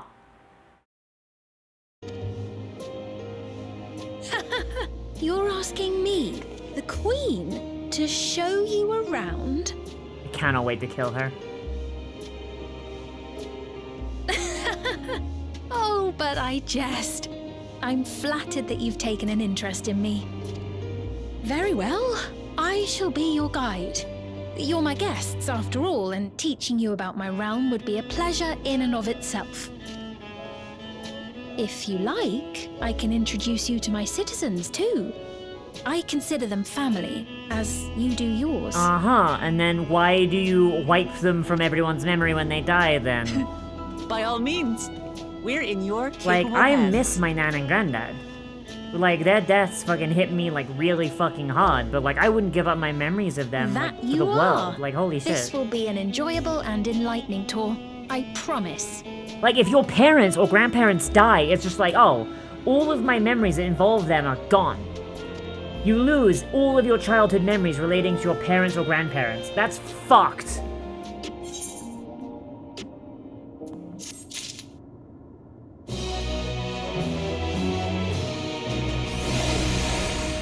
That's absolutely fucked, dog. Like, oh my god.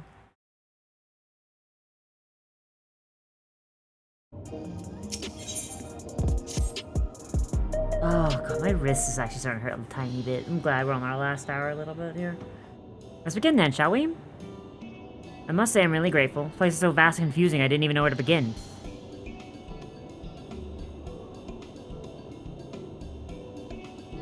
While the district may seem daunting in size and structure, the key facilities are located near ley nodes, which you call aetherites. Remember this and you won't lose your way. Gross. Even their aetherites look silly. Now, seeing as it is right there, I'll show you the Nexus Arcade first. Please follow me. Nexus Arcade?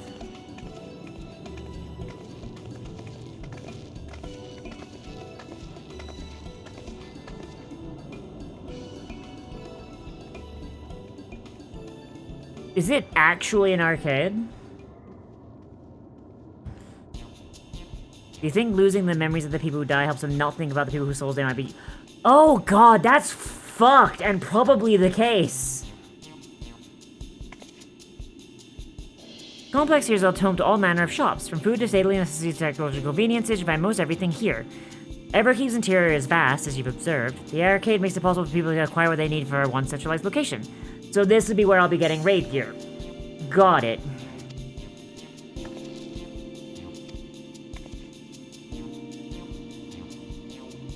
You see the glowing platinum over on it? That's an automatic conveyor.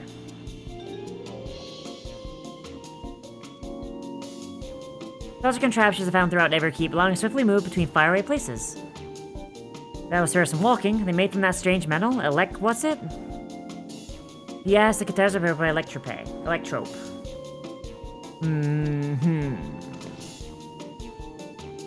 Everything made out of one thing.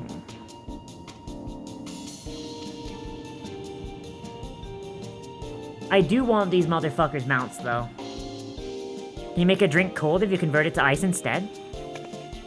Certainly can. Our vending machines just do just that. What's more, multiple energies are supposed to be combined to produce some clever effects.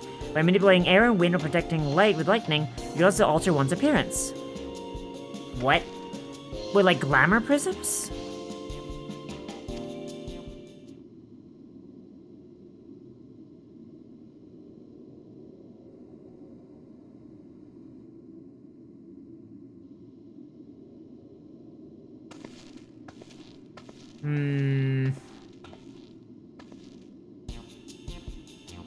Jump over there, what does this sell?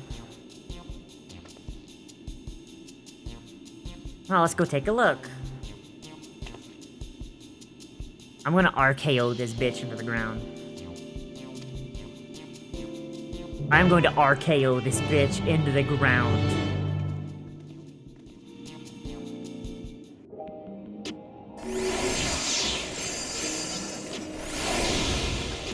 Oh, Jesus.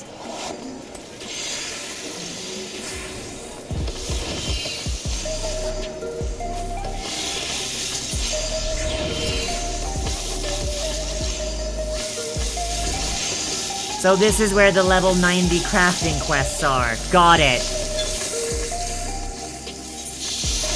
I might as well pick them up while I'm here.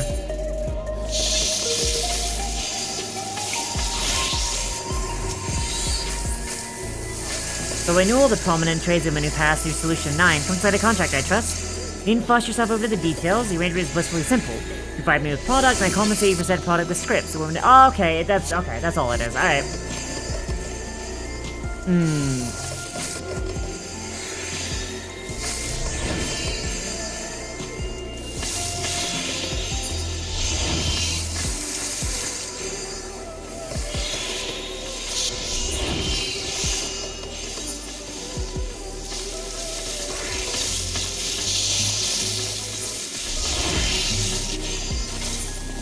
This is the Shards Rowena. Oh god, of course she would fucking survive.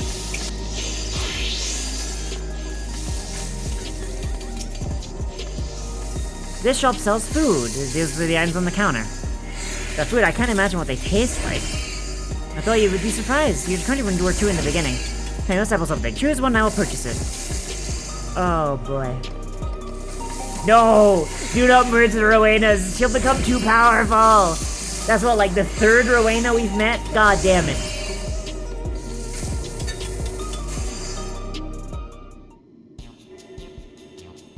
Select an item that interests you. Slab of pink hexagons, liquid-filled pouch, long rectangular bar, hexagon patterned bag, a black and yellow tin. The paste! Ah, the revivifying tonic. I take it you're thirsty. The flavor is sublime beyond sweet and salty and stays fresh over 10 years thanks to the special container.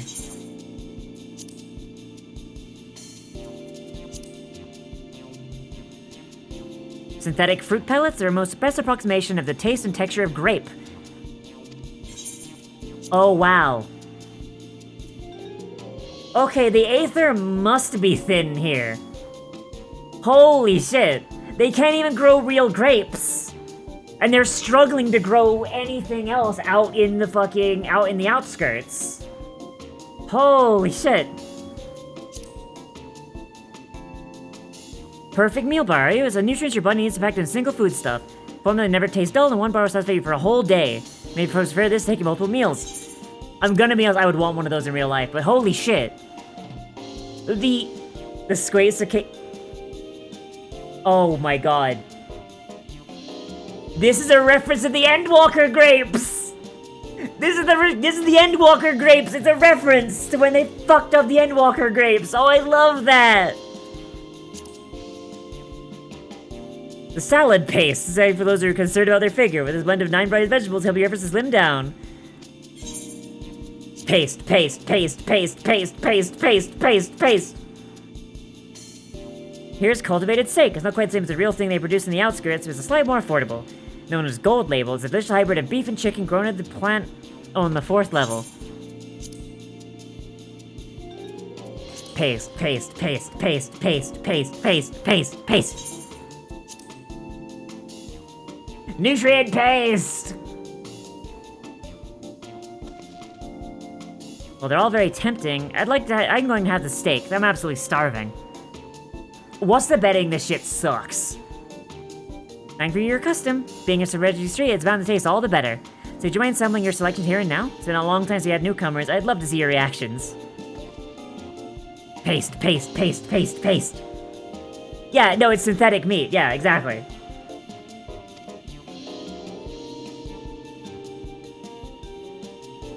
I wish it was a synthetic taco. Alright, here I go.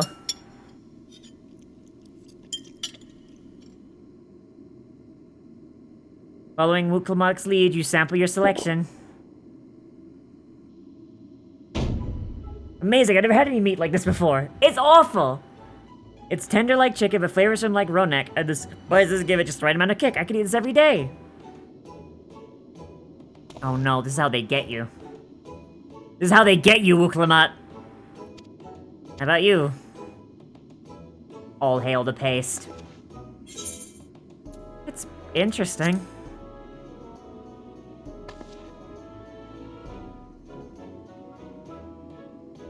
How do you fuck up nutrient paste? Always such a pleasure. My thanks for humoring me. This does take me back. It was chaotic when the people of Tuliolo first arrived. We endeavored to learn about one another and embrace our differences.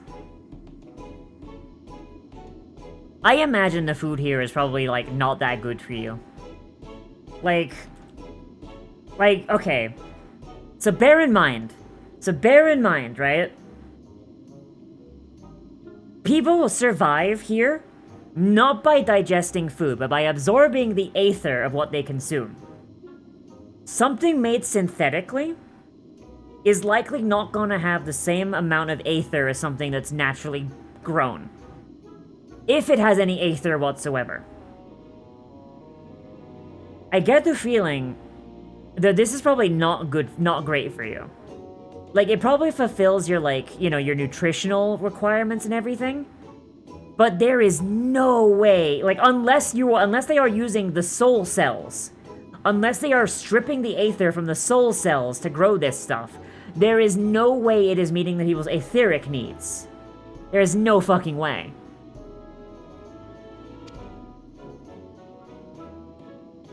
Well, pretty well, I'm fine for now, thank you.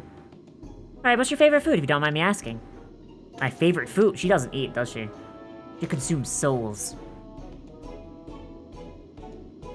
Why do you wish to know this?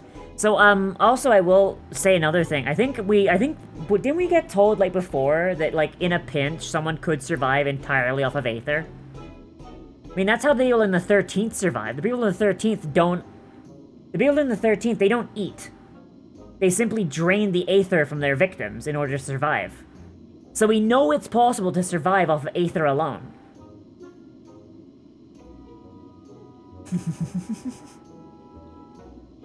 Yeah, like, with what we know of food, there's absolutely no way they're not using the soul cells in some way, shape, or form here.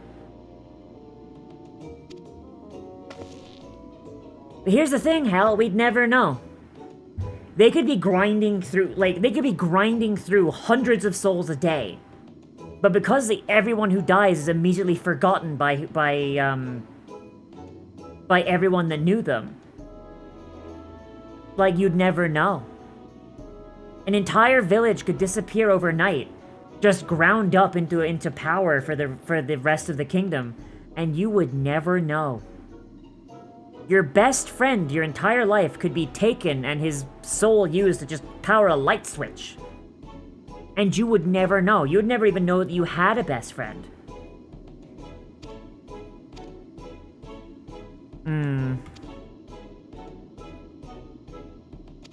My favorite food. Souls. Is it a difficult question? So it's just, when I think of those who labor to bring us the food, I find I can't settle on one thing. I don't think she eats. I think she just sucks souls straight from the tap. Decisive? Perhaps I am, but you needn't laugh about it. It's affected the false Hydra and using souls as batteries. Yeah. Baby lizard! Wait a second. He had the same color as Zeralja. Zeralja had a kid. Zeralja had a kid. But how? How did Zeralja have a kid when there's no Mamuja here? Unless there are some, and we just haven't seen them yet.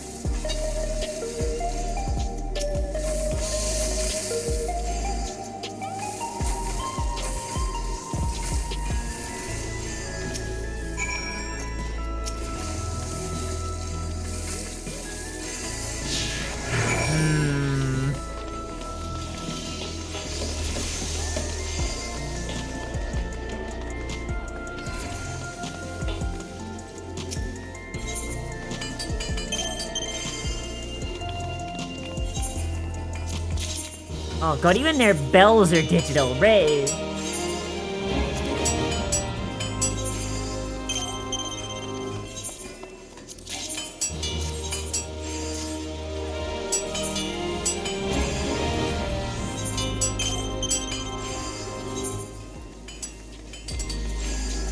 Alright, later, shooty.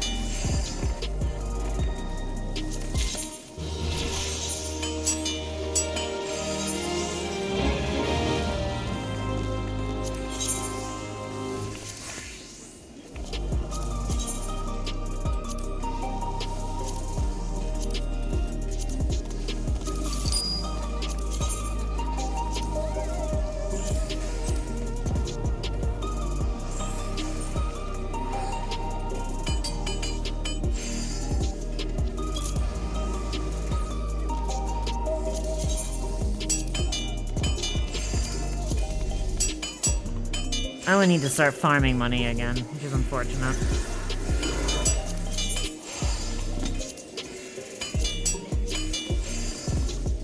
very least, we're at the start of an expansion, so prices are decently high.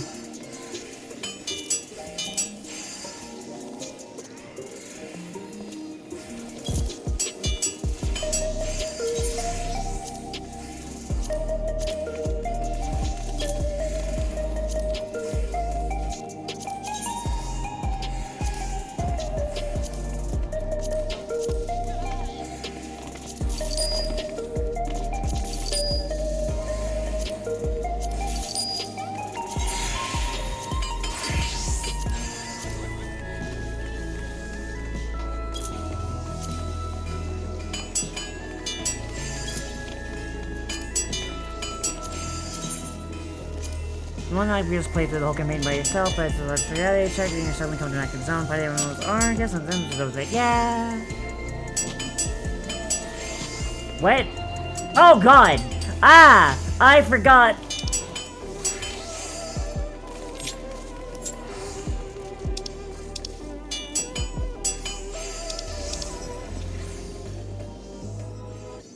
Alright, okay, note to self, don't use my... Note to self, don't use my fucking, numpad. Alright, got it. I forgot that my emotions are set to my numpad. Whoopsie doodles, maybe. Sorry, I just gotta clear out my inventory a little bit. Like, my inventory is actually getting really full. Yes.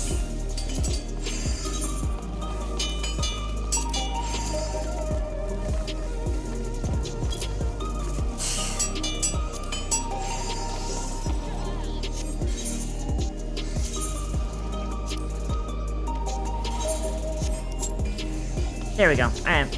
Onwards!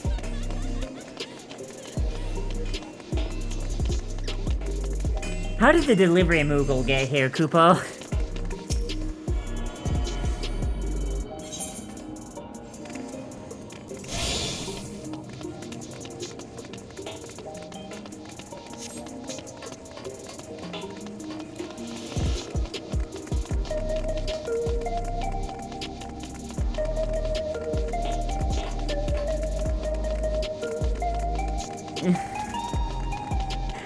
What is Van?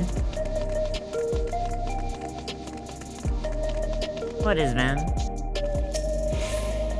This is the Mosaic, a cafe. Here you can buy drinks and enjoy while you relax. I see in Tuliolo, there's a similar shop called Jablevtier. It's a seashell in the local tongue. Is there a story behind the name Mosaic? It is. In our continent, the races are named for stones. There's a Hune, who resembled some Tonwata. There's the grateful Eldite and the Dimil Nathil Milala.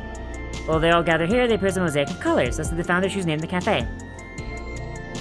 Tacos. Oh no, they don't know about tacos. Oh no.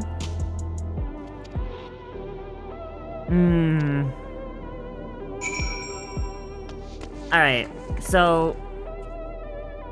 I just want to say something. So I am a big fan of cyberpunk, like, vibes, right? This cafe makes me feel uncomfortable. I think it's the fact that everything is just stark metal with no real comforts except these kind of out-of-place couches. You know? Oh, okay, but I got you. Like, a cyberpunk cafe... I don't know, like, this, like, I don't know, this makes me feel uncomfortable. This is not a comfortable cafe.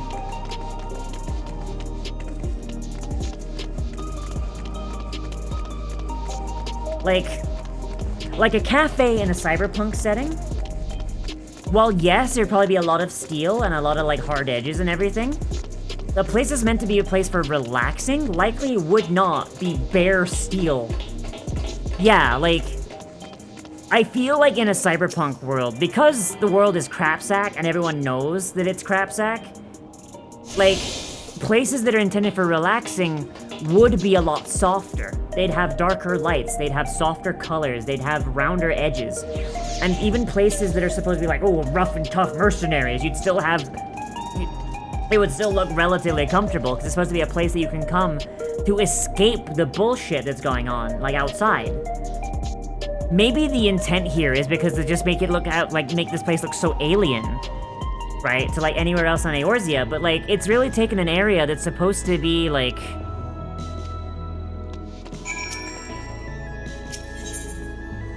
It's taken an area that's supposed to be like, oh, this is where our people come to relax, and made it look kinda...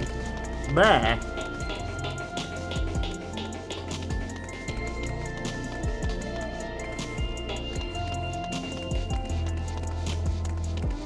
Like, maybe it's because of the vibe I get, and I see these people as enemies.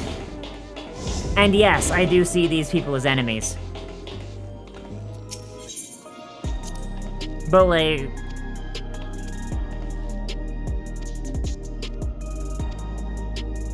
Wait a minute. I know why this puts me on ease. This reminds me of Phantasy Star Online.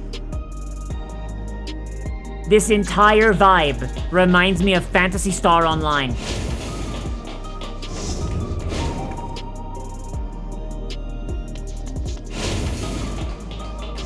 And Phantasy Star Online makes me feel very uncomfortable because it feels like a cyberpunk setting made by someone who doesn't understand cyberpunk.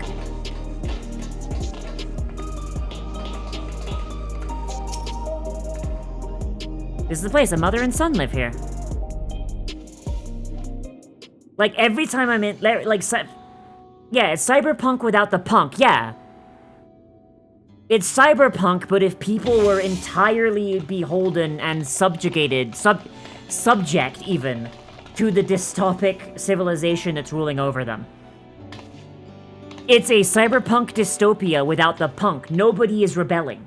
Nobody is standing against this horrible fucking nightmare place.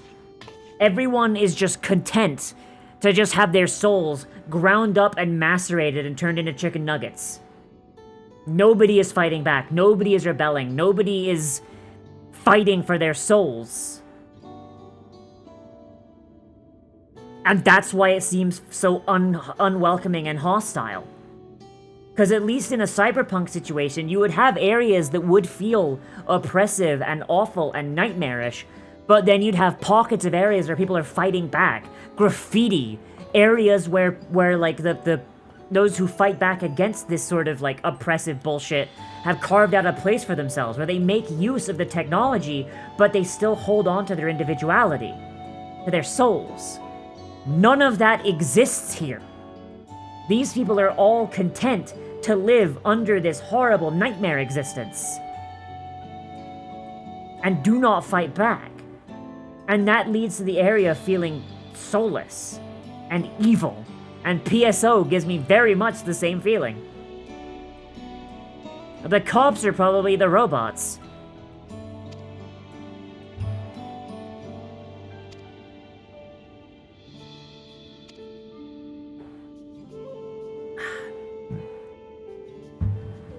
I have some thoughts about what I was saying about the paste. Yeah, hit me with the paste. Of course, friends of the Queen are friends of ours. Please make yourselves at home.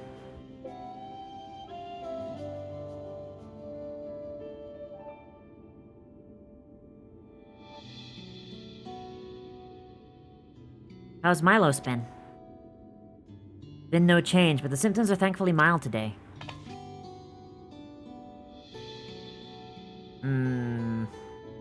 Hello, Milos. Have you missed me?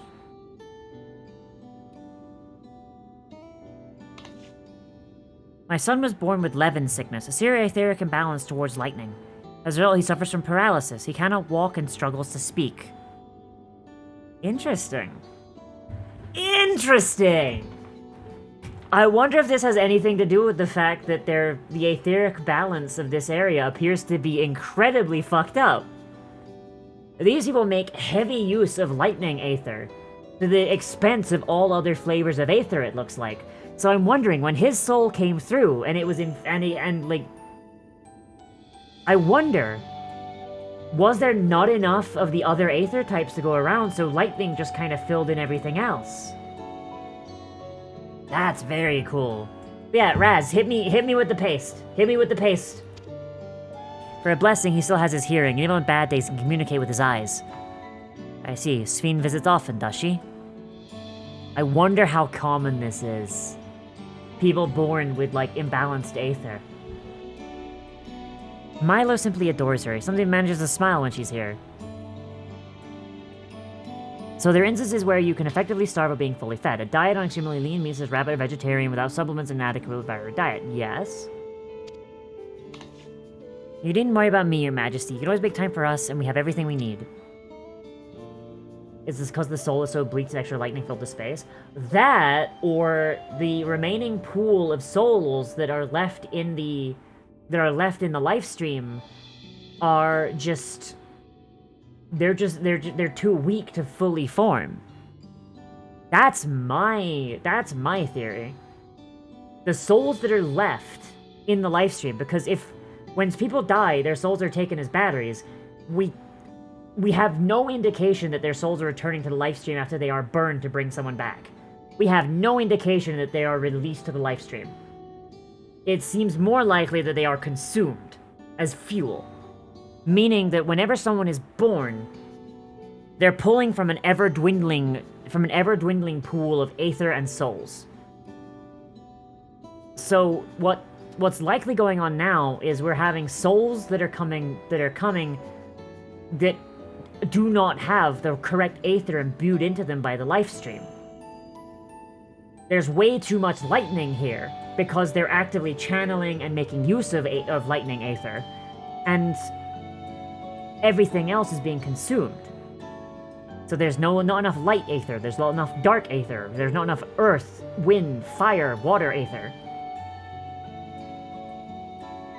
And so this kid probably has a little too much lightning aether, and it's thrown him completely off balance. Lightning aether, if I remember my aether... You know what, I'm just gonna look up the etheric wheel.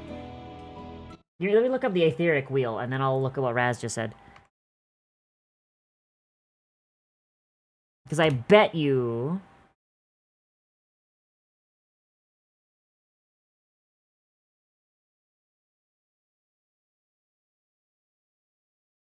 Okay, so lightning is... dark aligned. Ah, I see. That's what I thought. So, lightning is dark aligned aether.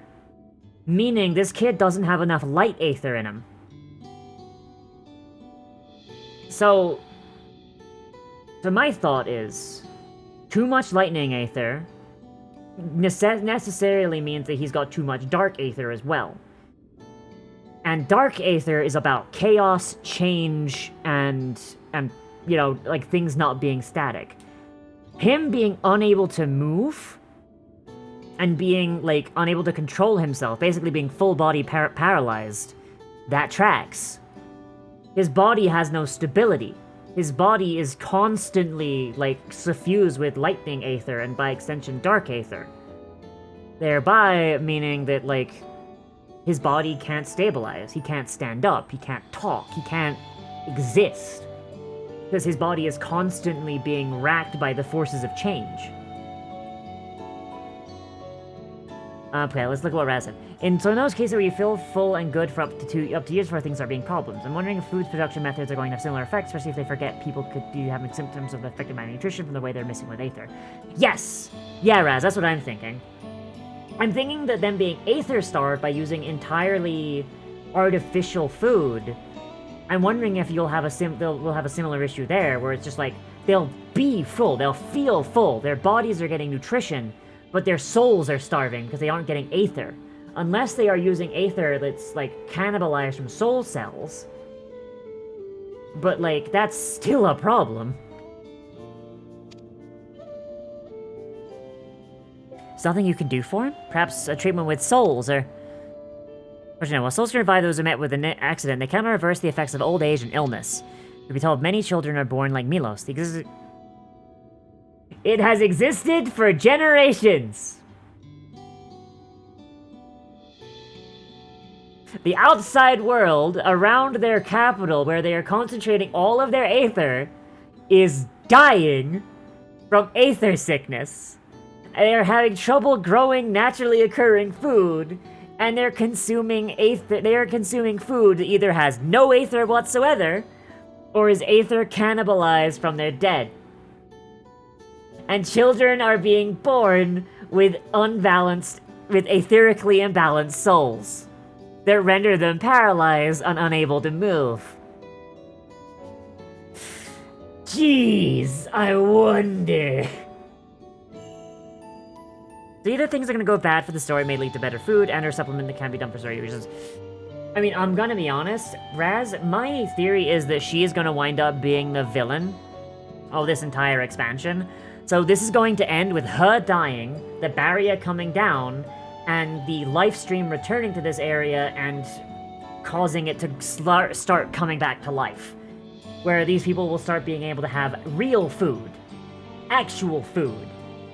Because in that corn servant quest, right? We gave that Lalafell popcorn. Popcorn. I mean, yeah, that's true. That's true. But we gave that Lalafell popcorn. It's not exactly the most nutritiously dense thing, is it? And the moment he ate it, he perked right the fuck up. He went from, oh, this stuff is garbage, because he's eating the etherically drained food that's being grown here. Like, the food that's being grown outside is probably better than the artificial stuff they've got inside, but probably not by much. He ate fully etherically dense popcorn made by the elemental avatar of corn. That is probably the most etherically dense corn he will ever eat in his life. And he immediately perked back up. Yeah, let's kick her ass. Get me in there. Yeah! Fuck you. Oh shit, I missed. Bleh. But the whole city runs with Electro, but what do you replace souls with? So... Okay, so we don't know a lot about Electro, but it seems like it runs off of lightning-infused aether. If we assume that they're stripping the lightning aether out of souls when they die and they're being recycled into soul cells, you could probably achieve the same effect with lightning aligned aether crystals.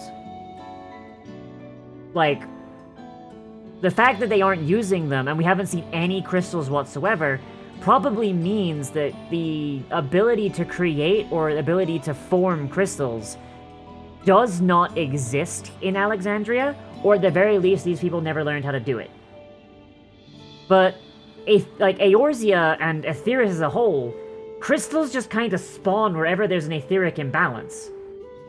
Like, you've got crystals of all fucking flavors.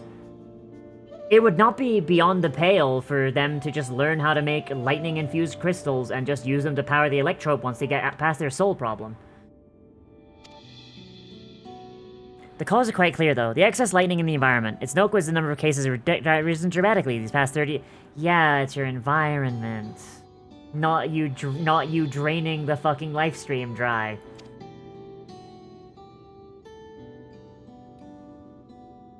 It's my fault. Oh? But there's no crystals naturally appearing because it's not an etheric excess, it's etheric deprivation. Exactly. So, if we kill Queen Sphene, and we take down this barrier, the aether in this area should start to level out, as it basically reintegrates with the rest of Tuliolal. Bringing in lightning-aspected aether crystals from elsewhere would be fairly easy. Remember, there's a train track that goes directly into this area from Tuliolal. It would not be that hard to, like, for them to purchase lightning crystals from elsewhere in Tuliolal and then have them shipped to them to power their machines. It would not be that hard. Like, you know? I'm sorry, Isadora, but I must be going. I propose to make a proper visit next time with treats to share. There's no need to apologize, Your Majesty. If it wasn't for you, Milos and I still wouldn't be here. They really gotta repair that check, those bolts are rotted as fuck. I mean, yeah, but like, once we kill Queen Sphene and we get everything sorted out, yeah, we can work on, reintegrating these idiots into Tuliolin life. Get the Tuliolins hooked up with some more Charlian technology and Eorzean technology. Life will get better for these people. Right now, they're living in a cyberpunk dystopia, but, like... he spoke, though. So it's clear that something's going on. It's my pleasure, Milos. I'll be back soon, so be a good boy, for your mother and for me.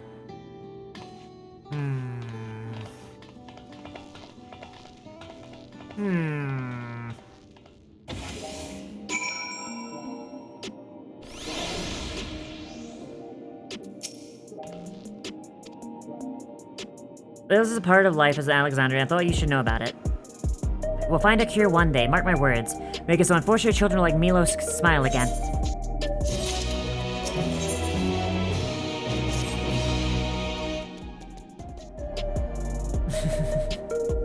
Let's continue the tour, shall we? Look, you obviously have duties to attend to, citizens look after. We can stop here if you like. No, I do this because I want to, so please do not worry. I'll show you one of the district's most vital facilities, a place called Resolution. To reach it, we'll go way of Layload 9, where the Aetherite is situated.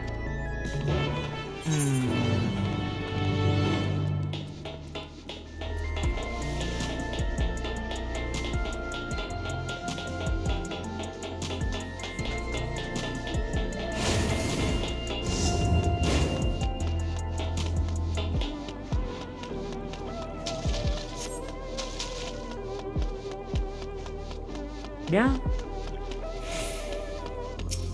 Like, literally using souls as a power source in this fucking universe is the, like, most destructive thing you could do.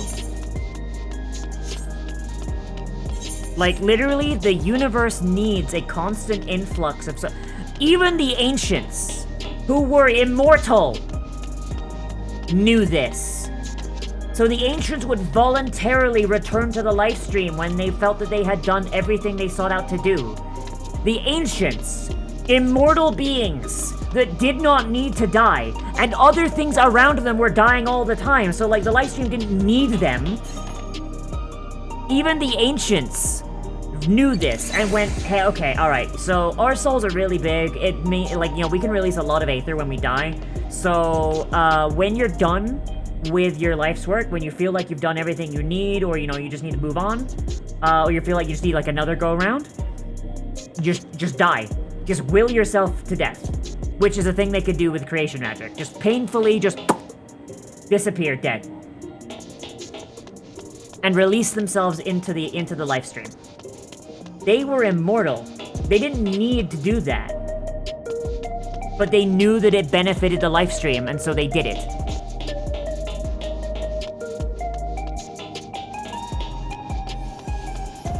I see the bikes. I want one.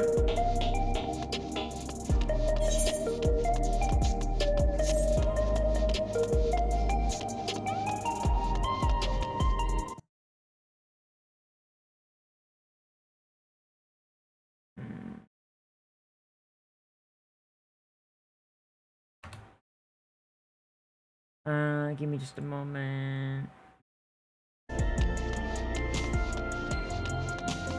Kind of, but like, it's cyberpunk without the punk. You know what? We're just about done with stream. I can kill the last 10 minutes once I want to see what this person's... Oh, this is the other sightseeing log person! Nah.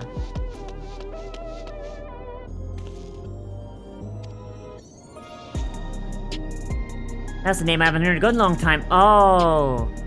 Oh, she's been trapped in here for 30 years. Oh, no. Remember the one we talked to in Tuliolo? This is her twin sister. She's now 30 years older than her twin sister. Oh, no. That's fucked.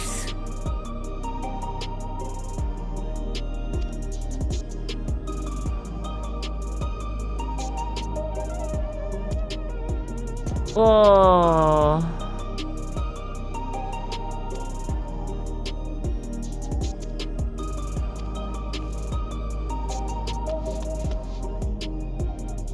God It occurs to me now, this is the whole shit Shinra was doing, ripping the energy out of people directly from the life stream. Exactly! This is like exactly what fucking Shinra was doing, except they're cutting out the middleman.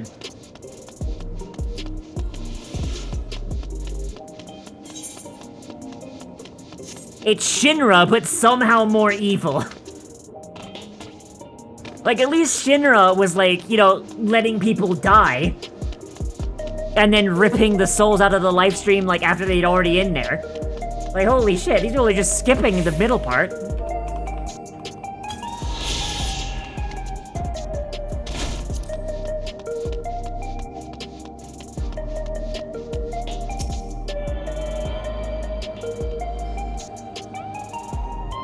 I don't get that. Let's find more space Neil in the cyber anything. Cyberpunk is a very broad category. Like, cyberpunk, one thing okay. So, I consider myself, like, a big proponent of cyberpunk, but even I will admit, cyberpunk is way too fucking broad of a setting now. Like, used to be cyberpunk meant, like, Blade Runner, right?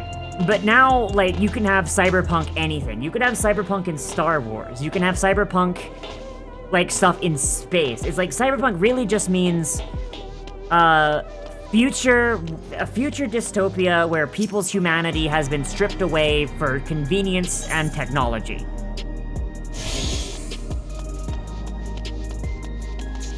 Like, that's really what cyberpunk has been boiled down to over time, which is unfortunate, because it does dilute the original meaning a bit, but, like, so long as you're making a statement about totalitarian governments and how the individuality of a person is more important than, like, you know, losing yourself to a collective for the sake of, like, a corporation or something. Yeah, kinda sucks how cyberpunk was super predictive of everything going to shit, huh?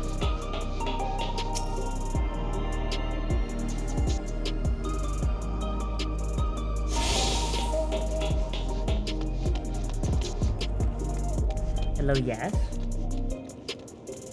Got this stop in about 2 minutes left.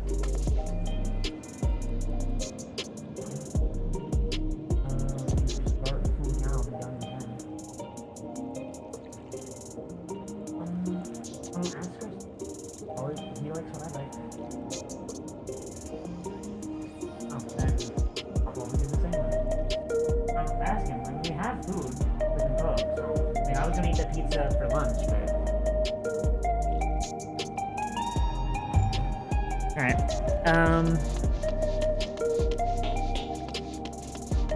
okay, like, I do want to... Oh, I went the wrong direction.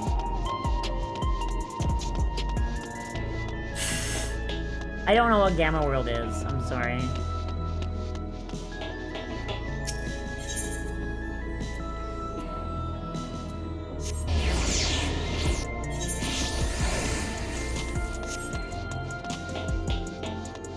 Alright, later, Ben.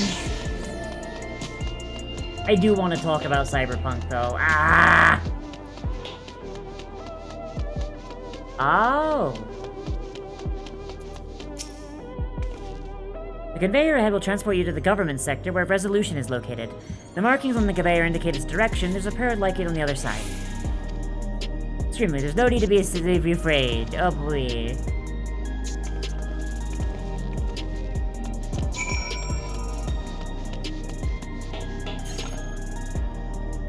I will probably be streaming tomorrow, by the way. Like, earlier as well. Like, around noon, like normal.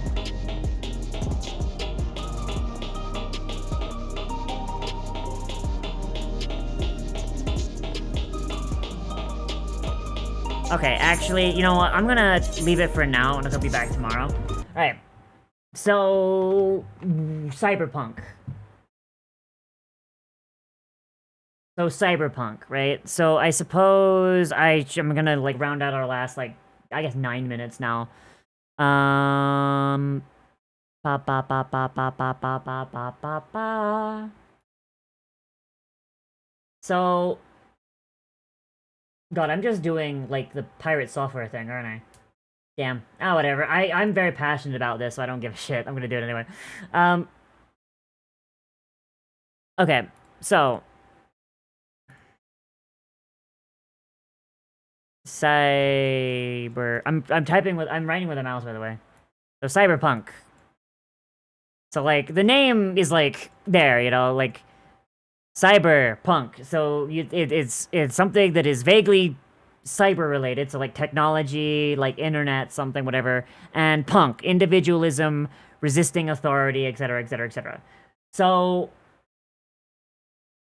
your traditional cyberpunk is resisting corporations and shit like that.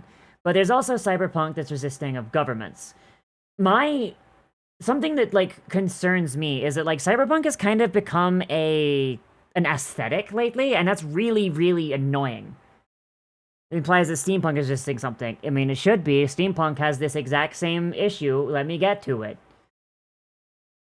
Cyberpunk has become an aesthetic, which is like really unfortunate, because I saw steampunk go through this a while ago, where like used to be steampunk was like, it was like Victorian era, like steam technology and resisting the level of like the oppression and inequality that like came with that like kind of vibe, right?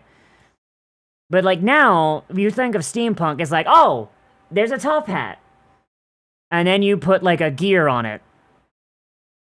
It's like a really shitty gear, but like, put a gear on it. Ah, now it's steampunk, right? Like steampunk has just become like an aesthetic, and it's awful.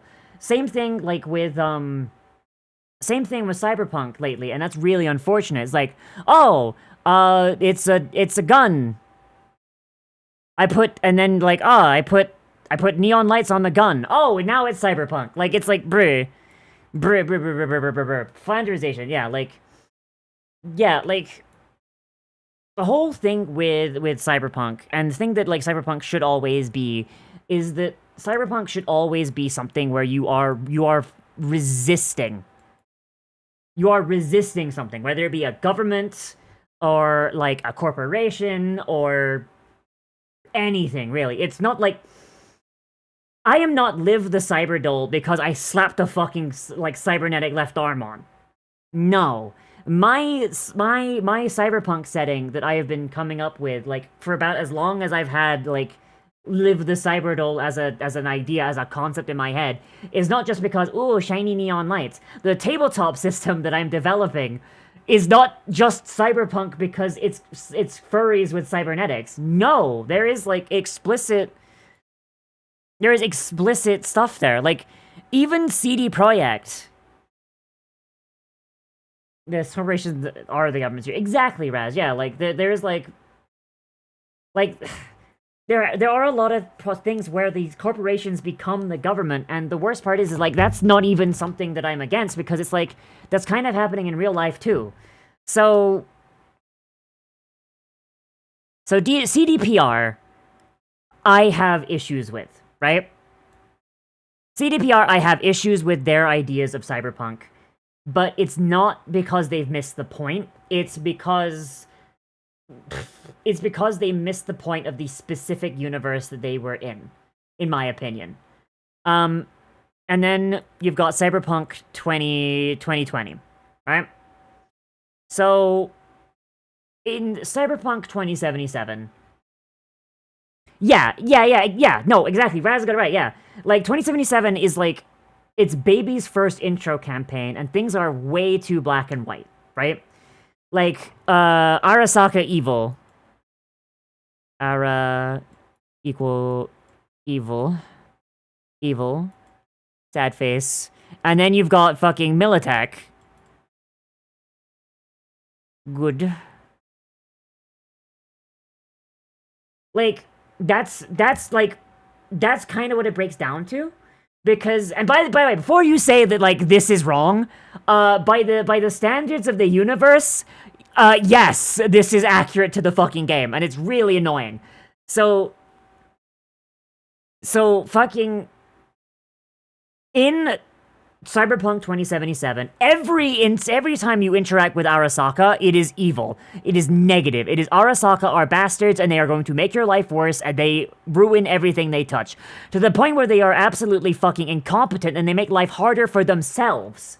It's ridiculous. Versus almost every single interaction with Militech you have they're on the level, they offer you something, and then they give it to you, and then it's like, hey, yeah, yo, blah, blah, blah, blah, blah, blah, blah, right? But, like, the reality of it is that, like, in Cyberpunk 2020, Arasaka doesn't care. And neither does Militech.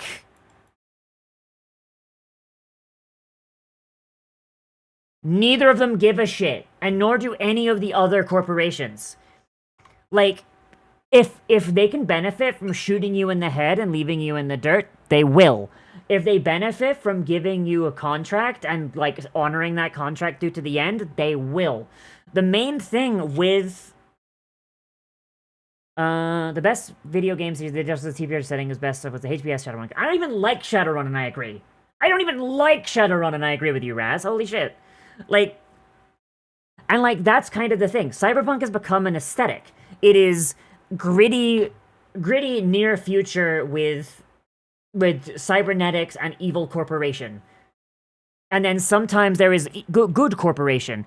But in reality, like, no. Like, none of the corporations give a shit about you. You are a cog to be used and discarded. Oh yeah, and also neon lights. Like, it is honestly kind of embarrassing, like, how some people miss the point of Cyberpunk as a setting. Not Cyberpunk Capital, but Cyberpunk, like, just the idea. So, like, Blade Runner, Neuromancer, fucking Mike Pondsmith's 2077, Shadowrun. Fucking Mike Pondsmith's Cyberpunk, not 2077. Oh, boy. It's really confusing when there's a setting that shares the name with the genre. That's really frustrating, but oh well. It's like high fantasy. Okay, so like use another example, right? High fantasy is more than just you have a sword, right? It's like high fantasy is very specific. There's magic everywhere. There's like elves and dwarves and shit walking all over. There's like explicit things. It's not just an aesthetic. There are rules that must be followed if you're going to use this kind of vibe. Right? You can't just, like, slap an elf on the cover and say, now it's high fantasy. No. No, you can't do that. Same as you can't just slap neon lights on something and call it cyberpunk. You can have cyberpunk stuff that's set, like, in the distant future with, like, space travel and stuff. You can have, like, cyberpunk that's set, like, not even on Earth. So long as you have the idea that there is something that needs to be resisted, whether that thing is, like, to blame for the cybernetics, or it is just something that came about because of the cybernetics, it doesn't matter. You live in this world where this technology exists, and there is something that is trying to make your life worse and everyone else's life worse. You're not going to overthrow that fucking thing. You're not going to overthrow it. It is something that's taken over the entire world. If you overthrow it, that's not cyberpunk. Your job is to resist and survive. Every day you survive is a win. Like, it's like, that's the whole point. Like, the idea, like, there some cyberpunk stories where the overarching evil thing is overthrown? Yes, but those are the exception, not the rule. And even then, like, you could argue that they don't fall within cyberpunk, or at the very least, they are very, very late game cyberpunk, where, like, everything has risen up against the thing you're resisting. But that's the thing. Like, for the most part in cyberpunk stories, the goal is not overthrow the big evil. The goal is to survive. It is to resist. It is to fucking not give in and be a corporate drone. It is to live free on the edge and fucking just not give in to the fucking corporations or government or whatever the fuck is trying to, like, make your life worse. And that very much feels like it has just been stripped away and turned into a marketable aesthetic, like, ironically enough. Which happened to steampunk, it happened to dieselpunk, and it's happening to goddamn every kind of punk there is, and it's so frustrating. Exactly, Raz. Yeah, the evil is too big and too ingrained that one person or even a handful of people cannot take it down. It requires an army to do so. And even then, that evil will still be there. It's just waiting for its chance to take back its reins. There is an argument to be said that, like, you absolutely need to have that aspect in cyberpunk. Otherwise, you just have a glittering near future where things just kind of suck and people are okay with it.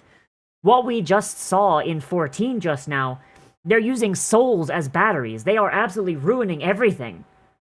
Like, I'm not saying any more for spoilers, because I think I might just turn this into a video and post it. But, like, things are being absolutely ruined. These people's lives are being fucked up. The course of nature itself is being perverted and destroyed. But nobody's resisting.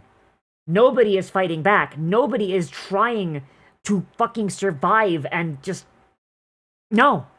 It's just like, oh, well, this is our life. We're just gonna deal with it. Yeah, no, I'm just gonna chill. I'm just go with the flow. Like, the closest we have is a resistance movement that has, like, 4 people in it. Like, Jesus. Like, I understand that that's probably... Their idea probably wasn't, hey, let's do cyberpunk. That's probably not what their idea was.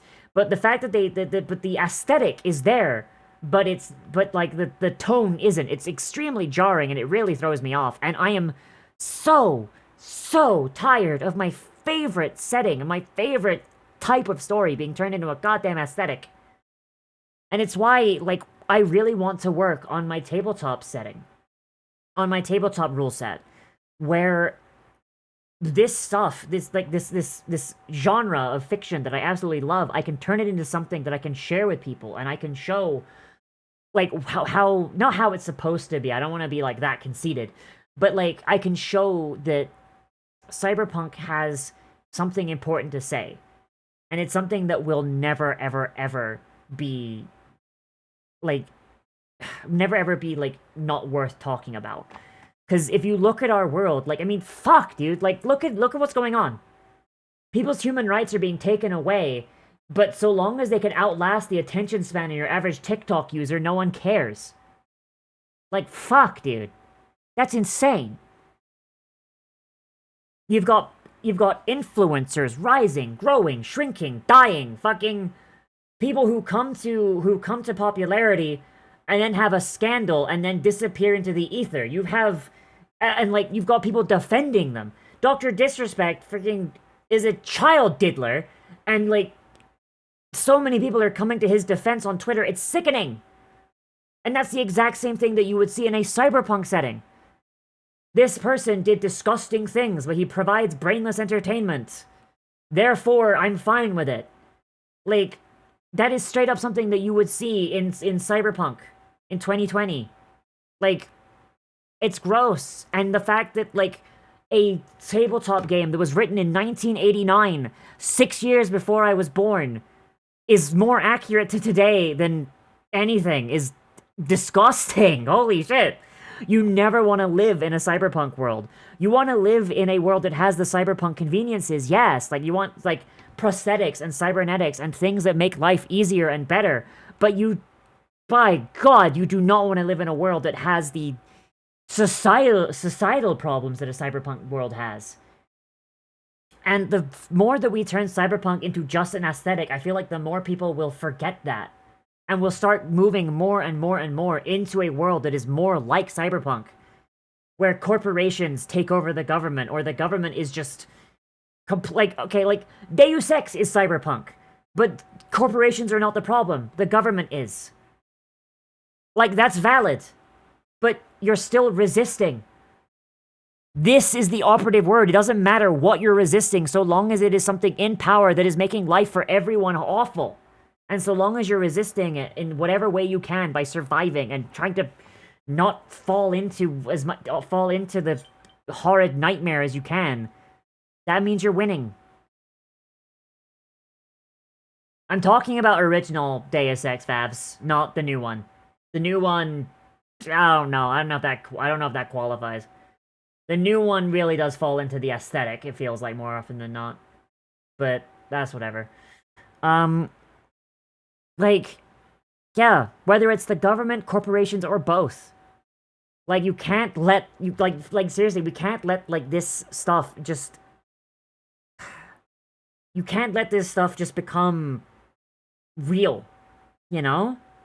Like, yes, we should strive for the conveniences of a cyberpunk world, like, easily accessible healthcare, fucking cybernetic limbs, like, things that, like, make people's lives easier and better and more convenient. But at the same time, you can't fall into the societal ills. That's what cyberpunk is. It's basically saying, hey, all of these things that are useful and good, like, that make your life better. Don't sell your soul for them. Strive for them, but make sure you keep your soul while you're doing it. Okay, big dumb gay dog is done talking now. I'm gonna go eat food. Bye-bye, everybody. Hooray! Bye-bye! Yeah, I was actually gonna raid out, yeah. Now that I've scared everyone away. By preaching. I